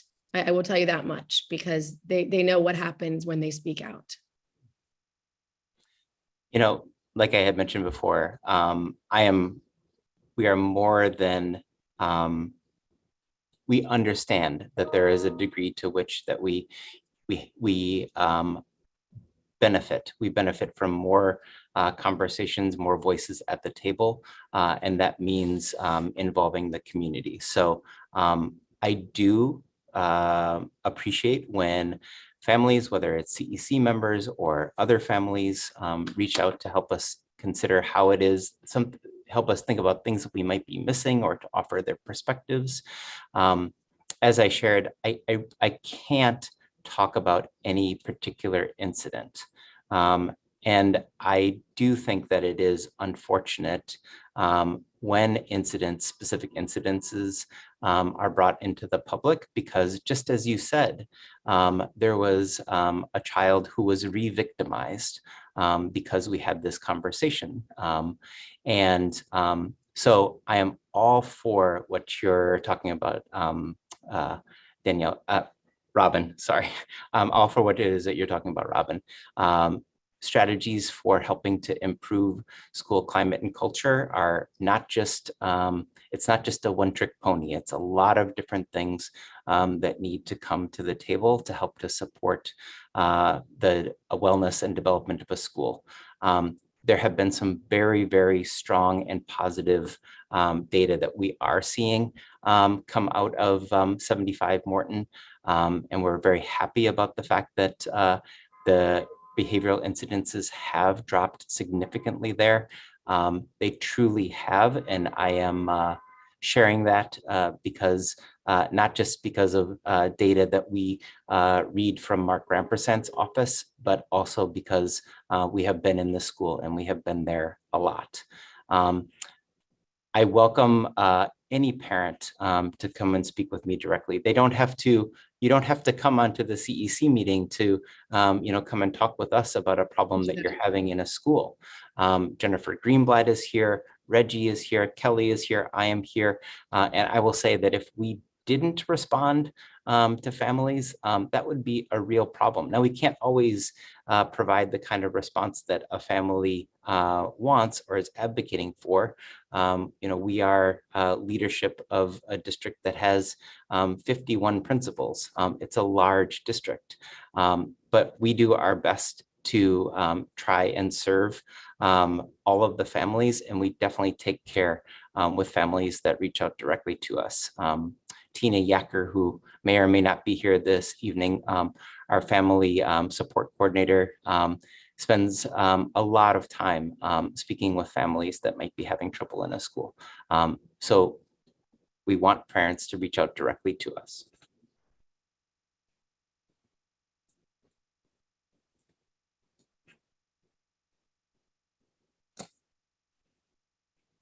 All right, I was muting myself. Chen, you're up next. Yeah, hi, Superintendent McGuire.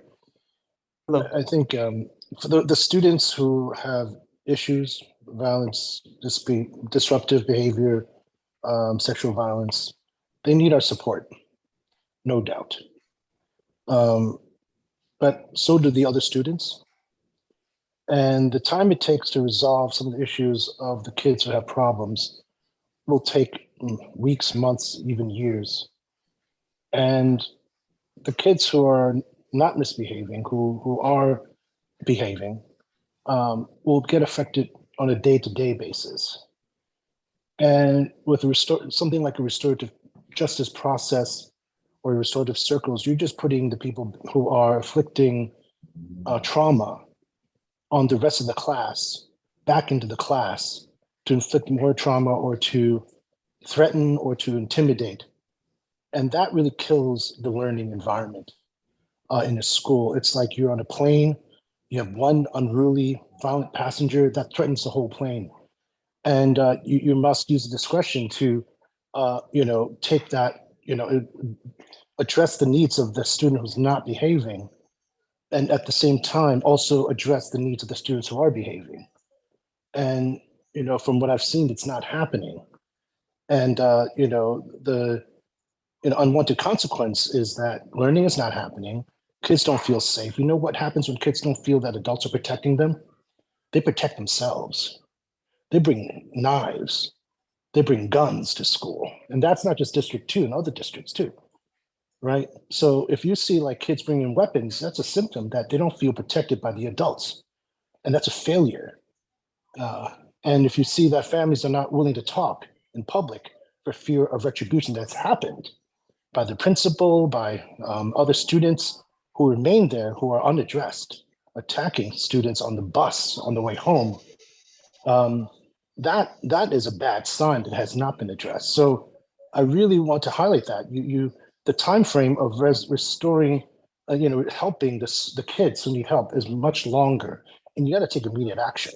And you need to have real discipline and not just restorative circles, because that just repeats the trauma every single time the kids see the kids. And then they're like, well, no. And then worse is the kids who see nothing being done. You know what they do is say, well, I don't have to behave either. So you're spreading the problem. So restorative circles don't work. It hasn't worked. You need to really accelerate the suspensions or the discipline, and just protect the rest of the school, the class. Address the needs of that student, but separately. Thank you. Thanks, What's your Jen. response?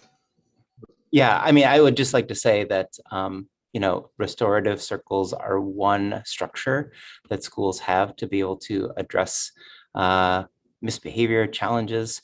They are happening very, very infrequently in our district. The chancellor has poured a good amount of money into a program called Project Pivot. Project Pivot is a program that really helps to bolster the climate and wellness and programs that help kids connect to school. And so I agree with you on that, Jen, that that connection to school is so important. And when kids don't feel it, that is when they when they misbehave. But restorative circles, again, one tool happening very, very infrequently in our district.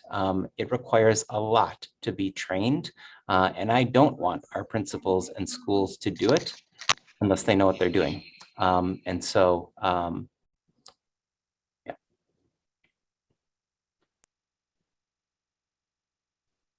I want to add on one comment here, though. That we saw from the principal to the families, though, specifically said that there'd be more discussion around this.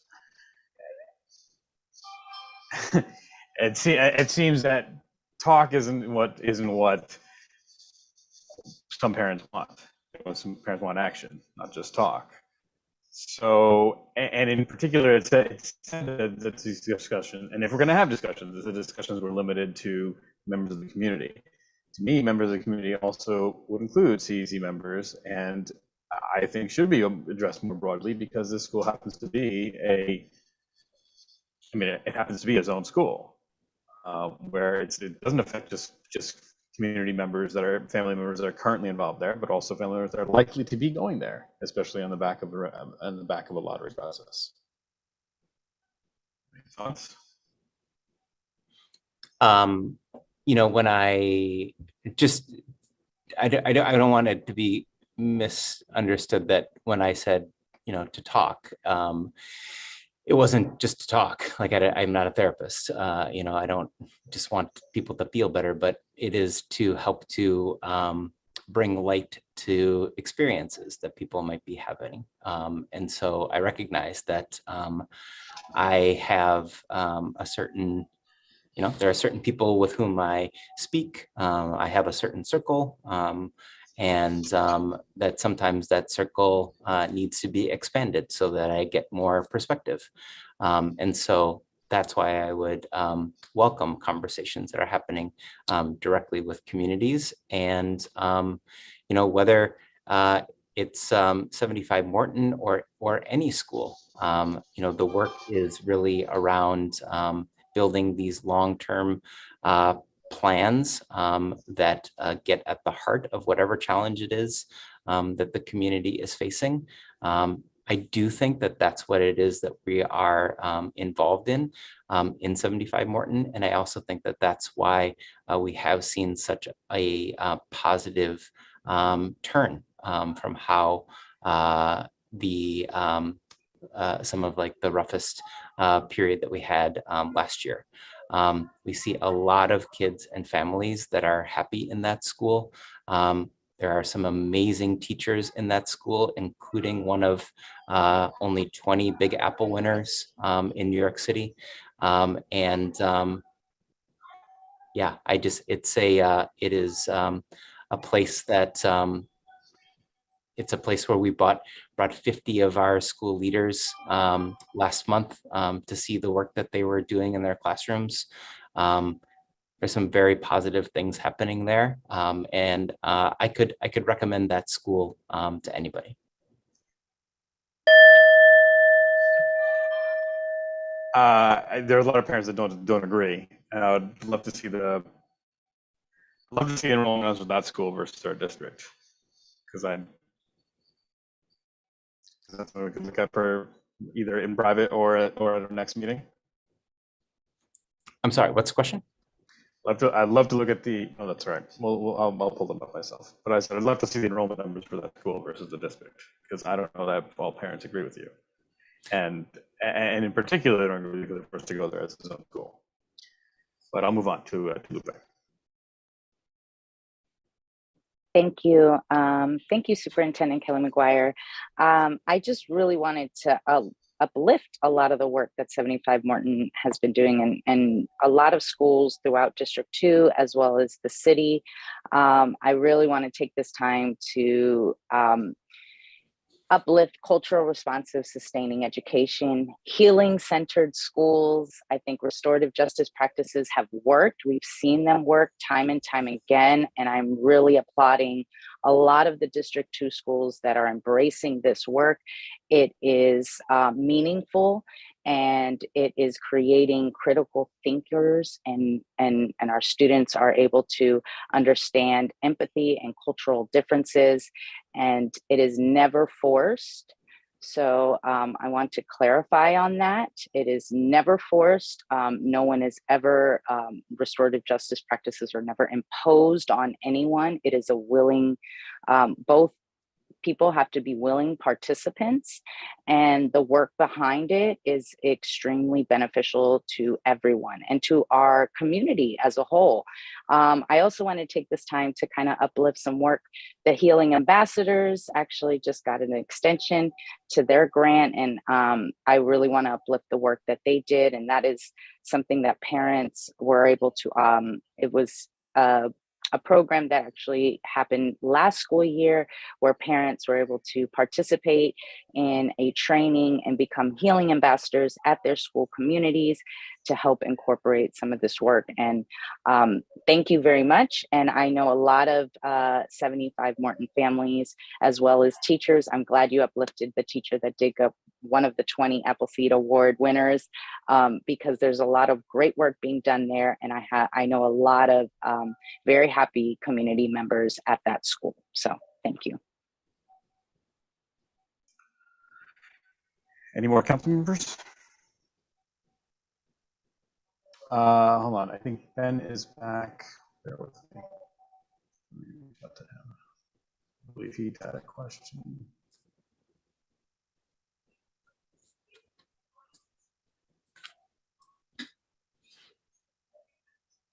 Ben, you should be co-host. I think you had a question as well. Yeah, I guess I did. I wanted to ask one question regarding the admissions. First of all, I apologize. I had to step away to take care of an issue for my family. I had just wanted to ask a question regarding the NICEP grant. I don't know if that was already asked.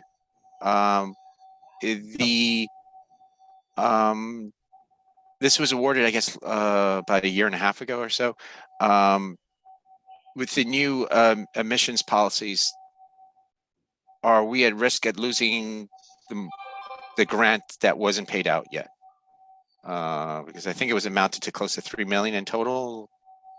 So I don't know how much was paid out and how much was. So I was just wondering what the accounting for that is. Yeah, we are not at risk of losing any funding because of from the NICEP grant because of the change in admissions policies. I will say that the first year, it's a 3-year grant. The first year, when the former superintendent was here, she received the funding very, very late. And if there was anything that disrupted that flow of funding, it was the pandemic. When I arrived in February of 2021, we didn't have the money even for that academic year, that 2020-2021 year. It really only arrived in the spring, and very difficult to come on into this new role, not really have a team that is organized to do the work that was so carefully and thoughtfully laid out in the grant proposal. Thankfully, unfortunately, the funding diminishes each year, but we still have a significant amount that has been able to help support some of the professional learning. The grant really had 2 different goals with it. One was to create integration in the schools, and the other was to implement high quality curriculum, including culturally responsive and sustaining education, but also to implement curricula that helped to accelerate students who are struggling. And so we have been able to implement some of those thoughtful plans around mathematics education, around early literacy to help to support professional development, to help to support our principal learning collaboratives, and that works. So no loss due to changes in enrollment. But certainly there has been funds that we've been able to allocate directly to schools and also to professional supports that are assisting our schools. All right, thank you. Wait a minute, I need to add on here. But any council members that want to continue along this topic, because I disagree with a lot of what was just said. Because I was part of PS33 and the coach of the SLT, and I was kind of involved in that in this NICEP process towards the tail end of it. But my understanding is that the NICEP was granted for an integration plan. It was highly dependent on the admissions policy. It was highly dependent on adding bonus weights by different categories to improve integration. I believe the integration was not just specific to racial integration, it was also integration and a continuum of education from elementary school to middle school to high school, which I think is definitely in jeopardy by way of having students in GNT and then not having accelerated schools, middle schools for them to go to. And it's definitely in jeopardy with the loss of District 2 priority from the middle school to high school level. And I'm surprised we're still getting the money and you can just reallocate it, because I don't think that's within the purview of the grant at all. There was no money that was lost, though. I would argue then the money's being misused. Well, I would say that the money is being used in alignment with the goals that were laid out in regard to accelerating instruction for all learners and implementing culturally responsive and sustaining education. I would argue that an integration plan, and it's failing on the integration front because there hasn't been proof that lottery improves integration.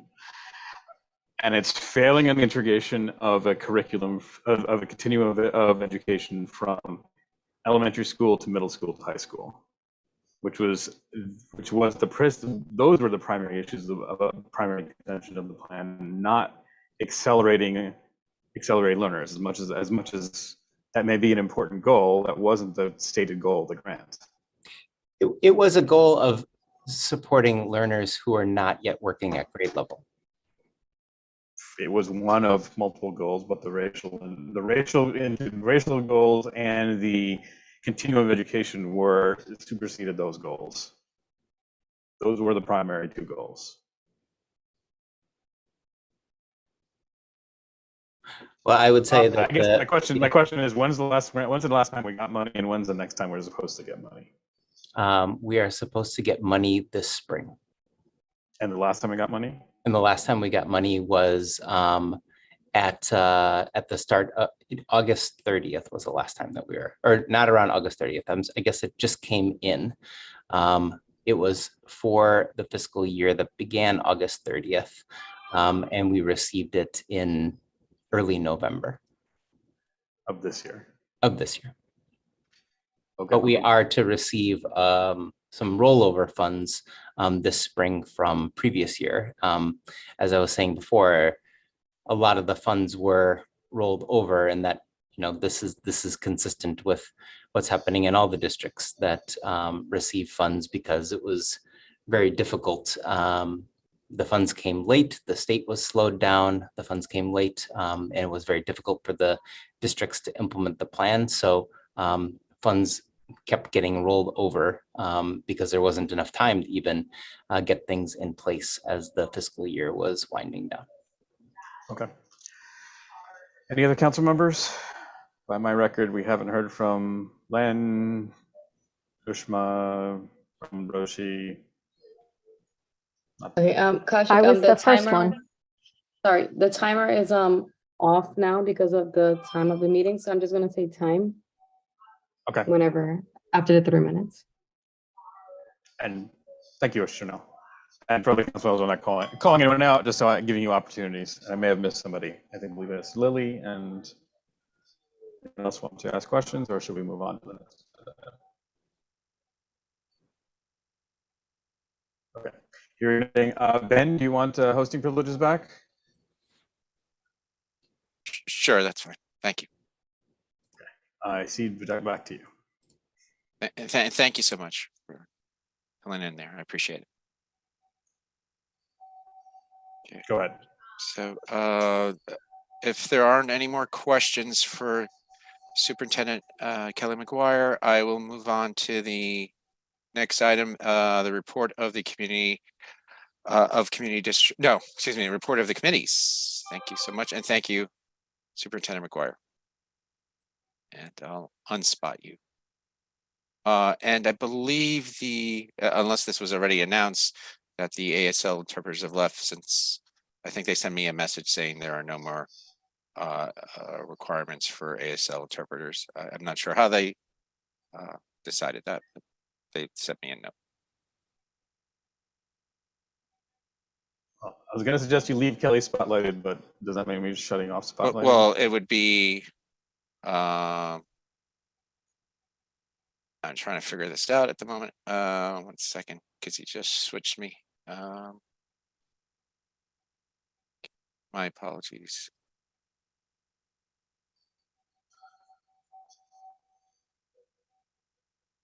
Okay.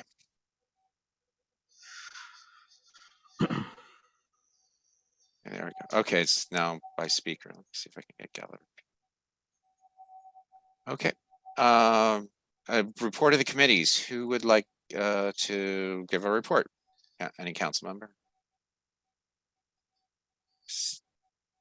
Yes, Council Member Hernandez. Yes, a couple things.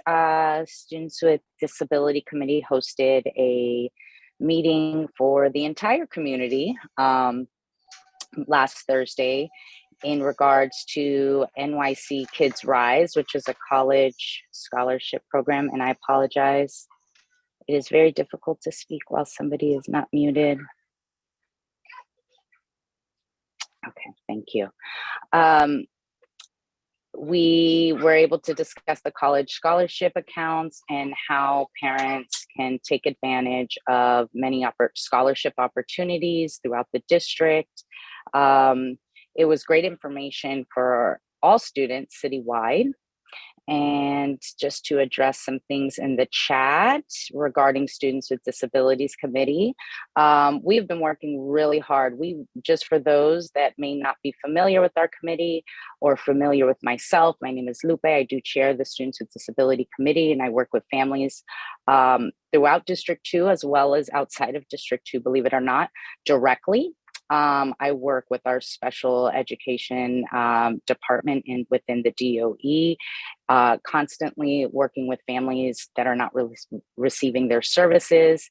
We are always available to help families when they are in need with IEPs or evaluations. And that's something that's work that I've been doing prior to me ever serving on the CEC. And it's just work that we've been able to even flourish even more through my collaboration with Superintendent Kelly McGuire and some of the other DOE administration that I've been able to work with. In regards to PS 347, our American Sign Language School and deaf community that was able to participate in tonight's meeting. That was after a walkthrough that I took place with them for capital planning improvements. That happened about 3 weeks ago. And immediately when I found out about their non-compliant ADA fire alarm PA system, I have been working directly with our elected officials. I immediately alerted their council members' office, their staff was made aware immediately. And we have been working actually nonstop on this effort. And there's a lot of backstory and history to this problem that exists within this population, where I will speak for myself in this regard, but also many families that have students with disabilities, is we are not always heard, we are not always seen. Not in this space for sure, but I am voicing these concerns from this population to the PEP, as well as our Citywide Council on Special Education, a meeting I attend every month, as well as I serve on the Citywide School Busing Committee with District 75. So I'm working with all populations, and we are also working on a task force that was I was just appointed by the mayor to be on a task force to help on the transportation issues for our students in temporary housing. So this is work that is just outside of this council, is something that I have been involved in. And for those that are not aware, you are always welcome to contact me should you have any issues. I will make myself available to you the same way I do with all my families and all the school communities. And I am work with schools and SLTs that are not my liaison schools. So I never discriminate. In fact, like I said, I work with a lot of District 75 families that are not in our district, because this work is meaningful and it's not about my particular child that may have a disability, but it's about the actual work that we are here to do to serve all of our students. So please know that. And I'm happy that you guys are aware of something that's been going on with this community for a long time. And that is what we are here to do. So thank you.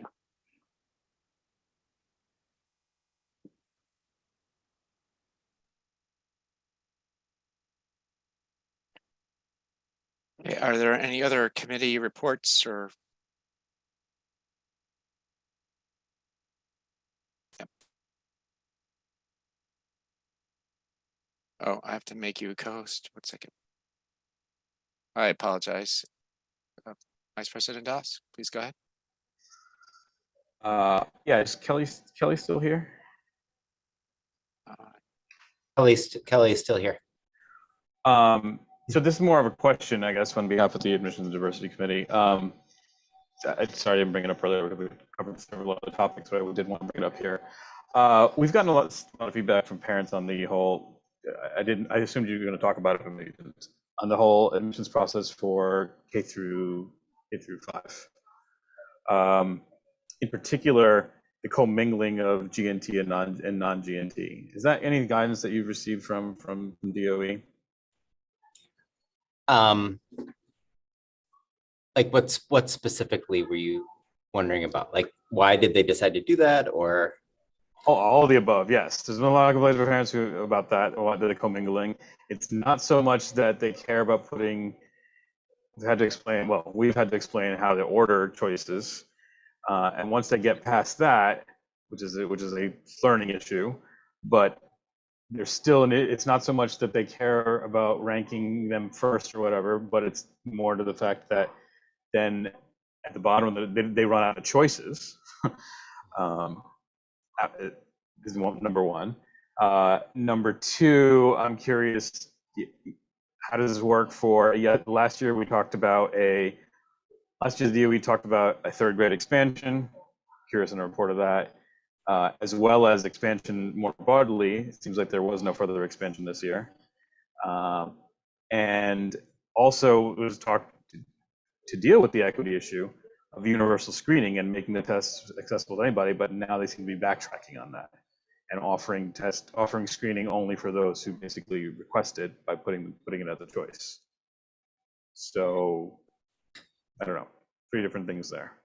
Yeah. The general admissions versus GNT, expansion of the program for 3rd grade and throughout, and then the I'm sorry, I blanked on the last one again. It's okay. And I can't say that I can speak too much to all of the different the reasons behind the different technical decision making. I do think that they were trying to create a system. I mean, they didn't. The test is not currently in place, right? Like it still is this process by which families have to state preference as a part of the application to GNT. But I wasn't a part of those technical decisions, so I can't speak too much to it.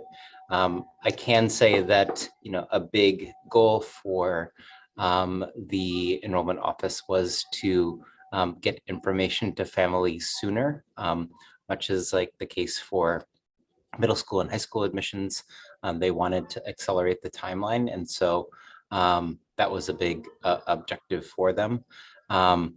I can say that the 3rd grade expanded GNT class that we started last year, last year was 1 year.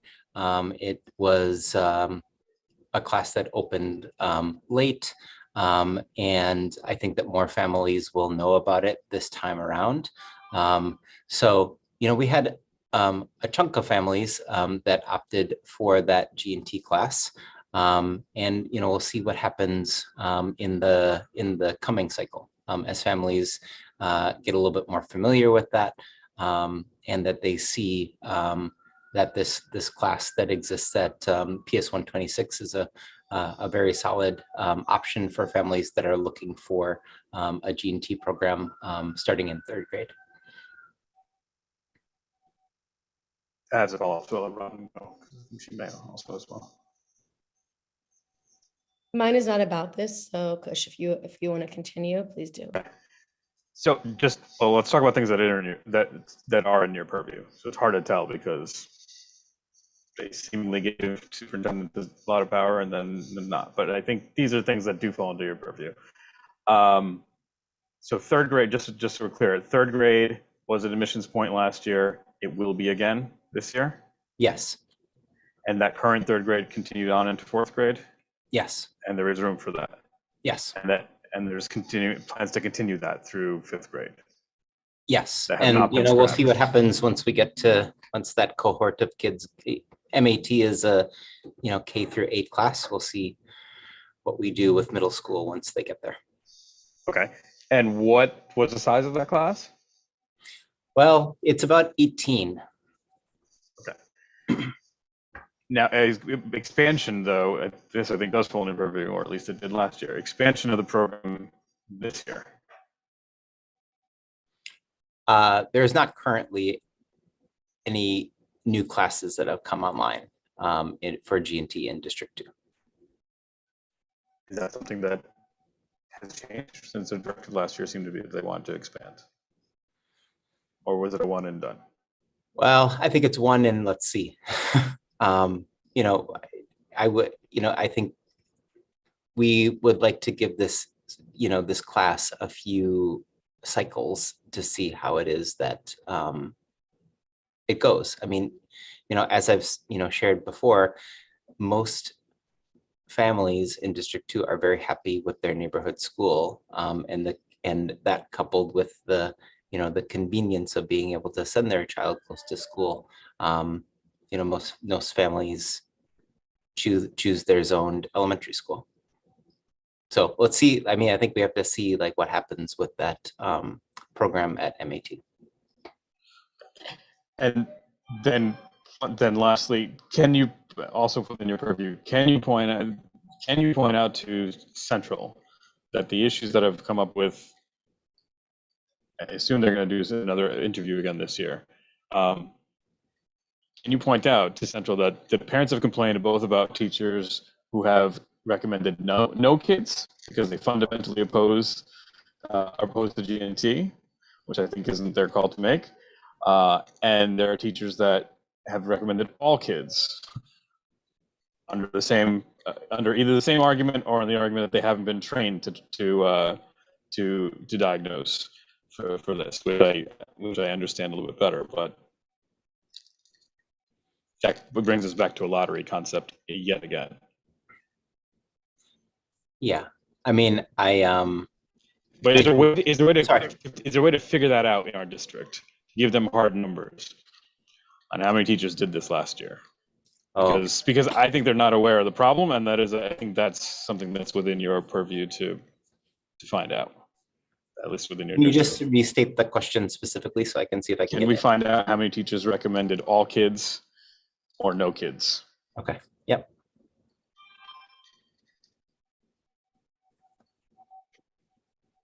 And to address one of the questions in the chat, this isn't a Q&A, this was a A&D session, and it's regarding some current admissions matters. Go ahead, Robin. Okay, thank you. I just want to talk briefly, Ushma, please chime in if you'd like to as well, about students in temporary housing, and specific asylum seekers. Unfortunately, shelters are no longer able to take donations of used clothes or used anything. That presents a problem. Some schools can't accommodate donations for the most part, and we're going into the cold months. So would love suggestions, ideas. I have a very large group, WhatsApp group, where we throw around ideas, and we're still collecting donations.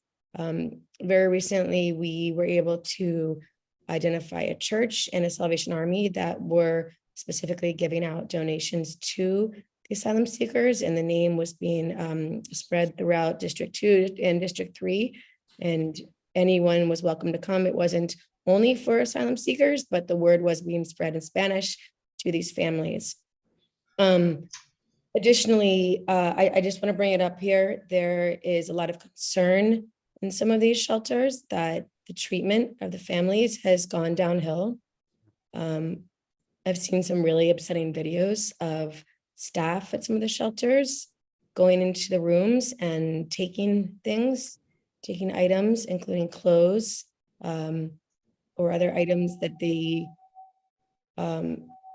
without words, felt, I guess, shouldn't be in the room. The families are telling me that they come in whenever they want, and everyone claims to be in charge, and that their belongings are not safe, and that they don't feel safe because of that, especially the ones with children. So I'm bringing this to the attention here. I know this is a council, and we are not higher up in the government, but I just want to get the word out that there are needs that are going unmet. And I would love, Superintendent McGuire, I would love to potentially come up with maybe a way to get more beyond schools, a way to get more donations to the people who need them. I understand that there's a concern with used clothes when it comes to lights and that type of thing. Some of the donations that we have are basically brand new, and really nice warm coats and boots. And I really would love, beyond one-on-one cases, to be able to get them more broadly to the families that need them. So if there were potentially an area or a location where we could, I mean, if I know there was a fair that happened, but unfortunately, many families cannot attend these fairs. A lot of them are looking for work on the weekends, and it's so cold, so it's hard to do things outside. So we need to have a better way, additionally, to get them food. I've been asked if we can get a list of soup kitchens in particular that are kid-friendly as the holidays get closer. I don't know if you have access to that. If not, I can talk to Iris. But food is an issue, definitely, which is why I brought that up when we had this speaker on earlier, and I will reach out to her as well. But there's an issue with food, and people are hungry, and treatment isn't great. And I have videos and trying to figure out how best to deal with them. So that's my less than great report on that front. Ushma, I don't know if you want to add on. Sure, just a couple of small embellishments because I have stepped away a little bit for the last month from this. Lupe and I were linked up with some of the people who held that last fair and did a postmortem on how it went, and over 500 people came. There was a desire to do more, perhaps in January. The people at the Shed who hosted the fair were quite excited about doing another one and using the lessons learned from the things that might have gone wrong at the first one, or not gone wrong, but might not have been ideal. And some of the things like you were just saying, that problems across the city, maybe that were not specific to our district with used clothing, bedevil the ability to give that away. And that there were a lot of donations of dresses, which obviously at this time of the year, people weren't necessarily needing, and that it was, there was a specific need for people in the 7 to 10-year-old range. There was a lot of stuff for toddlers and a lot of stuff for adults, but nothing for the people in between. So one of the ideas was following up with another fair of that sort in January that also included barbers and dental work as well. And then somebody brought up the idea of potentially trying to ask one of the schools that hosts the largest number of STH and especially asylum seekers to host something during the day in the week in between Christmas and New Year's, when the school might otherwise be shut. And that definitely addresses the point you just raised, Robin, of the problematic weekend kind of fairs. So that's really all I have on that one. I've been trying to get together any lists of toy and coat and other supply drives so that we can send that out to the community again. Because we only ever sent out that one blast to the community of wish lists, and perhaps we can conspire on reinvigorating that and getting it back out to the community in this very festive and giving and generosity oriented season.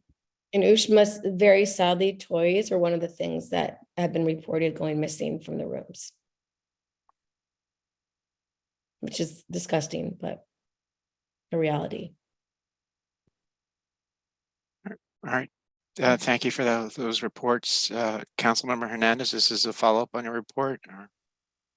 Yeah, I just wanted to add on to what Ushma said regarding our students in temporary housing.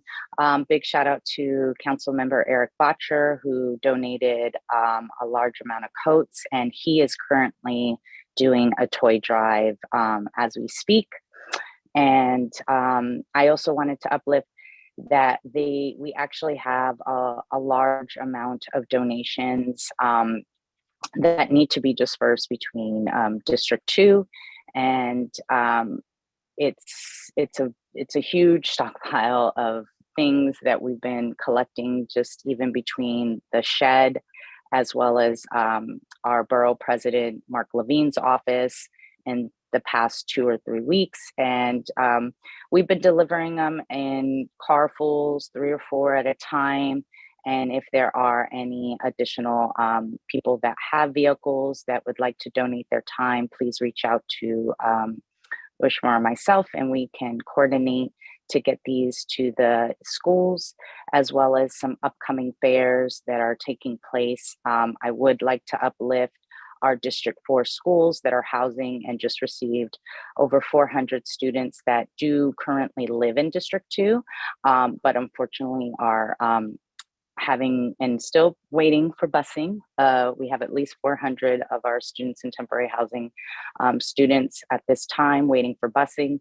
And so any little thing will help, and these items are being dispersed in all necessary areas where they are much needed. So reach out if you are available and you have a vehicle. We'd love to get as many goods out as possible. All right, I just, thank you. Superintendent Kelly McGuire, I just had 2 quick questions, given that we had committee reports and I wanted to bring them up. Regarding the admissions and diversity committee report, I just wanted to ask with regards to 8th grade admissions. You had pointed out there was a survey or an audit being done on from schools about being technologically savvy regarding the snow days for students. Was there a survey done for 8th graders for their admissions that they would be able to submit all the videos and essays and properly? Because it is a concern to me that some kids might not have been able to do that. And if it wasn't done, can it be done that that students, there were no issues, or at least they were resolved? And 2, there was an extension of the application submissions. The last one was on Sunday to Sunday night. I would have thought they would have at least gone through Monday, because if students needed help from schools for submissions, I was kind of surprised that it wasn't extended 1 day longer. Can you please ask the schools that all students submitted, who, if there were no issues there? Because I did get a number of parents asking me about that, and they were concerned. And the other issue is a lot of was brought up today about PS 347 ASL. I don't know, maybe when I stepped away briefly, did anyone contact you directly? Did the principal contact you directly about this, and what's being done? I mean, when schools are having problems like this, coming to the liaison, coming to parents, that's kind of like, that's like a last step. The first step is to go right to, the DOE, students in the construction authority. We're just a middleman, and we're low on the totem pole here. It's to me, the conflict going on here is just, we should be going to you. We should be going to everybody else, at the DOE. So I would like to know what's going on, and if we can get some follow-up on that in the coming days. Yep. So I guess I'll go in reverse order, and you might have to remind me of the question. But I will just say that I have been in contact with the PS 347 community, both the parents, the former principal, and the current principal. And also members of our district team have been there as well. I've been in really close contact with Josh Adams from SCA, who spoke with us today. And I will say that both Josh and the other leadership at Tweed that deal with facilities and safety have been really strong advocates for this system to be implemented in the school. The approval of the system requires multiple agencies, both both Department of Buildings, FDNY, Department of Education, and I just, I sent like 3 different emails while they were on, because I'm in a little bit of horror that this is taken as long as it has to be approved. And so we're going to double down on the efforts to get that system put into place. Yeah, so we're going to do that. And I will make sure to be in touch with both the school and parent leadership that's there at PS 347. You know, you raise a really good question about the issue of the technological savvy that's required to be able to upload videos and different things like that. I'm sure that they're not on the call right now, they should be in bed, but I will give a shout out to our middle school guidance counselors who work just ridiculous hours during this admissions period. I don't know of a school that doesn't have a guidance counselor that doesn't recognize the importance of their role in this time. And so they're meeting with families late into the evening on Saturdays and Sundays. Schools are opening up their buildings to help families upload their applications. And it is tough. I don't disagree with your assessment of it, Ben. I think that this is it is a challenge, and I do just want to give a shout out to the guidance counselors. I think that the central office has put together some resources that have been increasingly supportive of families, but this is always something that I think we need to come back to and think about how it is that we're making it better and easier for kids and their families to actually apply. I think you might have asked one more thing that I forgot. Oh, the extra day that was given to, and it was given over the weekend. It was actually 2 days. I believe it should have added another day. And I can only imagine how tough it's been for the middle school advisors to support families and the students. I definitely don't think that, I do know that the enrollment office has been tracking these data really, really closely. I know that because they send me the number of kids that have completed and submitted their application and the number who still is in need of completing and submitting their application. So I do think that they felt that this extension was sufficient in order to be able to do that. But I also know that in a few small cases, guidance counselors have advocated for a particular family or worked directly with a special scenario to make sure that the child's application was uploaded. And so we don't want deadlines to be a barrier in such an important decision, but I do think that they were following the data closely and were able to meet kids' needs with this. All right, thank you. Because I think there were some troubles with the website too, uploading and some extensions or grace periods for kids who were probably desperate to get things up there should be given. Please advocate for parents who may be that scenario. Thank you. Okay, that's all I wanted to say, unless there are any other committee reports. All right, so the next is discussion and resolutions. Are there any questions or comments for resolution 216, which is the cannabis student protections resolution? Yes, Councilmember Silverman. I know it's getting late. So I think you can't discuss this resolution without taking some time and just thinking about why we're at this point in the first place.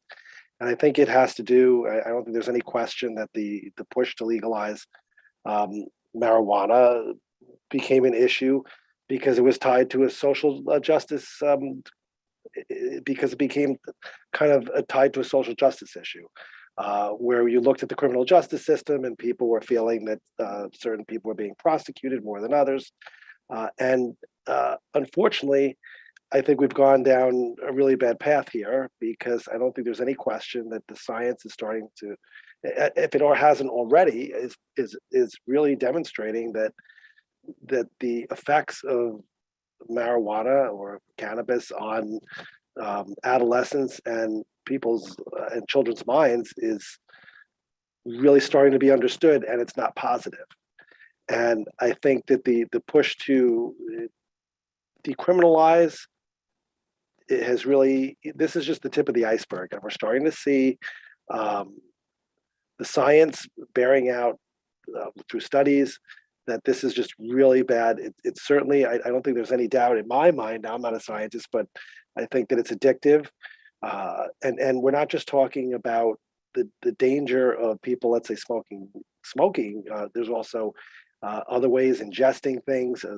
Teachers, for example, wouldn't even know if a student ingested something. It's difficult to test for certain things unless you, literally just even testing is difficult under certain circumstances. Certainly, if someone's driving, things like that. But I think that I'm in support of this resolution. I think we need to have supports in place because we're only seeing the tip of the iceberg in terms of potential problems, and the messaging is wrong. And I think that unfortunately, now that we've gone down this path, it's just only going to lead to more and more problems. And I'm glad to see that this resolution proposes ways to deal with it and ways to support our children and our students, and just to really make sure that they have these kind of supports. Thank you, Len. It absolutely breaks my heart if, hearing about a kid who may be addicted, and I just hope that the tax revenues that the state is now making and the city is now making can be used to support kids. I'm afraid about what's gonna transpire, but I agree with you. Our student representative, Spencer Silverman, please unmute yourself. Yeah, I just wanted to say that I realize that some of the parents might think that students would be in favor of cannabis legalization, but I've spoken with these students and they understand how addicting this modern cannabis is. I mean, there's enough information out there. I mean, hundreds of % increases in the concentration of THC in this modern cannabis, and it's extremely addicting. And they realize that, and they don't want to be tempted to try that, and they don't wish the same temptation on their classmates either. I mean, you can draw some similarities between nicotine addiction and this marijuana addiction, and these students and we look around, we see the same students through all the years, addicted to their vaping, to this nicotine in the vape pens, and it's sad. And I really think that the regulation is necessary, to keep this from happening, because it's really sad to see. Well said. Yes. Councilmember Hernandez. Yeah, I wanted to address this resolution. I guess I'll start. Cannabis, just like liquor and tobacco, is currently already regulated. I just wanted to point out, and I can definitely include all of the proposed regulations regarding, and a lot of it is within this resolution. So I definitely encourage any public members that are concerned. They have until tomorrow. I believe tomorrow is the last day for public comment on these proposed regulations. But I would like to just state out some of the therefore be it resolves that already exist in the actual law. So in regards to the packaging, the law actually already prohibits any type of imaging. So there's 0 images allowed, and definitely banning on any cartoons or any candy or any type of packaging or labeling that could be attractive to individuals under 21. There's even font and color size, and there's no puffy round block letters allowed, no neon in appearance, all of those things actually exist in the law as it is stated right now. In regards to destination to schools, I just want to point out that that is also in the law. And the MRTA states that no cannabis license shall locate a storefront within 500 feet of a school grounds, such as term defined in the education law within 200 feet of the house of worship. And that is actually not door to door, but the campus to campus. So it is more extensive than most. I also want to point out, I'm telling you, pretty much everything.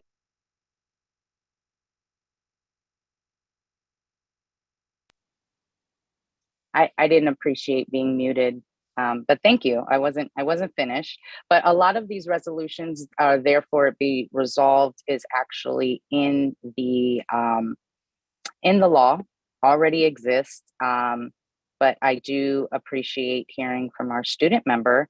And I think the Smoke Free Air Act also would regard to therefore it be resolved. That the state governor, assembly, and senate extend smoke shop prohibitions to schools and religious institutions, youth centers, and playgrounds and parks. That already exists within the Smoke Free Air Act. And they are actually, this is all working within our legislators. This was all done within the state legislation, and everything. I would highly encourage you to read the regulations that are being proposed, but also the law, because everything in this document already exists. I can link it. I will put it in the chat. I'm not sure if you guys read the Marijuana Regulation and Taxation Act, but everything that you proposed is in the law itself and is also being included in the proposed regulations where open comment, public comment ends tomorrow. So your urging, your demands, your requests, they're there, they exist, and not too much to be worried about. I would like to assure the public that all of these things exist and we will keep our children safe. Oh, there's actual funding for I believe there was something regarding educating our youth and substance abuse and treatment. That is also there as well. And I will put all this in the chat. Thank you. I'm glad we're all good now. All right, Councilmember Silverman. Yeah, just to follow up on that, we have a lot of laws. We have laws against fair jumping. We have jumping a turnstile and those kind of laws. We have laws against shoplifting. It's really important that our laws be enforced and that there be a moral sense in our community that there's certain things that really shouldn't be tolerated. And it's up for us, especially as parents and as leaders, to really take a strong position on these type of things and to do it early and to really set examples and to make sure that any laws that we do have are enforced and not just have something on the books that no one's going to take seriously, or not really go into our schools and really make a real dedicated effort to educate students about the dangers of drug abuse and what path this could lead to. And that's why we have to really take this a lot more seriously. We're starting to see this as I think it's mentioned in the resolution, and I believe I saw that study also. We're starting to see people showing up in emergency rooms, and that's just the tip of the iceberg, and that's what we know about. So I'm in favor of any resolution that really focuses on that and really just tries to acknowledge that we have a problem and that we're going to have a problem and that we need to do whatever we can to address that problem. And whether it's working within the confines of what we have or working to come up with plans. I don't know if Superintendent McGuire has made this part of any curriculum or any initiative in our district. I'd like to, maybe you could answer that, but it's just a really I think it's just a really bad example to set when we don't offer the education on these issues, especially to children that are now you can just, there may be rules against selling within a certain amount, or against having shops within a certain amount of distance from schools. But the reality is I leave my home on the way to school, and my son and I are passing by people smoking pot on a regular basis now. And you can smell it, and I try to explain to him what it is and why it's bad and things like that. So this is something that anybody living in New York is now constantly exposed to. And I think our schools really should be the place where, to the extent that parents aren't doing what they need to do, we should educate students as to what the potential downfalls and pitfalls are of drug usage. So maybe Kelly, maybe you have something you could add on that, but. Yeah, I actually, I had, knowing that this resolution was coming up, I looked up, just as a refresher, the health curriculum around this issue. So I'll drop the goals for the health curriculum in the chat, but they're, it formats weird. But so the goals for this unit are students will, and then you have to teach to these goals so that kids actually can do it. So students will avoid the misuse and abuse of over-the-counter and prescription drugs, avoid experimentation with drugs. Avoid experimentation with alcohol, tobacco, and other drugs, advocate for environments that are free of alcohol, tobacco, and other drugs, encourage others to avoid alcohol, tobacco, and other drugs. So it's there is some very specific content here that does seem to align with. So those are like the broad goals for this unit. And then there's another unit that is built around like good decision making. And so I think that those two units kind of go hand in hand with this. And yeah, I wouldn't be surprised if this unit didn't get a relook though too from Central, because this curriculum was written before marijuana was legal in New York State. Superintendent McGuire, just a quick question regarding not just the curriculum, but is there any way to get de-identified information to see if there's greater issues now post legalization than pre, just to see where the focus should be and what the curriculum should be, because if it does become a problem, because you hear so much anecdotal evidence from other states, and if there's a way to follow up, because if it's there, we should treat it. I did actually, I had a conference with other superintendents and chancellor's team today, and I actually did raise this with the head of the office that leads all of this, and she said that they were working on other systems and supports to address marijuana, but also systems through which they are seeking to collect more information about what young people in our schools are doing. Brilliant, thank you. And if you get any follow-up, please share. Thank you. Councilmember Hernandez. I just want to address that something Len started his testimony about, and I think I want to raise that because I don't hear this from this community, these same concerns when it comes to tobacco and alcohol, which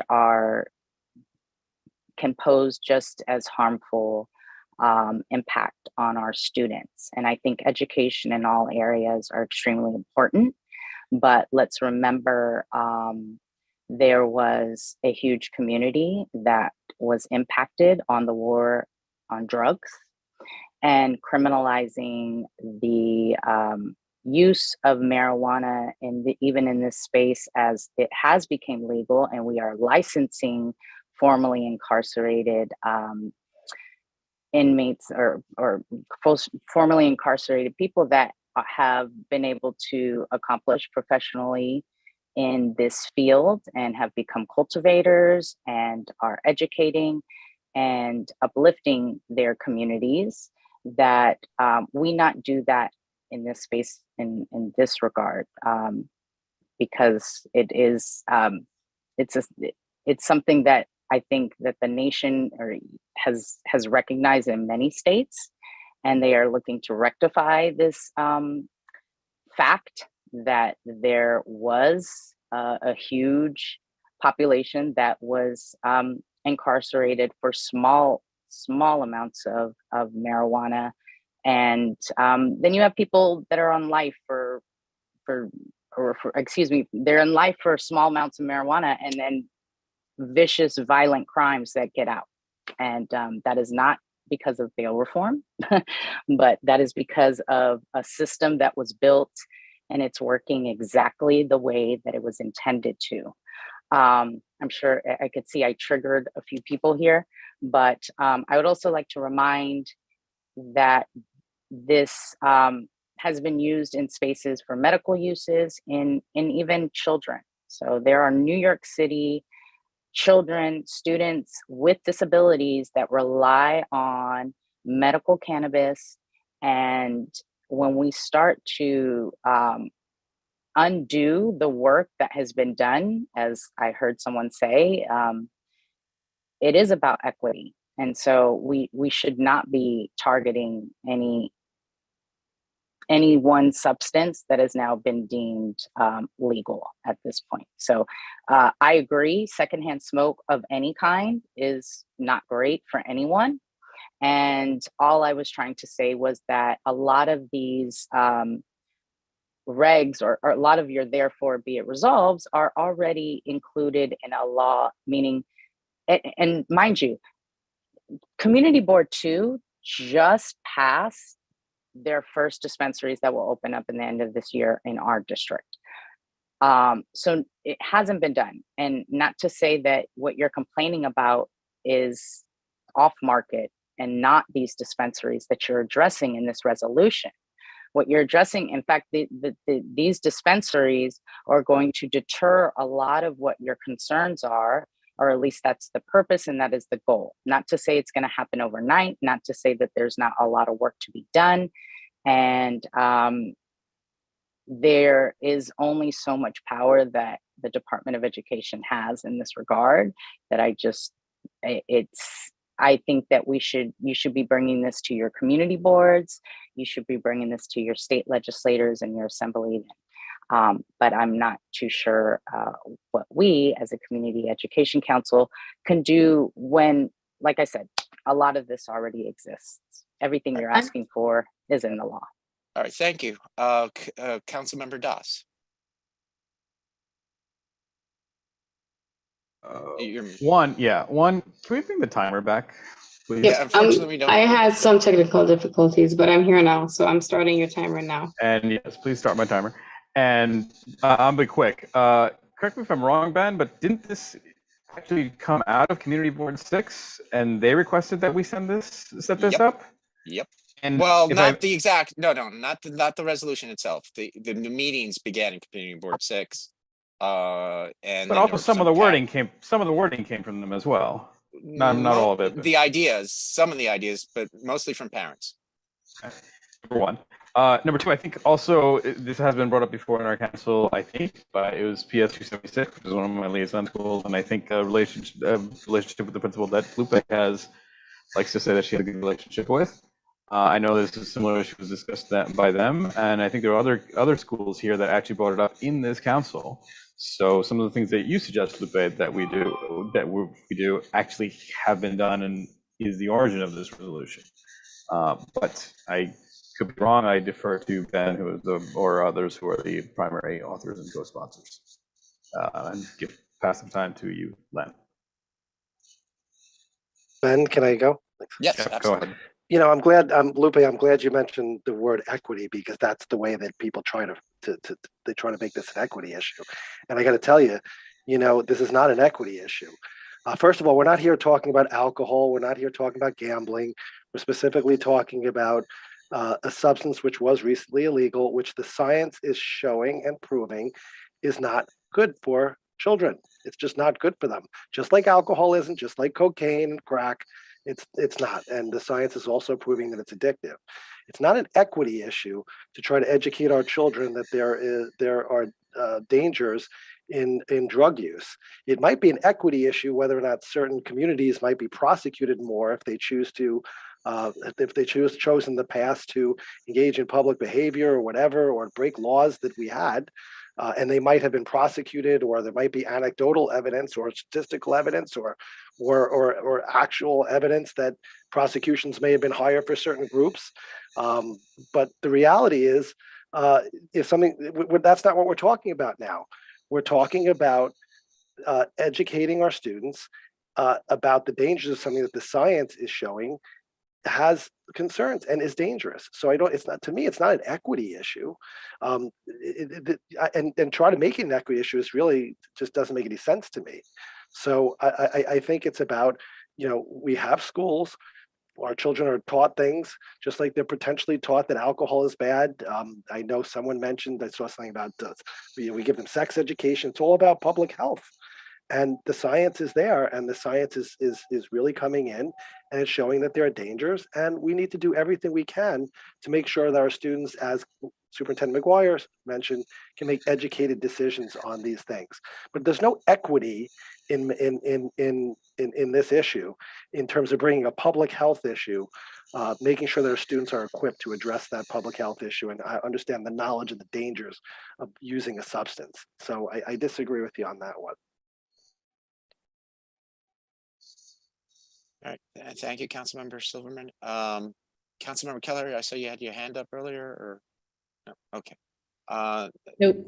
I guess I'd like to move on. Councilmember Doss, you have 217. No, sorry, I have one more quick comment on this. Also, I think Council Board 2 was mentioned. I'm hearing from a parent CB2 from CB2. CB2 passed it because it came before them. They had no choice. If the community board gets an application, they have to consider it, and it's sort of unclear if there's really a way for the community board to really say no. CB2 is not happy about how this is getting implemented, and they've complained to other community boards of how dangerous this is. It's another health issue, yes, and I think there were some excellent comments here. Regards to Resolution 17, does anyone have any questions, issues?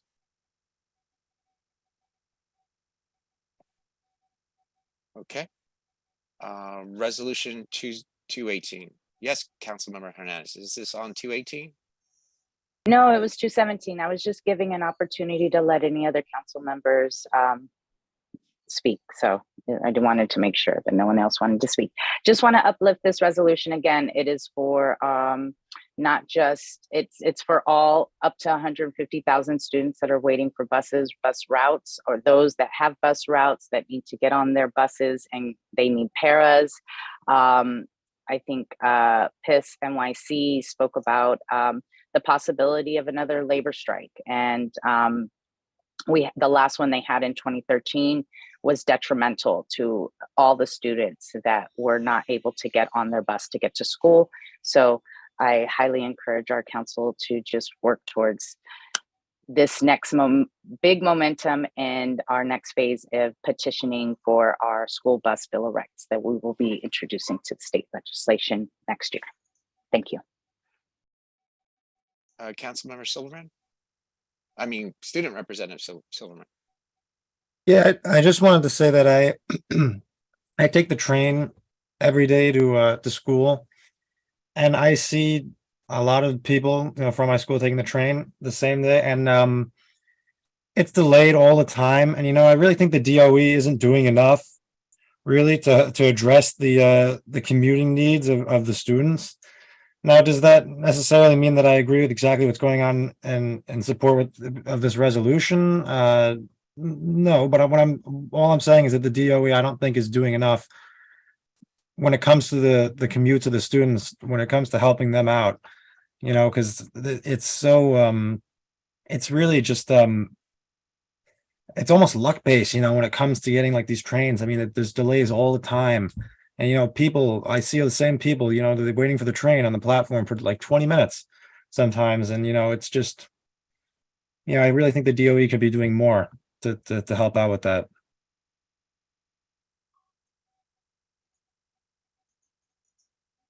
Superintendent McGuire, along those lines, what Student Representative Silverman said. Maybe not an issue for elementary school students, but regarding trains, but have there been more latenesses due to mass transit issues this school year? And what are schools doing if that's the case? I don't know the answer to that one about latenesses, but I could try to find out. And also buses are students in our district not on bus routes. I mean, Lupe Hernandez, Councilmember Hernandez said up to 150,000 students. So if that's the case, then are we looking at 2,000-3,000 students not getting buses in our district, or is it a lot less? I mean, I don't have the specific numbers for District 2. I will say that, busing is always a challenge in the city. And it's really this combination of parents and school officials and central OPT officials working together that I think is really going to get this fixed. I do think that there's a better streamline of communication than even 10 years ago. And I am very thankful for a few very bright spots that have happened in the district. But I think that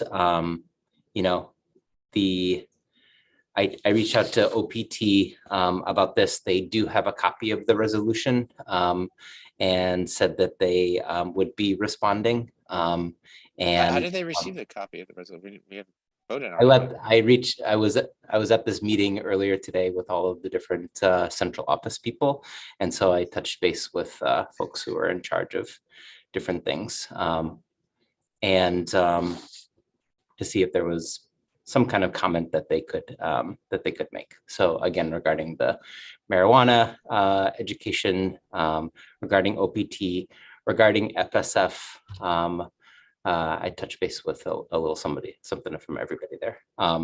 If you could connect us with someone from OPT that can come present to the council, that would, I think, go far to discuss this issue. Thank you. Yep. All right. Resolution 218. Are there any questions or issues? Yep. Councilmember Keller. I just wanted to go back to the bus resolution. I just my issue with it is I in general feel like more competition rather than less is better. And the fact that you just name one company, that the way it's written is a little bit odd.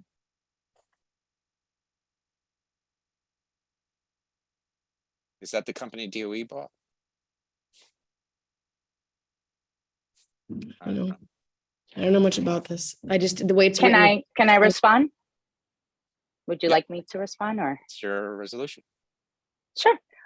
So $81 billion have passed in contracts for for-profit school bus companies.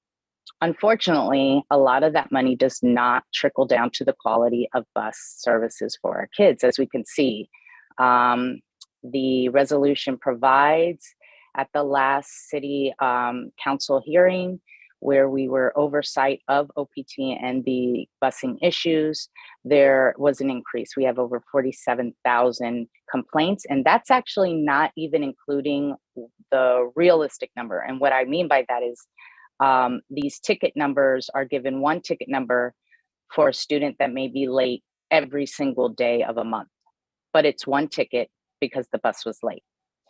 If a bus doesn't show up, and that bus doesn't show up 3-4 days in a row, it's not 3-4 days tickets, it's one ticket.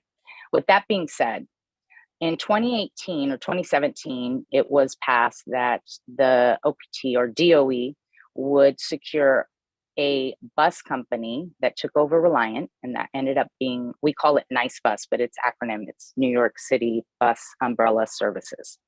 And this is the one and only bus company that is running under the DOE that is not for profit. Not for profit. And with the 900 routes that they've had, if you look at the statistics between their routes and the complaints, they are getting our kids to school on time. They're getting our kids to school. And not every situation, because they have a bus shortage issue, driver issue as well.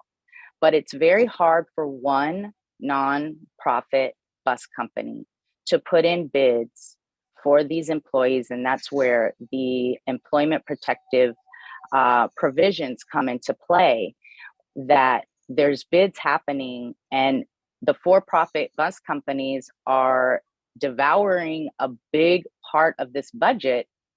And these buses have broken seatbelts, no AC, and they cannot retain or sustain the workforce that is needed to provide these kids to get on a bus. So a bus can come pick up a kid, but if the nurse or the parent is not there, the student is not able to get on that bus and get to school.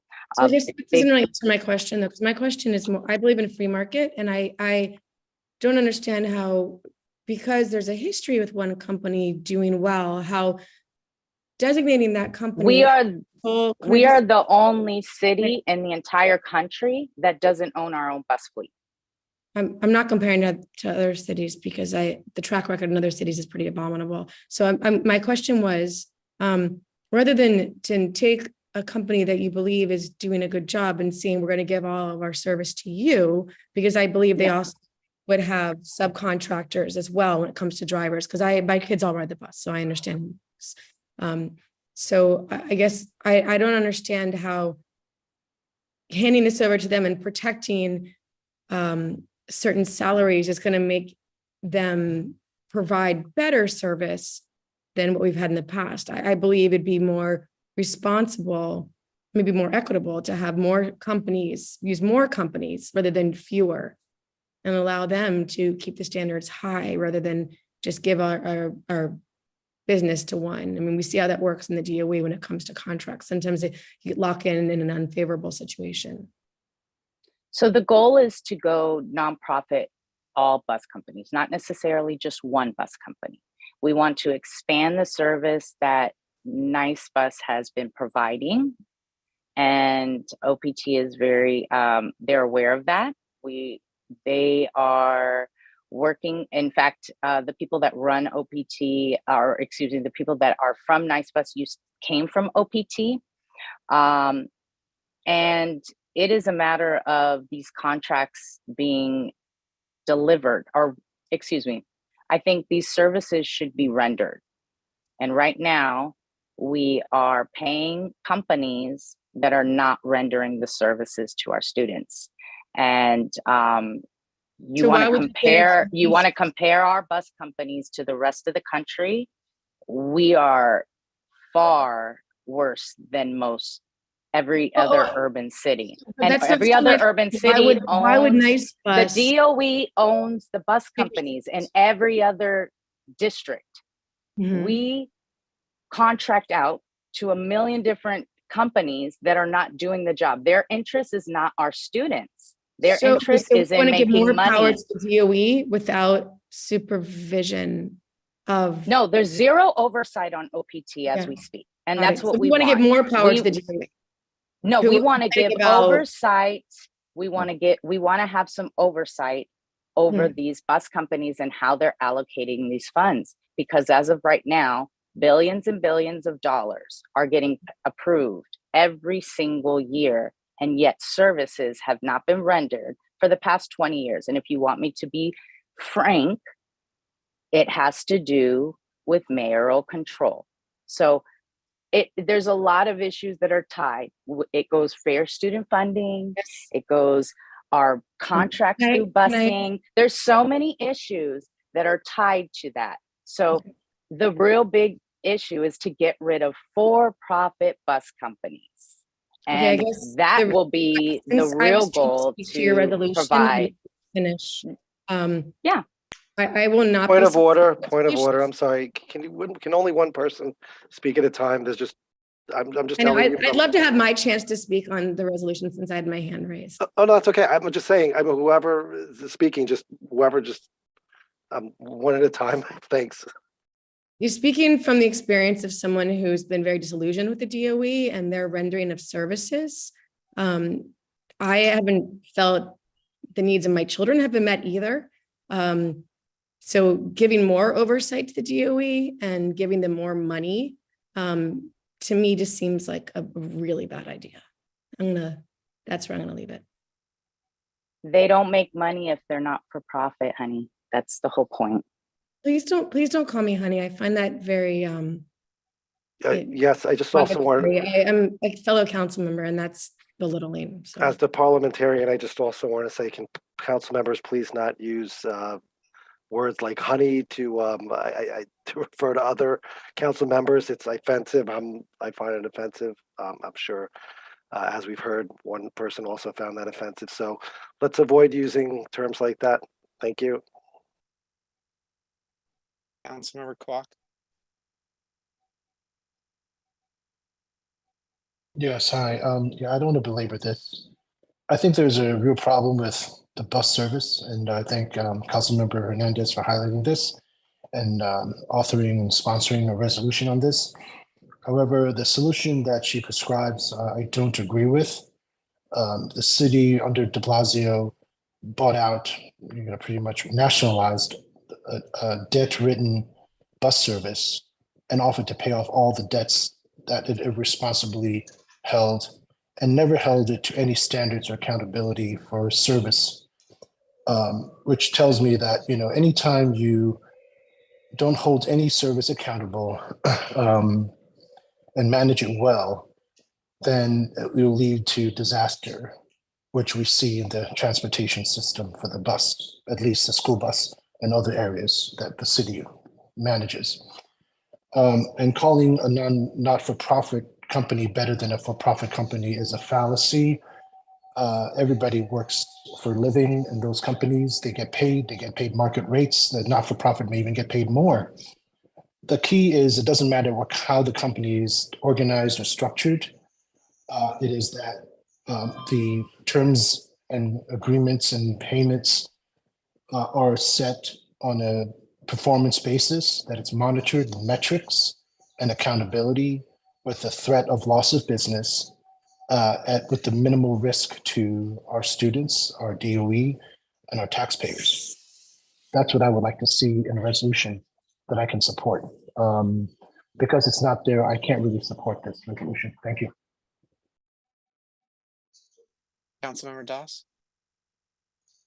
Yeah, I'll be quick. I agree with some of what Jen said. I do care if it's profit or not for profit. I don't think I've seen great results from not for profit. I'd prefer companies that do things for profit to incentivize their workers. That said, there's probably a wide dispersion. But really, I don't understand, putting that aside, that's not my main point. I don't understand how we're expanding one bus company that happened to do well with, I forgot the number of routes that it did, to then trust them with all the routes. It doesn't seem, 950 bus routes to service all 150,000 students. I agree, I can't support that. You want to double it because they did well and see how they do, and double it again after they do well again, great. But going from 950 bus routes to all is just going to be a recipe for a different disaster. So, a no on that principle alone. Thank you, Councilmember Doss, Vice President Doss. I don't know much about NICE, but I found it quite shocking to hear that OPT people, former OPT, are now working for NICE. So I want to investigate that more, because I know the limitations they put on council members is quite impressive, that we can't work for 3 years after our service with the DOE or something along those lines. So I want to investigate how OPT people are on working for DOS. How do they get this variance? Resolution 218.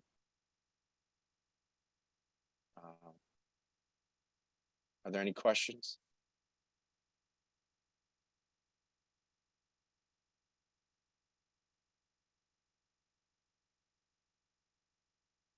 All right, questions, no concerns? Councilmember Hernandez.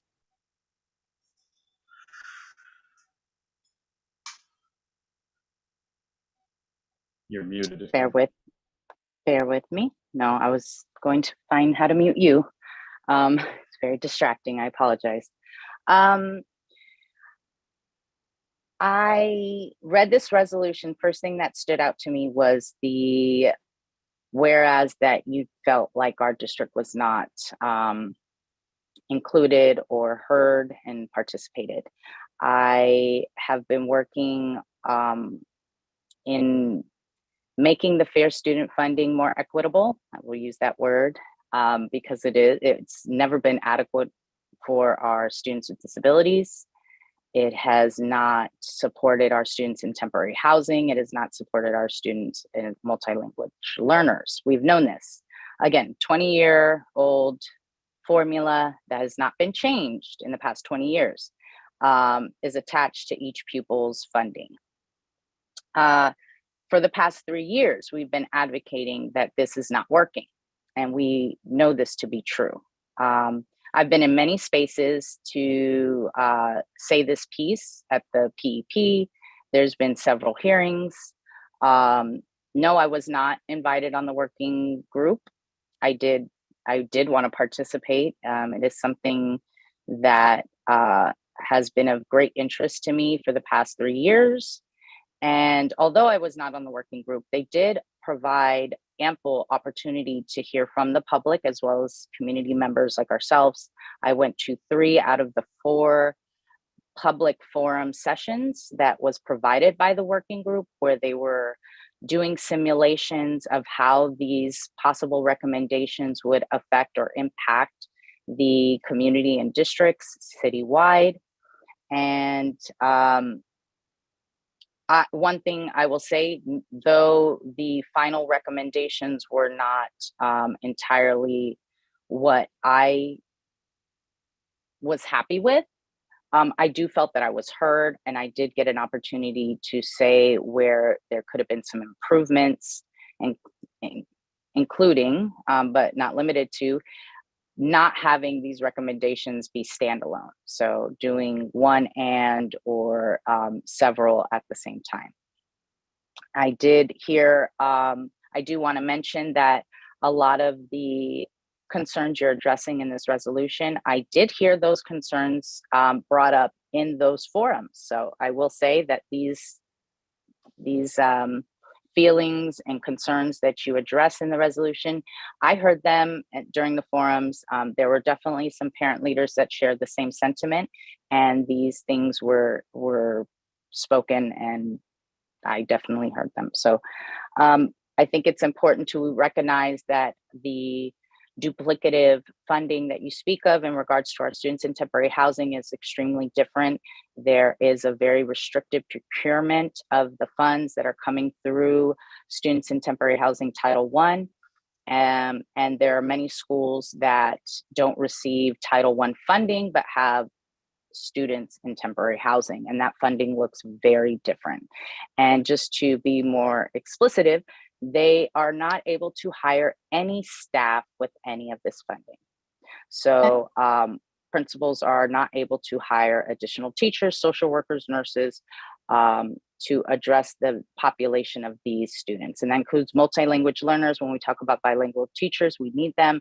Principals don't have that funding if it's not attached to the fair student funding. So thank you. Thank you. Councilmember Doss, I want to thank you for putting this together. Our district could stand to lose millions of dollars in perpetuity. And I think more deliberation is called for. I'm not looking to take away money from anybody. But then again, I'm also looking to represent District 2. And some of this came out of the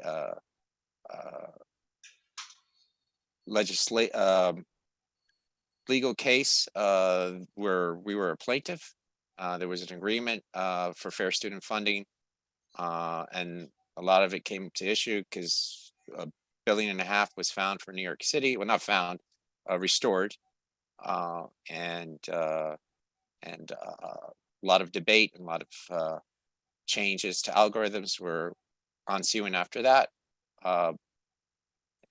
And thankfully we were a plaintiff that joined and helped, I guess, as being on there for record. But when I think representation of our district is important in this issue, and we tried a number of times to encourage the DOE to attend and present tonight for a discussion of what how much we stand to lose in terms of the actual amounts. And they initially said they would come, and then there was a change of plans there. Councilmember Das, thank you for bringing this point up when we had our meeting with Superintendent McGuire. Just quick question, Superintendent McGuire, did you get any response from the DOE to provide us information or have a meeting with us so we can discover what the true amount that is at risk for our district? I did reach out and I did ask someone to attend. Someone from the budgeting office did not feel as though we were not yet in a place to be able to talk about this work, but they did ask me to share that the working group was put together to think about how fair student funding could be improved. And they always are open to everybody's recommendations and analysis. They're going to continue to consider the different proposals and plans that have been put out for FSF. But those, of course, are going to be, the decision around FSF is going to be made by the Chancellor in partnership with community leaders, and is going to have to include his vision for supporting students, budget challenges, enrollment projections, and other city constraints. And so these are, they want to continue to receive different feedback from folks, but did not feel as though right now was the time to be able to speak publicly about it. They're going to let the working group work a little bit more. And then, of course, we'll be able to engage with the broader community. Do you have any timeline of when they're going to be able to give us a number so we know what we're potentially stand to lose as a district? I don't. Okay, thank you.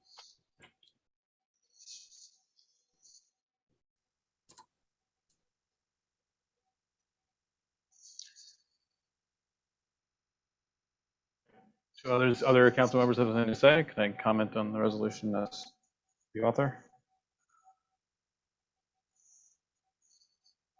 Please go ahead. Yeah.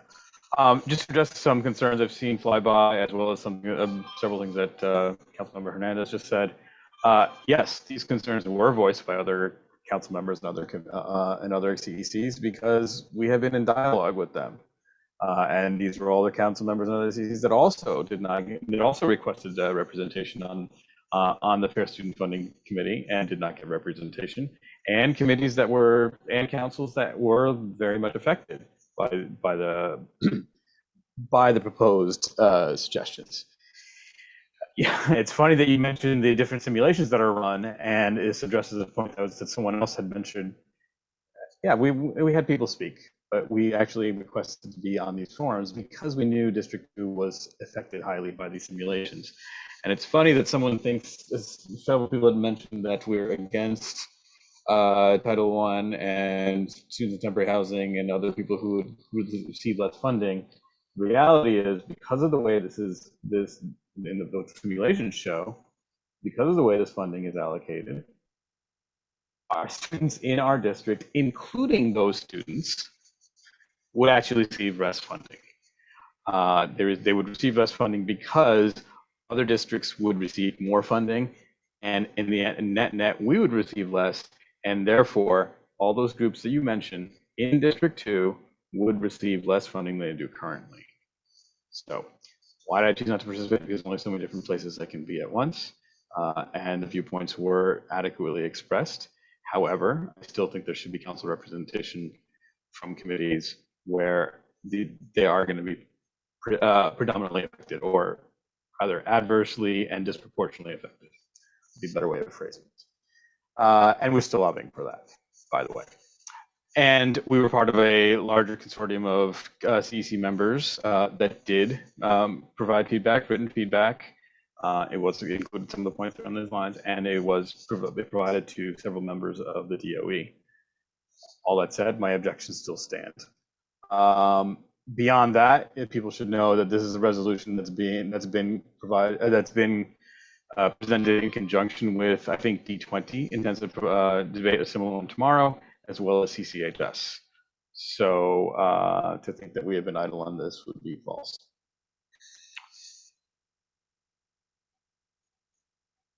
All right, thank you, Councilman Vice President Doss. Let's look to our. It is getting very late here. We have the second public speaking session. I believe they're only okay. Thank you, Chanel. 1, 2, 3, 4, 5, 6, 7. There's 7 members left to speak. Or 7 requests. Chanel, are you still on here? Yep, I'm here. Would you be able to call the members? I'm losing my voice. I have a. Yep, no problem. Thank you so much. Gavin Healy.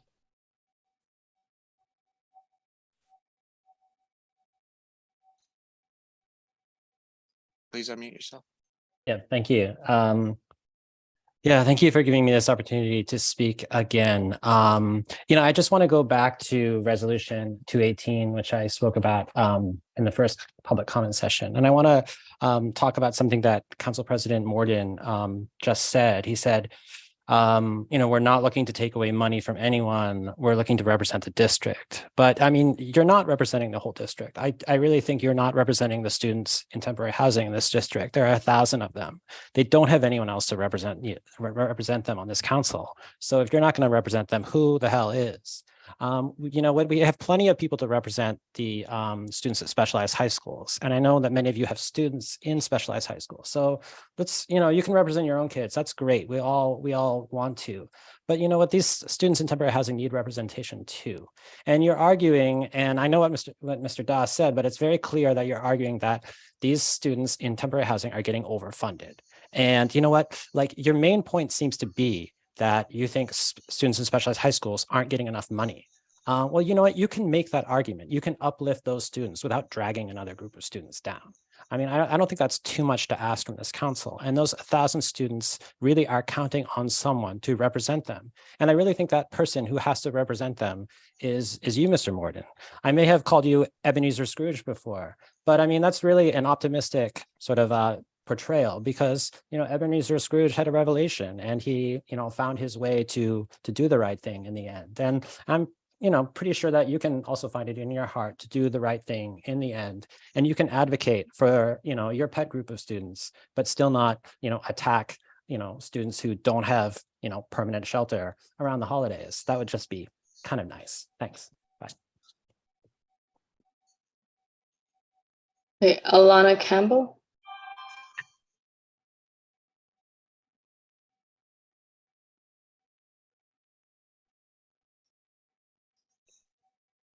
I don't see Alana Campbell. I do. Yeah. I am unmuted now. Okay. Hi, my daughter and my son attend PS 347. My daughter is deaf and my son is hearing. I'm first going to talk about the alarm issue. It sounds like this group understands how urgent it is. It's emotionally distressing for everyone involved, and it's also very dangerous. We've been getting the runaround on this for at least a decade. We aren't sure what's really happening with the DOE and with their timeline. We've heard similar DOE updates for years, long before Superintendent McGuire, who has, I know, been working recently on this issue for us. So I want to reiterate why we're here, which is that we're asking for the council to prioritize our alarm system on their list of recommendations for the capital planning. At this point, it feels like anything will help.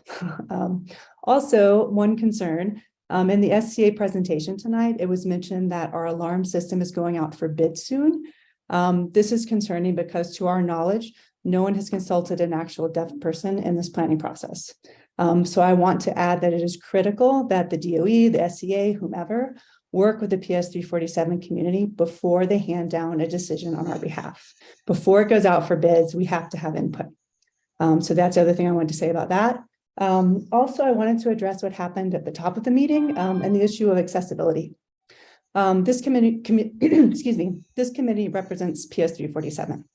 We came here tonight to get your help on a very critical, frankly, life and death issue. We told you in advance that in order to make this meeting accessible for our community, we needed to have interpreters spotlighted. Instead of believing us, you second guessed whether this was really necessary. And then you informed us, based on your hearing experience, that our deaf attendees could easily access this meeting through reading lips, captions, and pinning on Zoom. And I realize this, you may not understand why this is so offensive, but the deaf people here came here for your help, and they were truly offended and outraged because it just seems like you don't understand them at all. And there were also comments from the council that Zoom spotlighting isn't easy and it's not convenient. But I'm sorry that that's no justification for not providing accessibility. Doesn't matter. If it's hard, it doesn't matter if it's annoying. It's the right thing to do, and it's the lawful thing to do. So, and frankly, if this group of educated, tech-savvy individuals— Thank you, Alana, that's a 2-minute time. Okay. Sorry. That's okay. Thank you. Ana Rojas.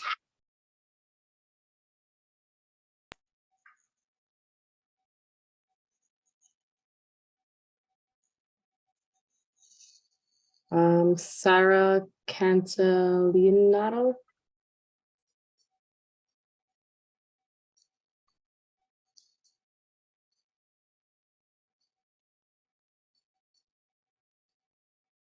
Okay, Tam. I see Tam is here still.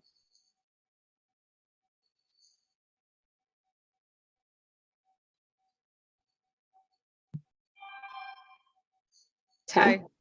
Okay.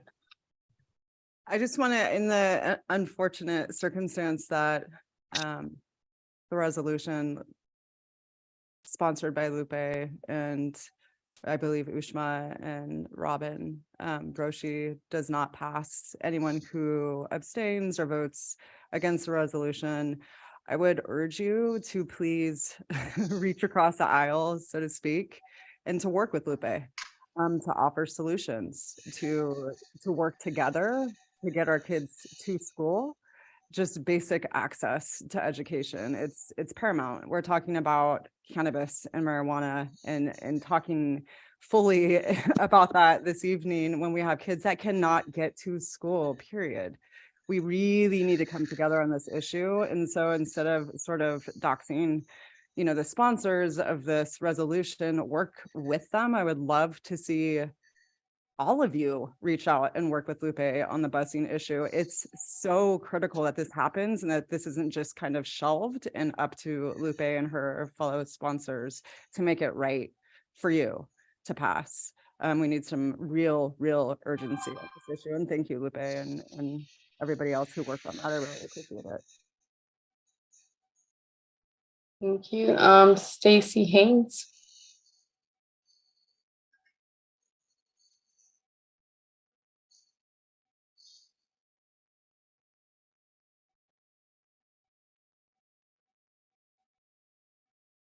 Hi.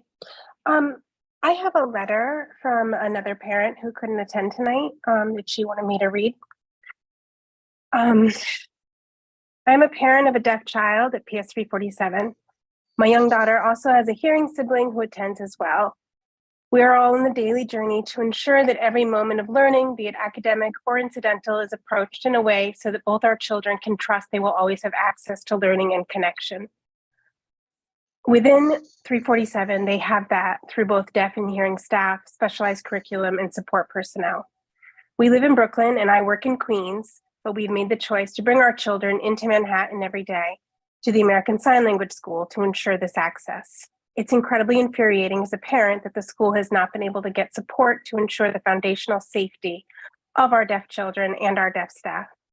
To have alarms that are not accessible to all puts these individuals in a position of relying on others in moments of emergency, even the children in the classroom, asking them to interpret and explain as much as they can about what they are hearing through the intercom. My son has recounted this experience to me on multiple occasions, and it is terrifying to think as a parent in an emergency, my daughter may not have the same timely awareness of what is evolving or what she needs to do to remain safe. I'm writing to impress the urgency of this matter and ask that immediate steps be taken to update PS 347's alarm system to one that is accessible for all. Maggie Sweeney. Maggie's third grade son, when they were in second grade, I know he had to interpret for my daughter because they had only a deaf teacher at the time during a lockdown. He was 7, and a 7-year-old should never be put in the position of interpreting. I just want to finish what Alana was trying to say.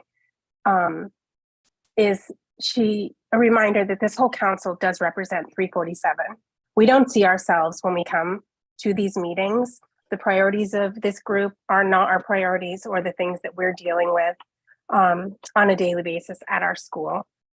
If you can't understand why accessibility like this is important, that our community can't realistically read lips or rely on captions, then I implore you to please educate yourself about deaf culture and the deaf community so you can better represent PS 347. Thank you. Thank you. And that's the end of the second speaking session.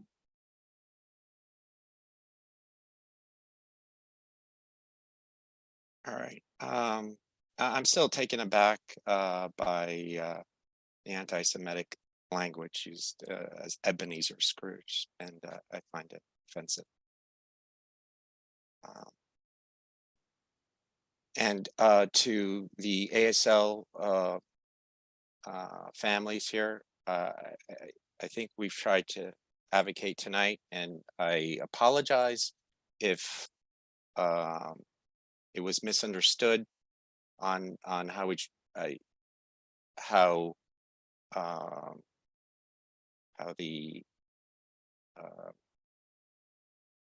the issue of the formatting of our council meeting was at the beginning.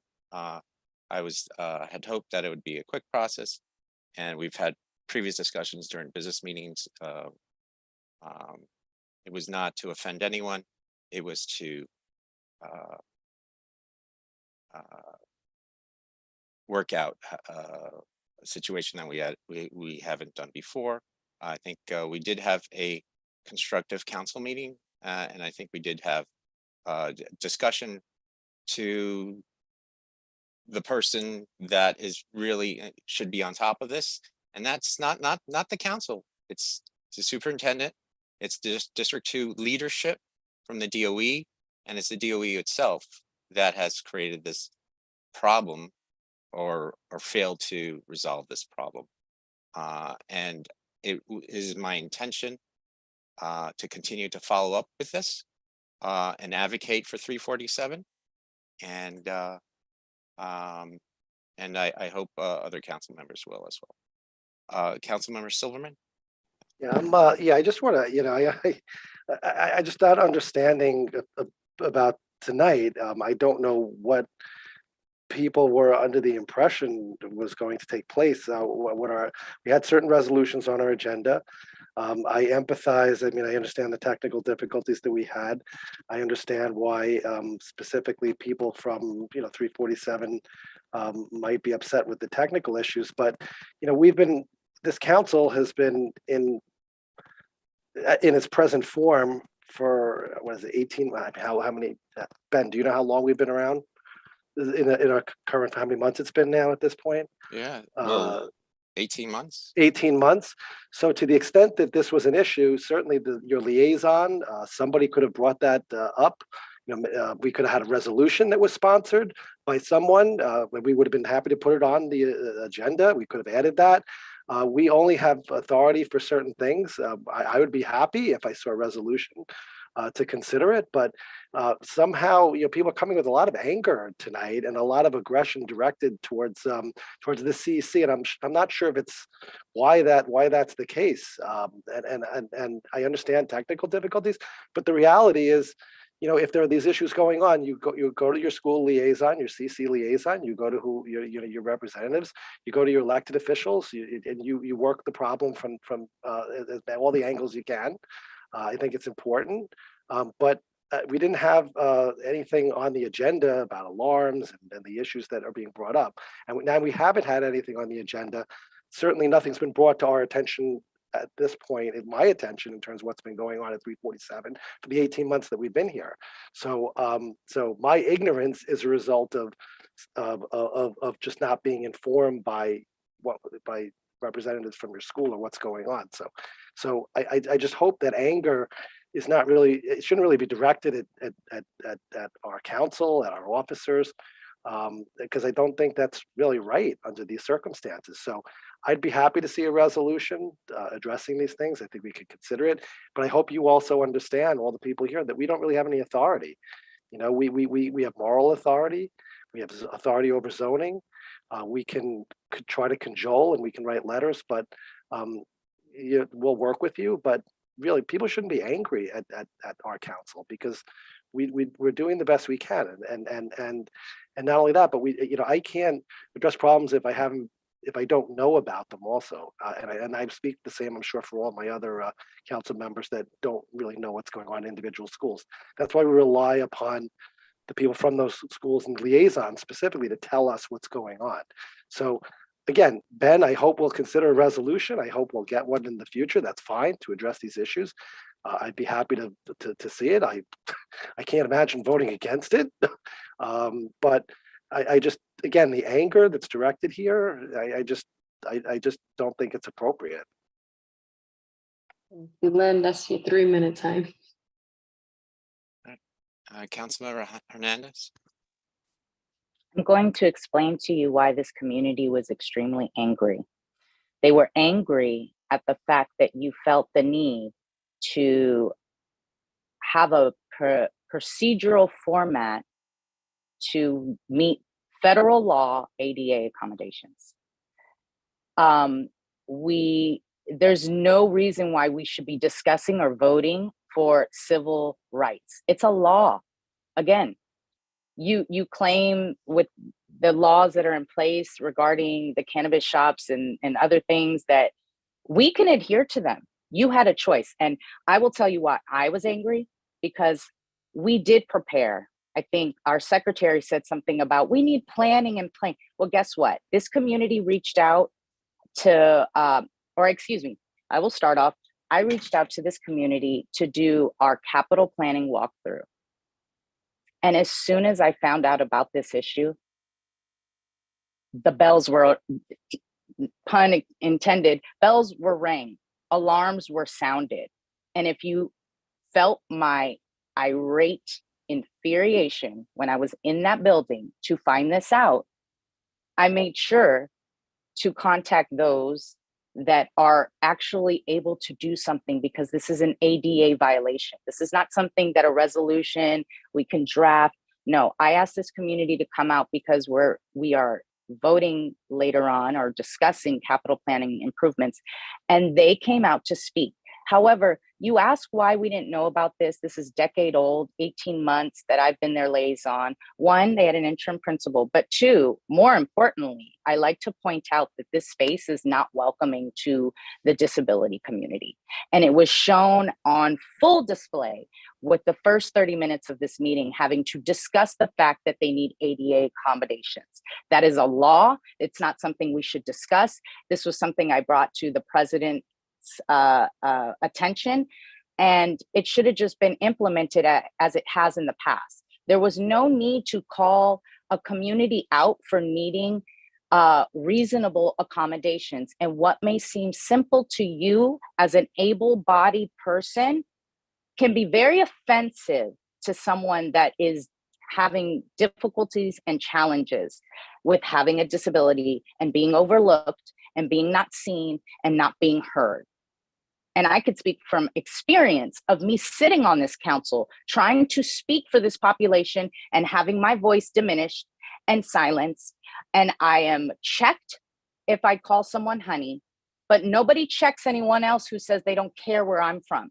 Or nobody checks somebody else when they speak rudely to me. Has anyone moderated the chat these past 2 meetings? You know how many awful things have been said about me in the chat, but no one said anything. But you know, someone can ask why Ben was not sharing, and Robin Kelleher will say, please be respectful.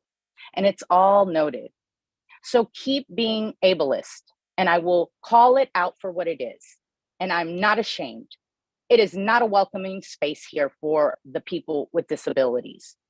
And it hasn't been for the 18 months that I've been serving with you. You do not represent the majority of our district. You only focus on your children's needs.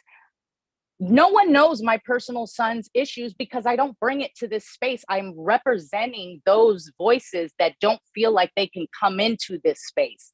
And yet you still diminish that voice.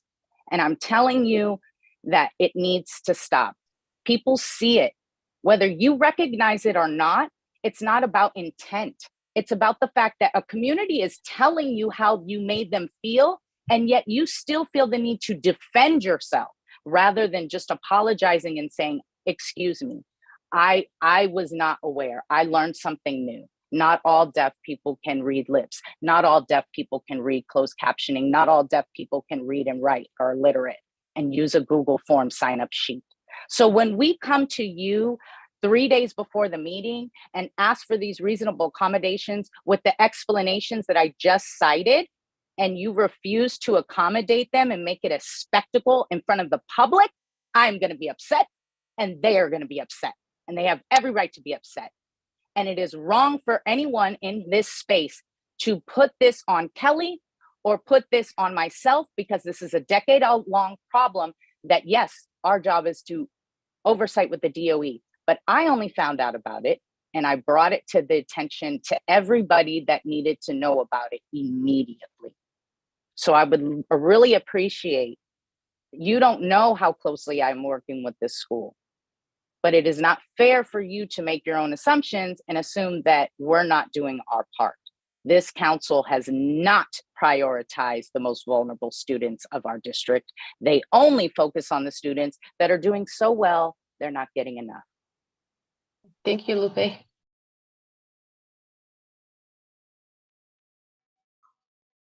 Councilmember Doss. Wow, Lupe, cut it out. You said that you set this up as absolutely as a trap, or you set up this conflict for no reason. If you really wanted this to run well, you would have told us that there were 2 sign language interpreters. We would have gotten through the technical difficulties. We would have discussed how this recording is actually streamed and recorded live on YouTube. Do you know how to do those things? When I said that I couldn't be done on the fly, you know what that means? It means we would have had to shut down this meeting and reset up the YouTube connection. Is that what you wanted to be done to accommodate this? How about we discuss these technical issues earlier, which is not what happened. Okay. Nobody also said that they should read lips. A council member said that her niece likes to also see the person speaking so that she can read lips. Oh, shake your head all you want, Robin Broshi. Go back and look at the recording. Chen said read lips. It was Chen who said read lips. He said they can read lips or captions. We discussed, I think the council members were all discussing options to set up the technical specifications within the first few minutes. Have any of you guys actually done that for setting up this meeting at the beginning to accommodate this, feeling that we were told? And at the end of the day, did we not actually arrive at a situation where the sign language interpreter was next to the speaker? Isn't that where we ended up at the end of the day? We talked through a bunch of different possibilities, and that's where we ended. Was there some ignorance surrounding the technology and how to accomplish that? Yeah, because we haven't had to do it. We haven't had to do it so far. At the end of the day, we talked through it, and that's where we ended up. But you want to make a big deal about all of that. Sure, Branson all you want. But at the end of the day, these are technical problems that had to be addressed in the beginning of the meeting. And I think at the end of the day, that's where we landed. But now we need to make a big deal out of all of this. Sure. Fantastic.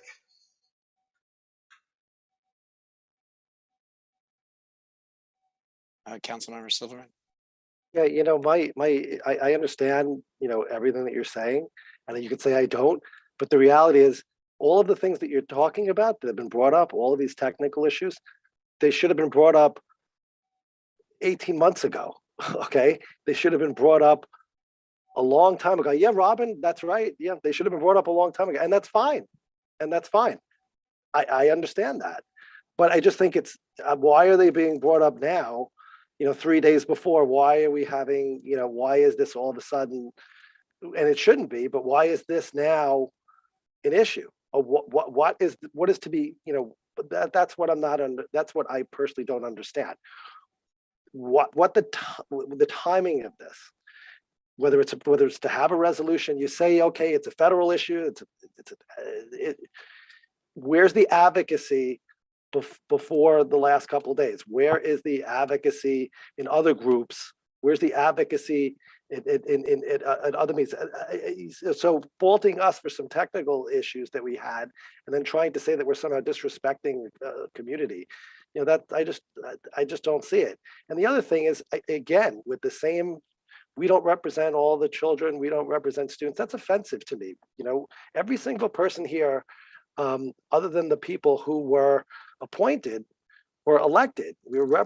And you can shake your head, Robin, as well, and you can say, "Hey, you don't represent me. That's fine." But you know what? I got more votes than you did, Robin, and so did all of the other members on this council. And that's why when we have these votes, a lot of times you can shake it. That's why the votes turn out the way they do. And I'm sorry you're uncomfortable with that, but we had parents vote for us.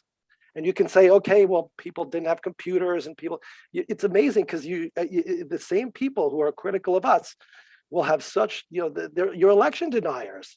You were election deniers. You were adopting the same language and the same ideology that people attribute to Donald Trump, saying, oh, you're not really elected. We weren't. We were elected fair and square. You know, and I do the best I can, as everyone else does, to represent every student in this district. And you can disagree with me because I think that we should have, you know, that we should have tailored educational plans for high performing students. Absolutely. Just like I think we should have educational plans for students who are not high performing. And we should try to address our individual needs. Again, that's the whole philosophical debate. But to say that people on this council, that we somehow don't represent the parents, you know, that is offensive to me. So you can shake your head all you want, and I'll be happy to hear what you have to say. And I won't shake my head like this when you're going, because I at least have respect for my fellow council members. So I'm not going to, when you go, I just want you to know, I'm not going to shake my head and make faces and nod my head. And I hope you've seen that throughout the years. I haven't done that also. So I'll accord you more respect than you accorded me, and we'll take it from there.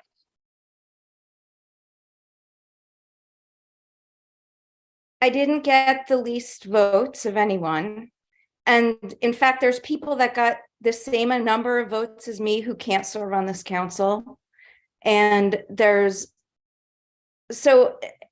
the number of votes is irrelevant because the most number of votes is still the tiniest percentage.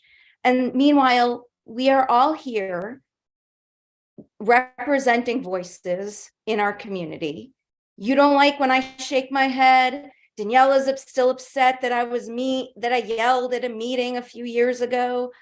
There are people in the District 2 community who appreciate my approach to working on this council. They appreciate when I get mad. They appreciate when I nod snarkily at you guys. They appreciate when I sit down, when I stay quiet and stay out of it, because me and Lupe cannot open our mouths without it provoking a million comments. So I have to be judicious about when I choose to speak, because it doesn't matter what I say. And I don't expect anyone on this council to agree with me. I know that I speak for members of the District 2 community. I don't know how many members of the District 2 community I speak for, but I hear for people who tell me they appreciate my voice and my tone and my style, whether it's on here or on Twitter. Those are voices in the community. I am representing those voices. I'm not representing everyone's voice. I'm representing the voices of the people that contact me and tell me they're glad that at least there's a few people on this council that speak for them. We don't know what the majority is. Maybe the majority loves G&T. I guarantee you the majority of parents in this community want better busing. I guarantee you a majority of parents in this community want more funding for their own schools and for students in temporary housing through fair student funding. Okay. The times when you decide you speak for the majority of the people in this community and the times when you decide you just speak for yourself are very arbitrary. Now, we had members of the deaf community come to this meeting tonight to talk about alarms, okay? But they are upset about the way they were treated by this council. That is what they are upset about. So you can choose to get defensive and tell them that their experience that they had at the beginning of this council at this meeting wasn't real, that they didn't do it right, that Lupe didn't contact Ben the right way. And you can put it back on the parents in our community who you claim to be offended when you're accused you're not representing, yet they are telling you that you made them feel unwelcome. So you can get defensive, which will guarantee they will still not feel welcome. Or you can take the note. How hard would it be to say, okay, we hear you. We don't understand that experience, but we're taking your word for your experience. But you're choosing to get defensive, and that's fine. That's your prerogative. But when you complain about why no one in the DOE is taking you seriously anymore, this is why. This behavior is why. Your behavior and your stances and your hostility and your adversarial approach to everything, even a request from the deaf community to have a spotlight during a CEC meeting, that is what people notice. And that is why the DOE will no longer take any resolutions from this council seriously. No one takes you seriously who matters, and it is your fault. There are 8 of you on this council, so you can complain that I'm setting a bad tone, that Lupe's setting a bad tone, that we're poisonous. But the reality is you could just ignore us and do whatever you want, but you have to fight Lupe. You have to fight me. You have to pick fights over things I post on Twitter. There's 8 of you. You can ignore us and do whatever you want, but you pick fights. That's on you. These meetings run late because you guys can't stand not hearing the sound of your own voice. I'm over 3 minutes tonight. I've barely spoken in the last 6 meetings and they still go past midnight. You guys you are high on your own supply. You only are in your bubble. You have no idea how unseriously anyone takes you. And your behavior in this meeting with the deaf community in our district exemplifies everything that makes you not, that is why no one takes you seriously. Thank you, Robin. I'd like to explain what we tried to do in helping the deaf community. Chanel and I approached an ASL interpreters a few weeks ago. We were denied. We looked into setting up closed captioning, which we did. We then went to every video that has ever been set up for our YouTube channel, and we triggered the closed captioning to work. When Lupe first contacted us about today's meeting, I said to the ASL community, Stacey Haynes, I said, please give us the names of anyone who wants to speak, and that Chanel, and I also said myself later, I believe, that we would input all their names into the speaker form, so they could all speak and all at the same, all in tandem. What else did we do? We created, we've been actually working on, Chanel was created a form for us to send out to everyone in the district to tell us what their needs are. That has been created. We sent out an email for the first time by our council in 2 different languages. We also sent out an email, in the email that went out to our entire community. Please contact us for your interpreter needs. And we then found out the ASL interpreters were coming to this meeting, and so we've never before worked with spotlights. So yes, that was new, but this is our first meeting where we're using that properly, at least for this council in the past 1.5 years. So we've done a lot. Are we perfect? No. But to say that we're not trying to reach out to our community, that's misinformation. That's wrong. And there was a lot done over the past few weeks. Literally, Chanel put a tag on every single video that we've ever done in the council. And it's something that we trained, we looked at it into. It's actually hurtful to think that we didn't do anything. And it was a lot of hours. And was it imperfect? Yeah. And I apologize. When we started this off, I apologize, because that was not my intention at all. But it's just, I don't, I'm sorry. And I will take the fault for setting this tone, but that was not our intention. And again, I will work to try to correct this wrong that we had nothing to, that we did not create, in terms of the alarm system for the and that's what this is all about. This is about an alarm system that is improper for the ASL community and PS 347. And we just heard about it just a few days ago. And it is shocking. It is shocking but all right, I'm going on too long here. Yes, Councilmember Kelleher. I'll be quick. I really hope we can move on. I just want to say, like, the anger and the hate has gone too far, and we need to reel it back. It's too much. It's too much for parents watching. It's not acceptable. And the attacks, I'm sorry, Robin and Lupe, the attacks, the attacks by both of you are brutal. You're not victims. And I just want us all to stop. Okay. It's not productive. I want to say thank you to Ben for working so hard. He works so hard, and he's actually very sensitive, and this is just really hard on him and unfair. He really is.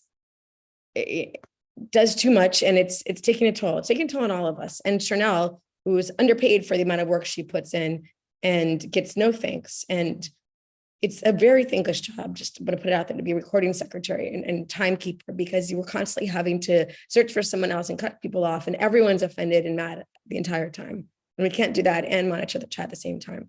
It's just impossible. I also want to remind everyone that we're parents and we have jobs, and we're not paid to be doing this. And it's a lot of work, and we're all trying our best. I really do believe that, even though we do have our differences, I do think that we're trying our best. And it is unfortunate. It feels like we're, in DC, like there's hardly ever any cross the aisle, eye to eye work. I think working with Ushma has been lovely, because I feel like we see eye to eye sometimes, but for the most part, most of us don't get along across the aisle. And that's just really unfortunate. And I actually thought coming in here that we could change that. Anyway, I want to also say to the community at 347, this has to be heard or understood or interpreted to you that what we were discussing at the top of this meeting was what we could do in terms of, until Janie explained that you could actually pin two people, I was under the understanding you could only pin one person. And what we were trying to understand is how everyone could hear their specific language, whether it was English or sign language or Spanish or Mandarin. And the point I made was that my niece likes to do both. She likes to see the person speaking, and she feels out of touch with the conversation if she can't see the person's face and read their emotions and read their lips, while at the same time watching sign language. And my concern was that if you couldn't see two people and you had one person pinned, that you were somehow missing out on that component. And it has nothing to do with the language you're learning. The same might be true for someone trying to listen to the Spanish speaker. And I do think that there was anger stirred up purposefully by Lupe, their liaison. And I think that's unfortunate, because I think everyone on this council is on your side, 347. We want to help you. We didn't even know about this. And now we all want to help you. And we will do what we can to pressure Kelly. I don't know what can be done. I wish we had more power. I don't think we have that much power. All we can do is write resolutions and give recommendations. But I am more than happy to fight for your cause. I'm more than happy to fight for any school that comes to us. You know, I have my hands full with my 4 schools, but I am more than willing to listen if someone comes to me and says, help me out. I would love to help. So feel free to reach out to me. But again, I can't help unless I know about it. So I'm glad we now know about it. But I really do beg everyone here to try to go easy on everyone, because it's not okay for our mental health to be doing this to one another. So I hope we can move on. I'll stop talking now. Thanks. Yeah, I'm going to be really quick. I mean, I know people from 347 expressed, they were upset about not being spotlighted, and that was a technical decision. But I will say this: we had a meeting tonight where we heard from community members from 347. I was sitting here listening to what they were saying, and I was amazed how quick it was in terms of my ability to understand what they were saying, because I thought we had a fantastic sign language interpreters. So in terms of the meeting, not being able to communicate, at least my perception as a council members was I heard everyone from 347 loud and clear. And I thought the ASL interpreters did a great job. I can't speak for, I don't know, on the other end, I don't know whether they were able to hear all the comments that we were making in at the same speed or at the same level of interpretation that I was certainly able to hear them. It looked like real time. So I think that was amazing. So I think, let's not lose sight of the fact that we had a meeting where we did hear from the community, brought up issues that were not brought up before, not brought up in the last 18 months. And like Robin says, we'll do the best we can to address those issues, but it's not about individual council members, and it shouldn't be about starting a tone like Robin said about, oh, look at the outrage and oh my God, I'm offended. We do the best we can, and it's not about getting defensive. It's just not what my comments were. I just don't understand the anger, the absolute anger that's being directed here, and I really thought it was great tonight to actually be able to understand what people were saying when they were signing, and to have that translated to me in look like real time. And I thought that was great. And I will, endeavor to certainly try to make sure that, that we have that kind of interpretation in the future.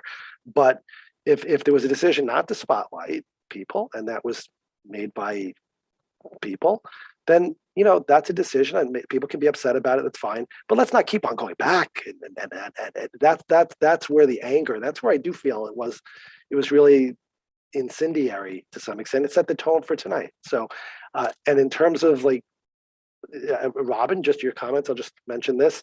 Twitter. I'm not on Twitter. I don't get involved with any of that stuff.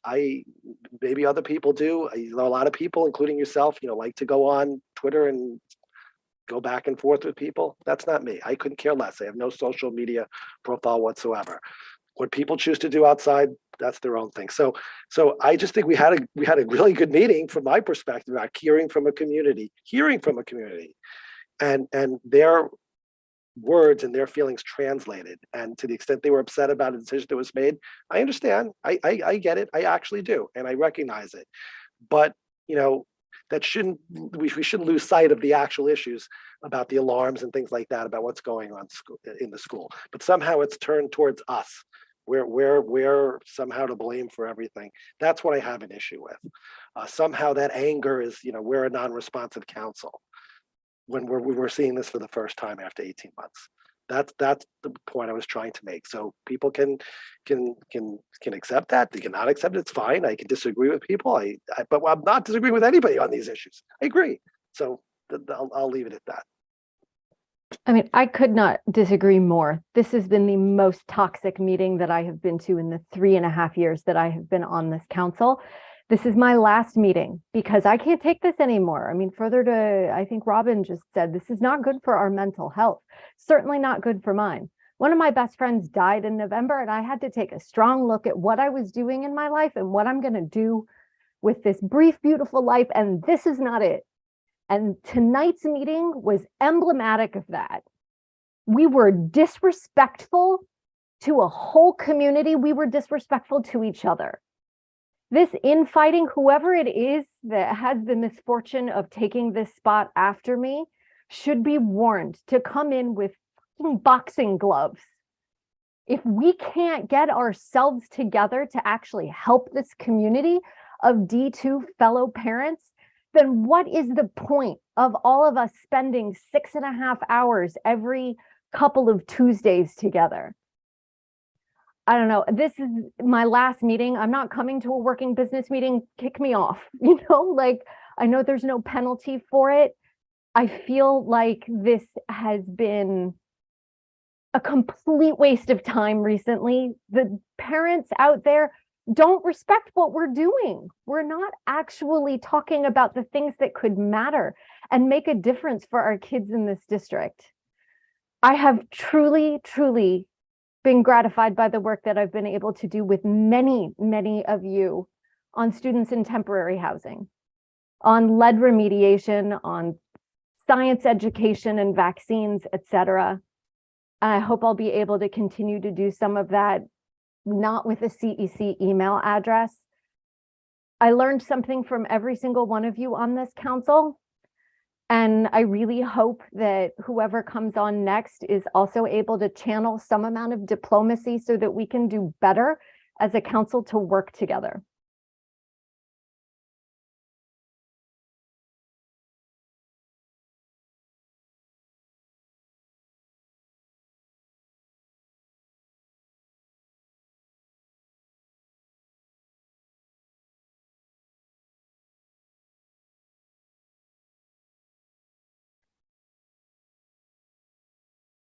Okay.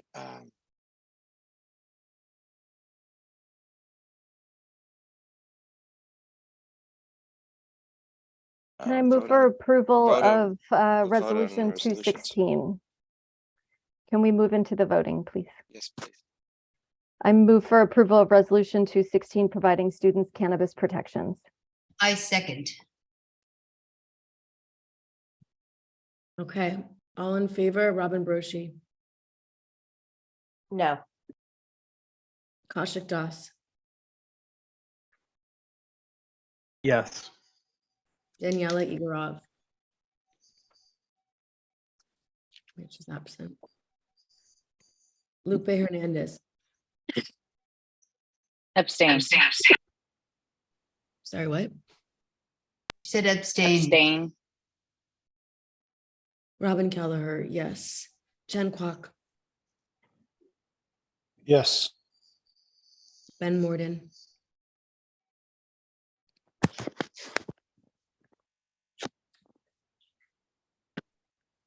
Yes. Ushmanil, No. Len Silverman, Yes. Lim Fong Sim, Yes. Liwa, Yes. Spencer Silverman. Yes. So it passes with 7 yeses.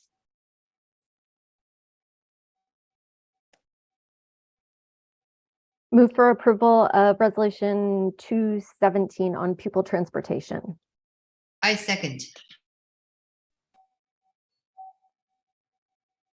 Robin Broshi, Yes. Kaushik Das, No. Daniela Igorov, absent. Lupe Hernandez, Yes. Robin Kelleher, no. Chen Kwok, Abstain. Benjamin Morden, Abstain. Ushmanil, Yes. Len Silverman, Yes. Lim Fong, Yes. Lee Wah, Abstain. Spencer Silverman. Yes. That's 5 yeses.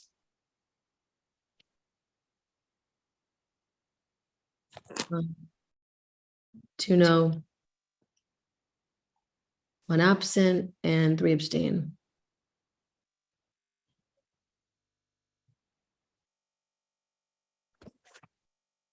All right. I move for approval of 218. I second. Robin Broshi, No. Ashik Das, Yes. Daniela Igorov, absent. Lupe Hernandez, No. Robin Kelleher, yes. Chen Kwok, Yes. Benjamin Morden, Yes. Ushmanil, No. Len Silverman, Yes. Lim Fong Sim, Yes. Lee Wah, Yes. Spencer Silverman,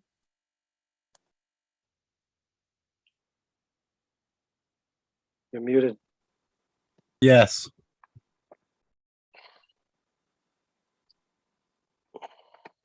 so that's 7 yeses, and that passes as well.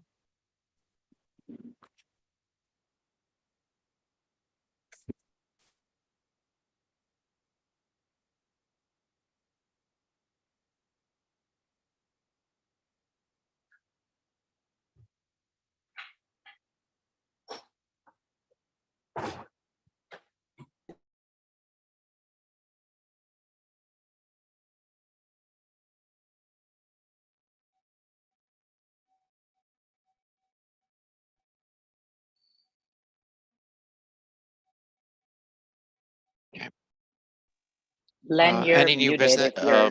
Oh, look, we have to vote on the. I was going to say we didn't vote Len- on the I was going to say we didn't vote on the Declaration of Independence. Can we just Yeah. get the next item on the agenda? Yeah, it's the approval of the minutes.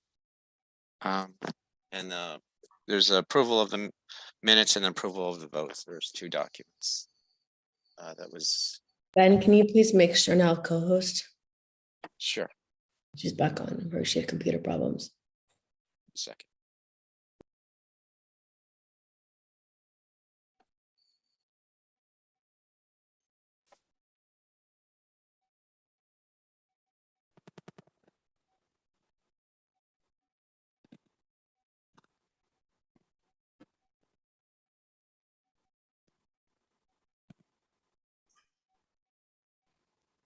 Chanel, you're co-host.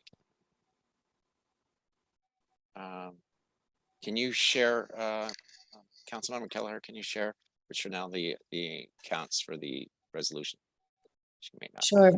Resolution 216 was 7 yes, 1 absent, and 1 no, sorry, 2 no and 1 abstain. 217 was 5 yes, 2 no, and 1 absent. You know what, Chanel? Sorry, that was 2.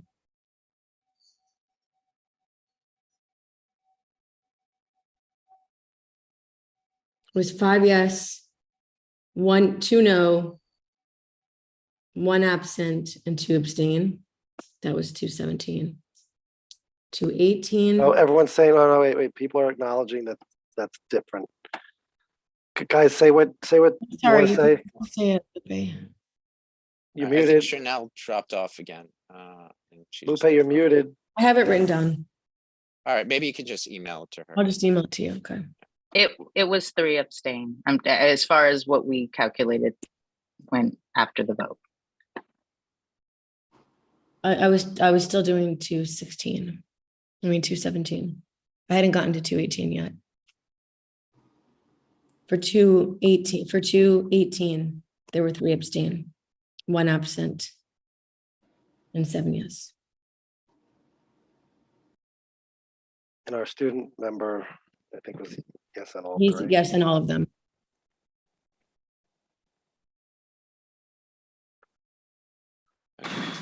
All right.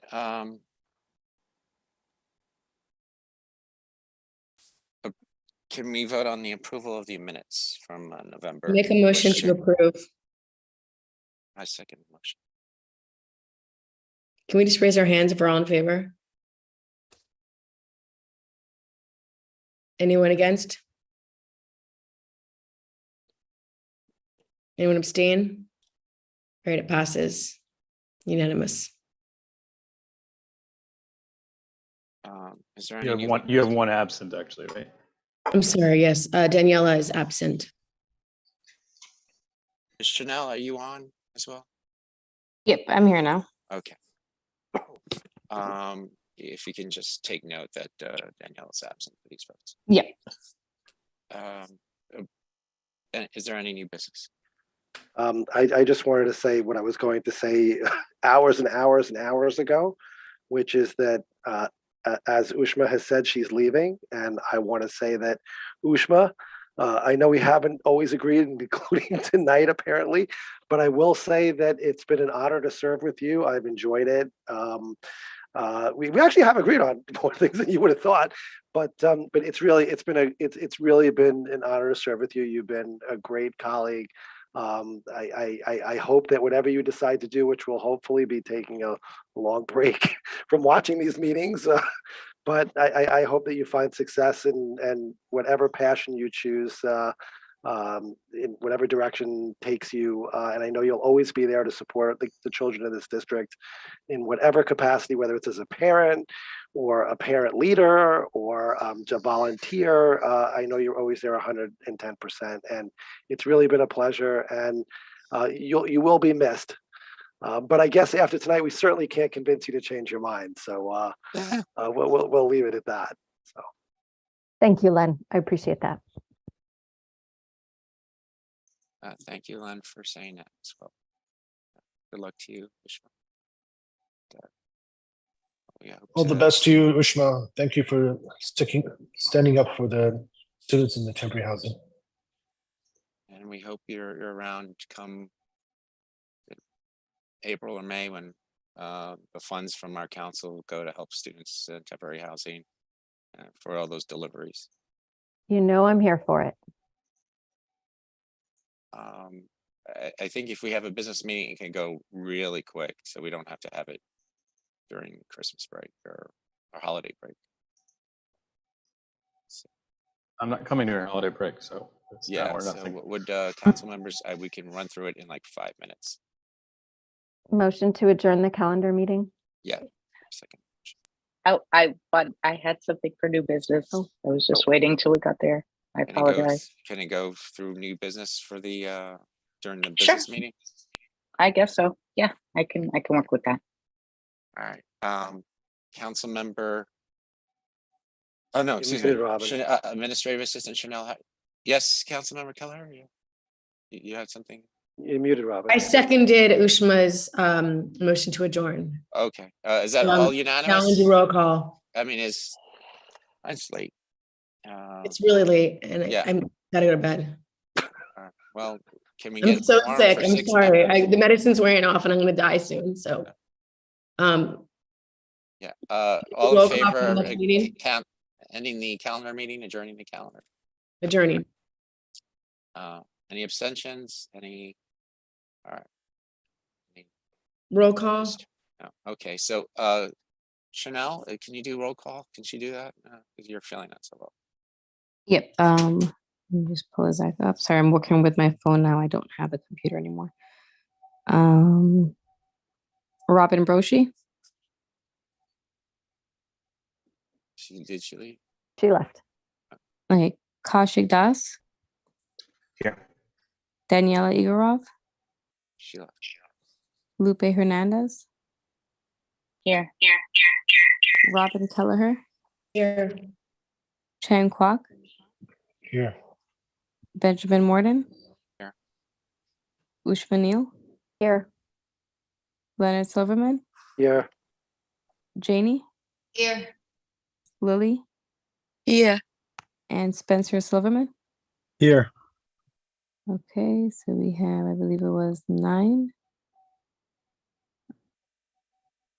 Yep, we have quorum. Well, first item, thank you, Chanel. We have quorum. First item was capital improvement requests. We had a discussion earlier from SCA. The dates were given. January 13th is our submission date. But Chanel and I will need it a week earlier so we can compile and have the votes. Yes, Councilmember Neal. So I think I submitted my resignation for December 31st. If Levine's office does not have someone in place to take that over, I'm happy to stay involved just for that in order to make sure any of my liaison schools get anything in. And if you want me to vote, great. If not, also fine. But it's really up to you in terms of whether or not there's a replacement. So just keep me posted. Thank you so much for offering to submit the SCAs for your liaison requests for your liaison schools. And I appreciate it. Councilmember Hernandez.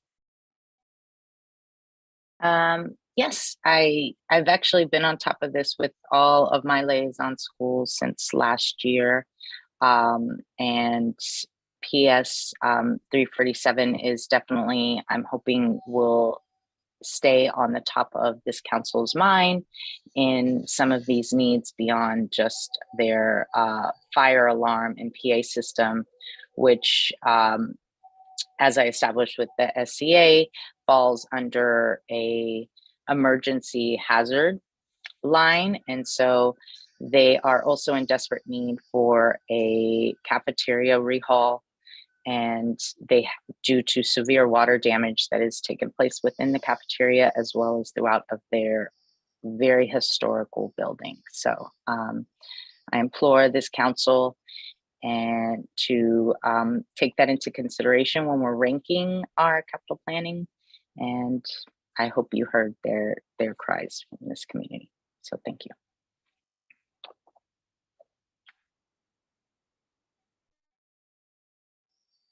Any other council members? Any liaison school updates? Item 3.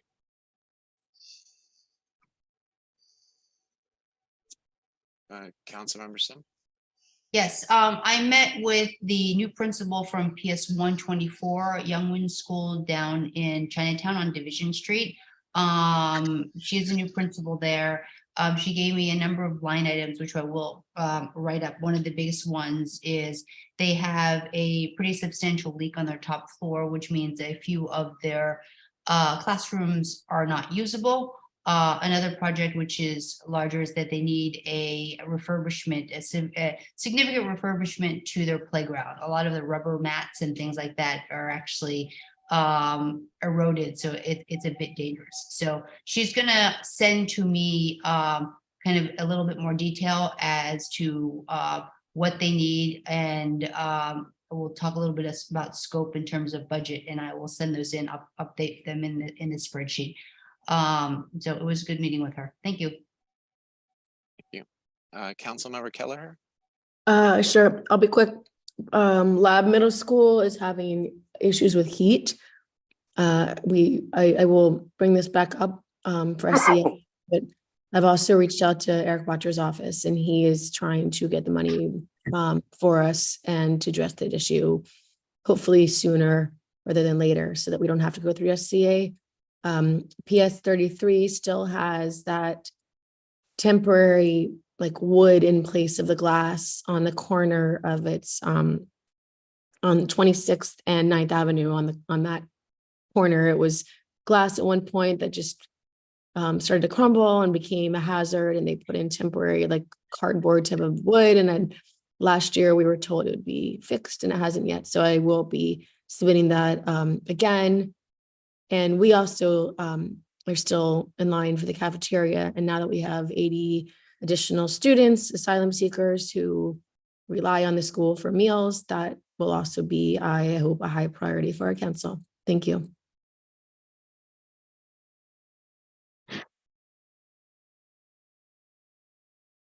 Any more liaison updates?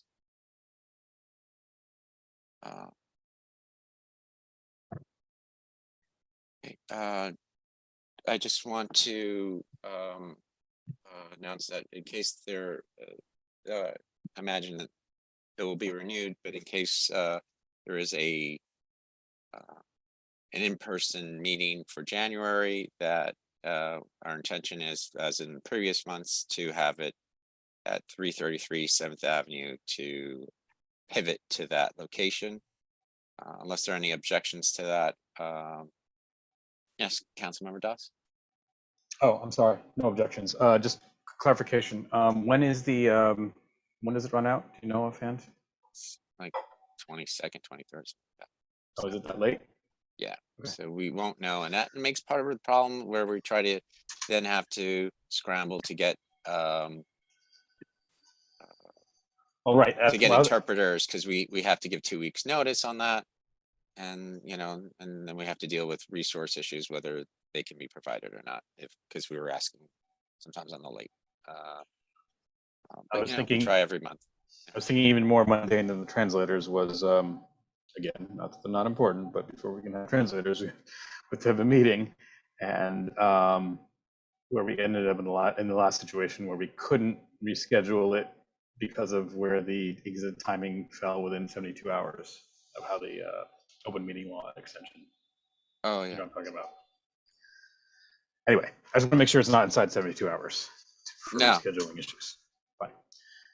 And can I ask, sorry, backtrack, but, and we'll have to brought up later, but we just talked about school liaison schools and the funding that we want to get for them.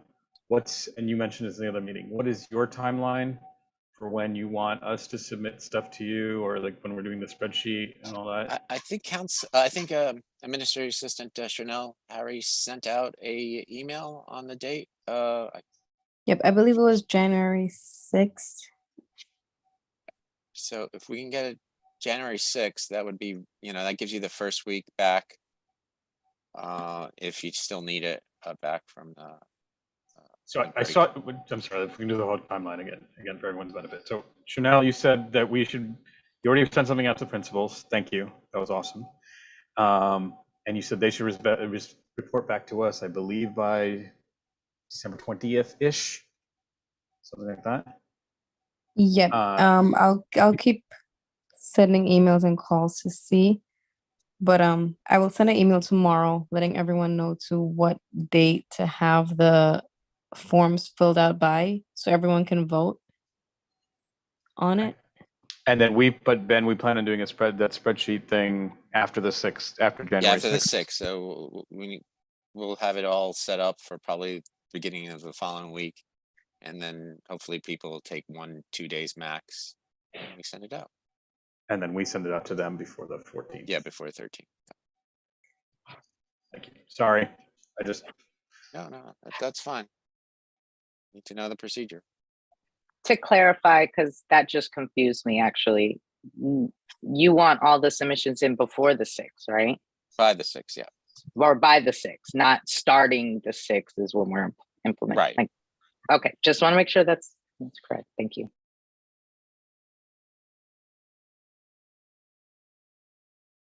And Ushma, if you get it by December 31st, that's great. So thank you. I contacted all my liaison schools to both tell them I was leaving and to encourage them in that regard. So, and if you can Well, obviously, if you submit them, you can then rank them your own at the very Yeah, least. So yeah, I'll if it do what makes I that easier. can. In that regard, there's a new principal of PS 41 since now we have taken custody of Kelly Shannon. So I was definitely trying to walk them through that process. But Do you know who the principal is? It Michelle Amato? Michelle Amato. Amato. Okay. If you want, I can temporarily take over them when you leave, and then whoever comes in, I'll transfer it back or her. Sure thing. Sure thing. I think all of the other schools I was working with all had projects that were under 50K. So I don't know that they will rate, but I will certainly pass them on. Under 50K. That's a mission. Well, it's like security cameras and things, like additional security cameras more than Security new cameras ones. are expensive. The DOE spends crazy money on cameras. I don't know why.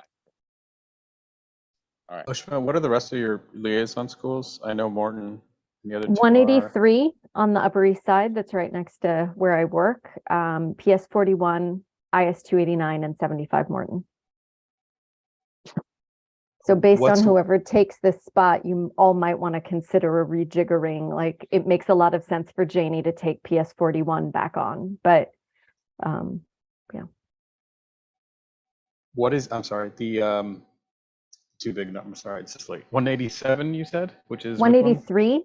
It's which on York and 67th. Oh, is that the York Southeast? York? Nope. It's just elementary school PS 183, the Robert Stevenson School. Okay. And then IS 289 down in Battery here, Park. Hudson River. And then 75 Morton and PS 41. I think Robin may want to take that one, 289, the 89 that she has. All right, thank you.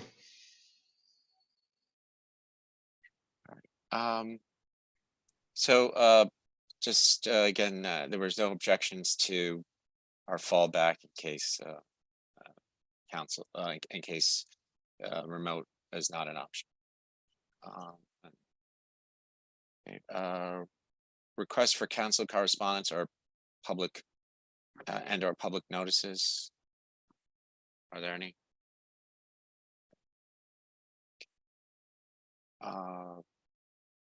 Are there any resolutions and letters in development that anyone wants to share? No. Number 7, suggestions for future council presentations. I think there was something requested for January, but I'm not sure. I'll have to speak with Chanel on that. Was there anything that we had, Chanel, for January or? Not that I know of. No, okay. I'm getting confused with the finance regarding not nice fair student funding, but Chen Kwok, yes, Councilmember Kwok. Councilmember Kwok, yeah, you're muted. Yeah, so one letter that maybe want to draft as a council from this is something to urge immediate attention to the, lockdown systems for the school 247. So as a matter of urgency, a letter might be faster directly to banks or whoever, and all the deputy chancellors to Weisberg, whoever.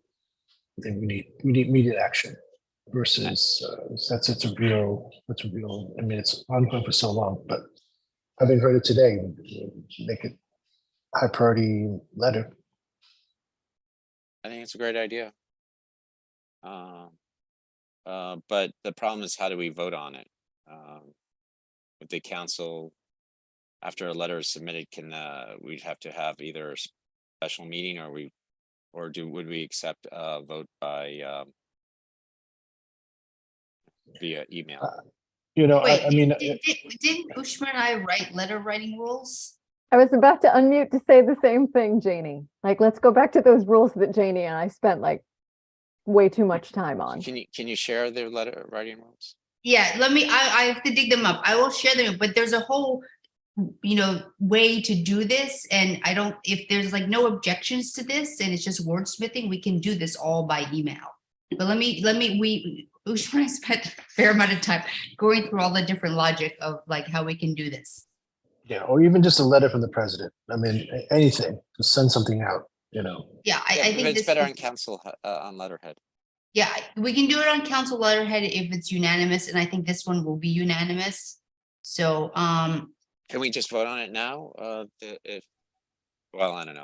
no, I don't think let me dig it I don't think out that works and- procedurally, actually. Yeah. Having said that, can we all just like indicate, like, would everybody support the writing of a letter urging the DOE and the school's construction authority to move forward with making immediate amendments to 347's alarm system? And yeah. All right. Make them. Do we have to make a motion or to? Well, I mean, that's Can an we also- indication of interest, Right. you know? We also want to include that they engage with the community before they start taking any bids. That is extremely important. Taking any what? So Yeah, I Jerry read and I that part will, where yeah, that if there's gonna be any new system upgrades, that they consult with them and they just don't like put in the standard alarm. 'cause I think- Bidding process, Yeah. the bidding process. They don't want them to begin the bidding process until they are consulted and engaged and spoken with. Thank you for urging that, Councilmember Clark, and thank you for all your inputs.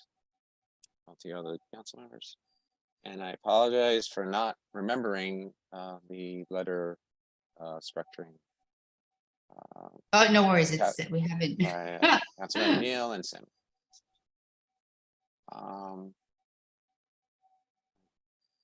So calendar updates. Are there any calendar updates? Yes, Councilmember Clark. Sorry, not so much a calendar update, but I just want to say to Councilmember Hernandez, I think, like I said, I think there's something wrong with the bus transportation system, but we can discuss what I would support, or we can think of ways to make it better. So that we can expand the offerings and have better oversight. But so if we can get something for that, I would be supportive.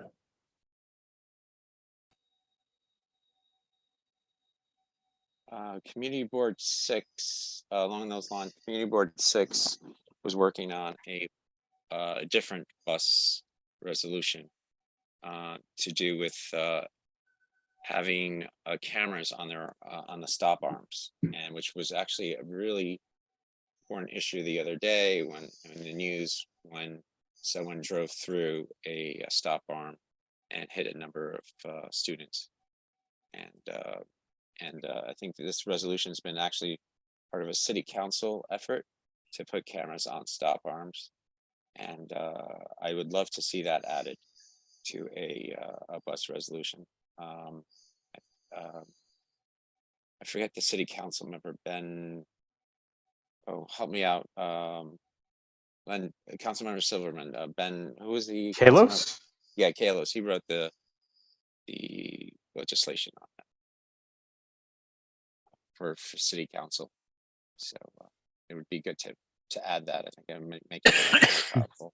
Well, not more powerful, but I think it would be health. It would be worthy of being a resolution. And I can get the wording that was in city council on that forwarded to you. All right, is there any other calendar updates? I have one. There is a PEP forum next Monday from 4 to 5 for Manhattan for CEC Council presidents to attend. It can be attended by CEC members, but they can only have their video on. They cannot participate. I could probably not attend, so I was going to ask for if possible, if Vice President Kaushik Das could attend that. Right now, it seems likely, but I'll confirm. Okay, Confirm with good. you before Monday. All right. Otherwise, go down, I guess, the list. Go down the officer list, I would assume. Okay. And if other council members want to attend that meeting, please email me and I will request that the links be shared. Councilmember Sim? Yeah, I mean, are you allowed to, as president, are you allowed to ask questions, or is this just a listening session? I believe, yes, or the designee is allowed to ask questions. I don't know the format, to be honest with you. Understood. So assuming that you can ask questions, can council members send you questions to ask? I mean, you can, if you have like, if you only have one question, then you can choose your question, but can we send you, questions and you pick and choose whatever ones? I think that's a great idea. I think,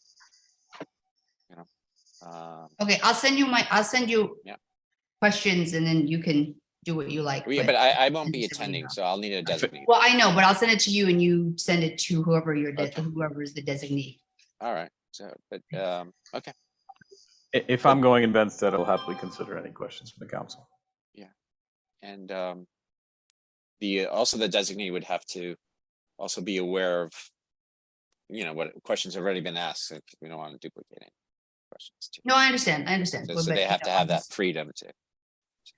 But yeah, I think that's great. Thank you. And if that's the case, then if other council members would like to submit questions for consideration by the designee, then please do so.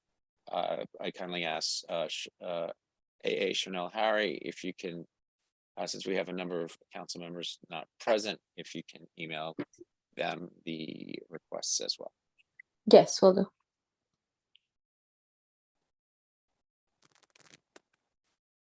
And is there any, there was new business. Councilmember Hernandez, do you have new business? You're muted.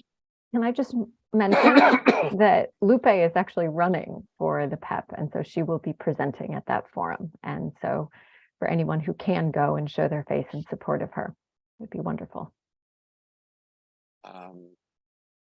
Then I guess it's not appropriate if you send me questions. It should not be. It should exclude Councilmember Hernandez, because then. Well, yeah, it should only go to you, and then you can pass. Right. Because those questions might be asked of. No, I get it. Yes. Of the candidates. So if it goes to, and it's not fair that the others don't get it either. So yes, so just send it to me, and I will forward to whoever's the designee.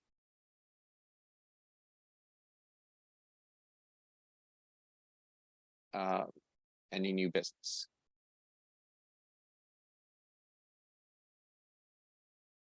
No. Make a motion to adjourn the meeting. Second.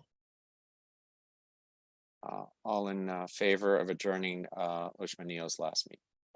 Aye. Thank you. All abstaining, all not in favor of letting Ushma Neal leave. I'm leaving anyways, but thank you for that, Ben. All right. Be in touch, everyone. Bye. Night. All right, thank you all.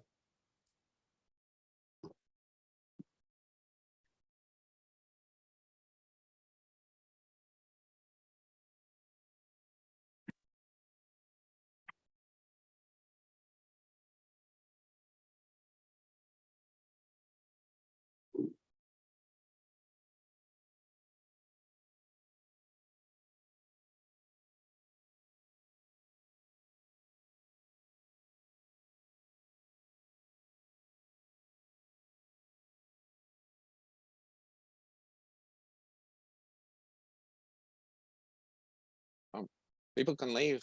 It's all right. I will be closing shop in a few minutes, but unless someone has a question for me.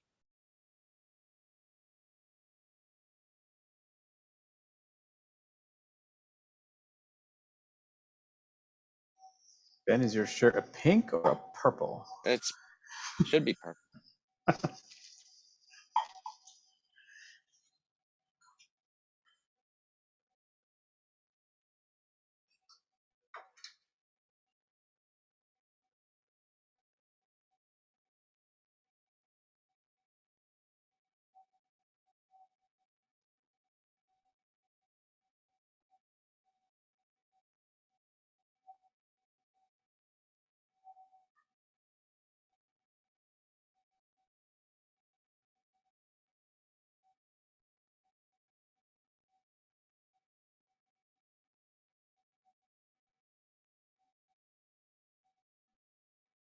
Sorry, this is the Spanish interpreter. Yes. We dismiss? Oh yeah, yes, please, yes. You can leave. I'm just reading some of the chat, which I didn't get to read.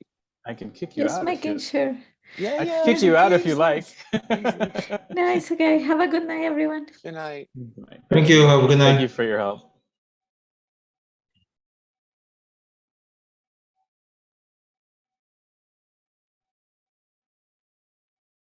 Wow. I am going to kick out people. Oh, let me turn off the recording. Yeah. Okay. Forgot about that. Removes is not. It's not a permanent removal, right? It's just. No, as long as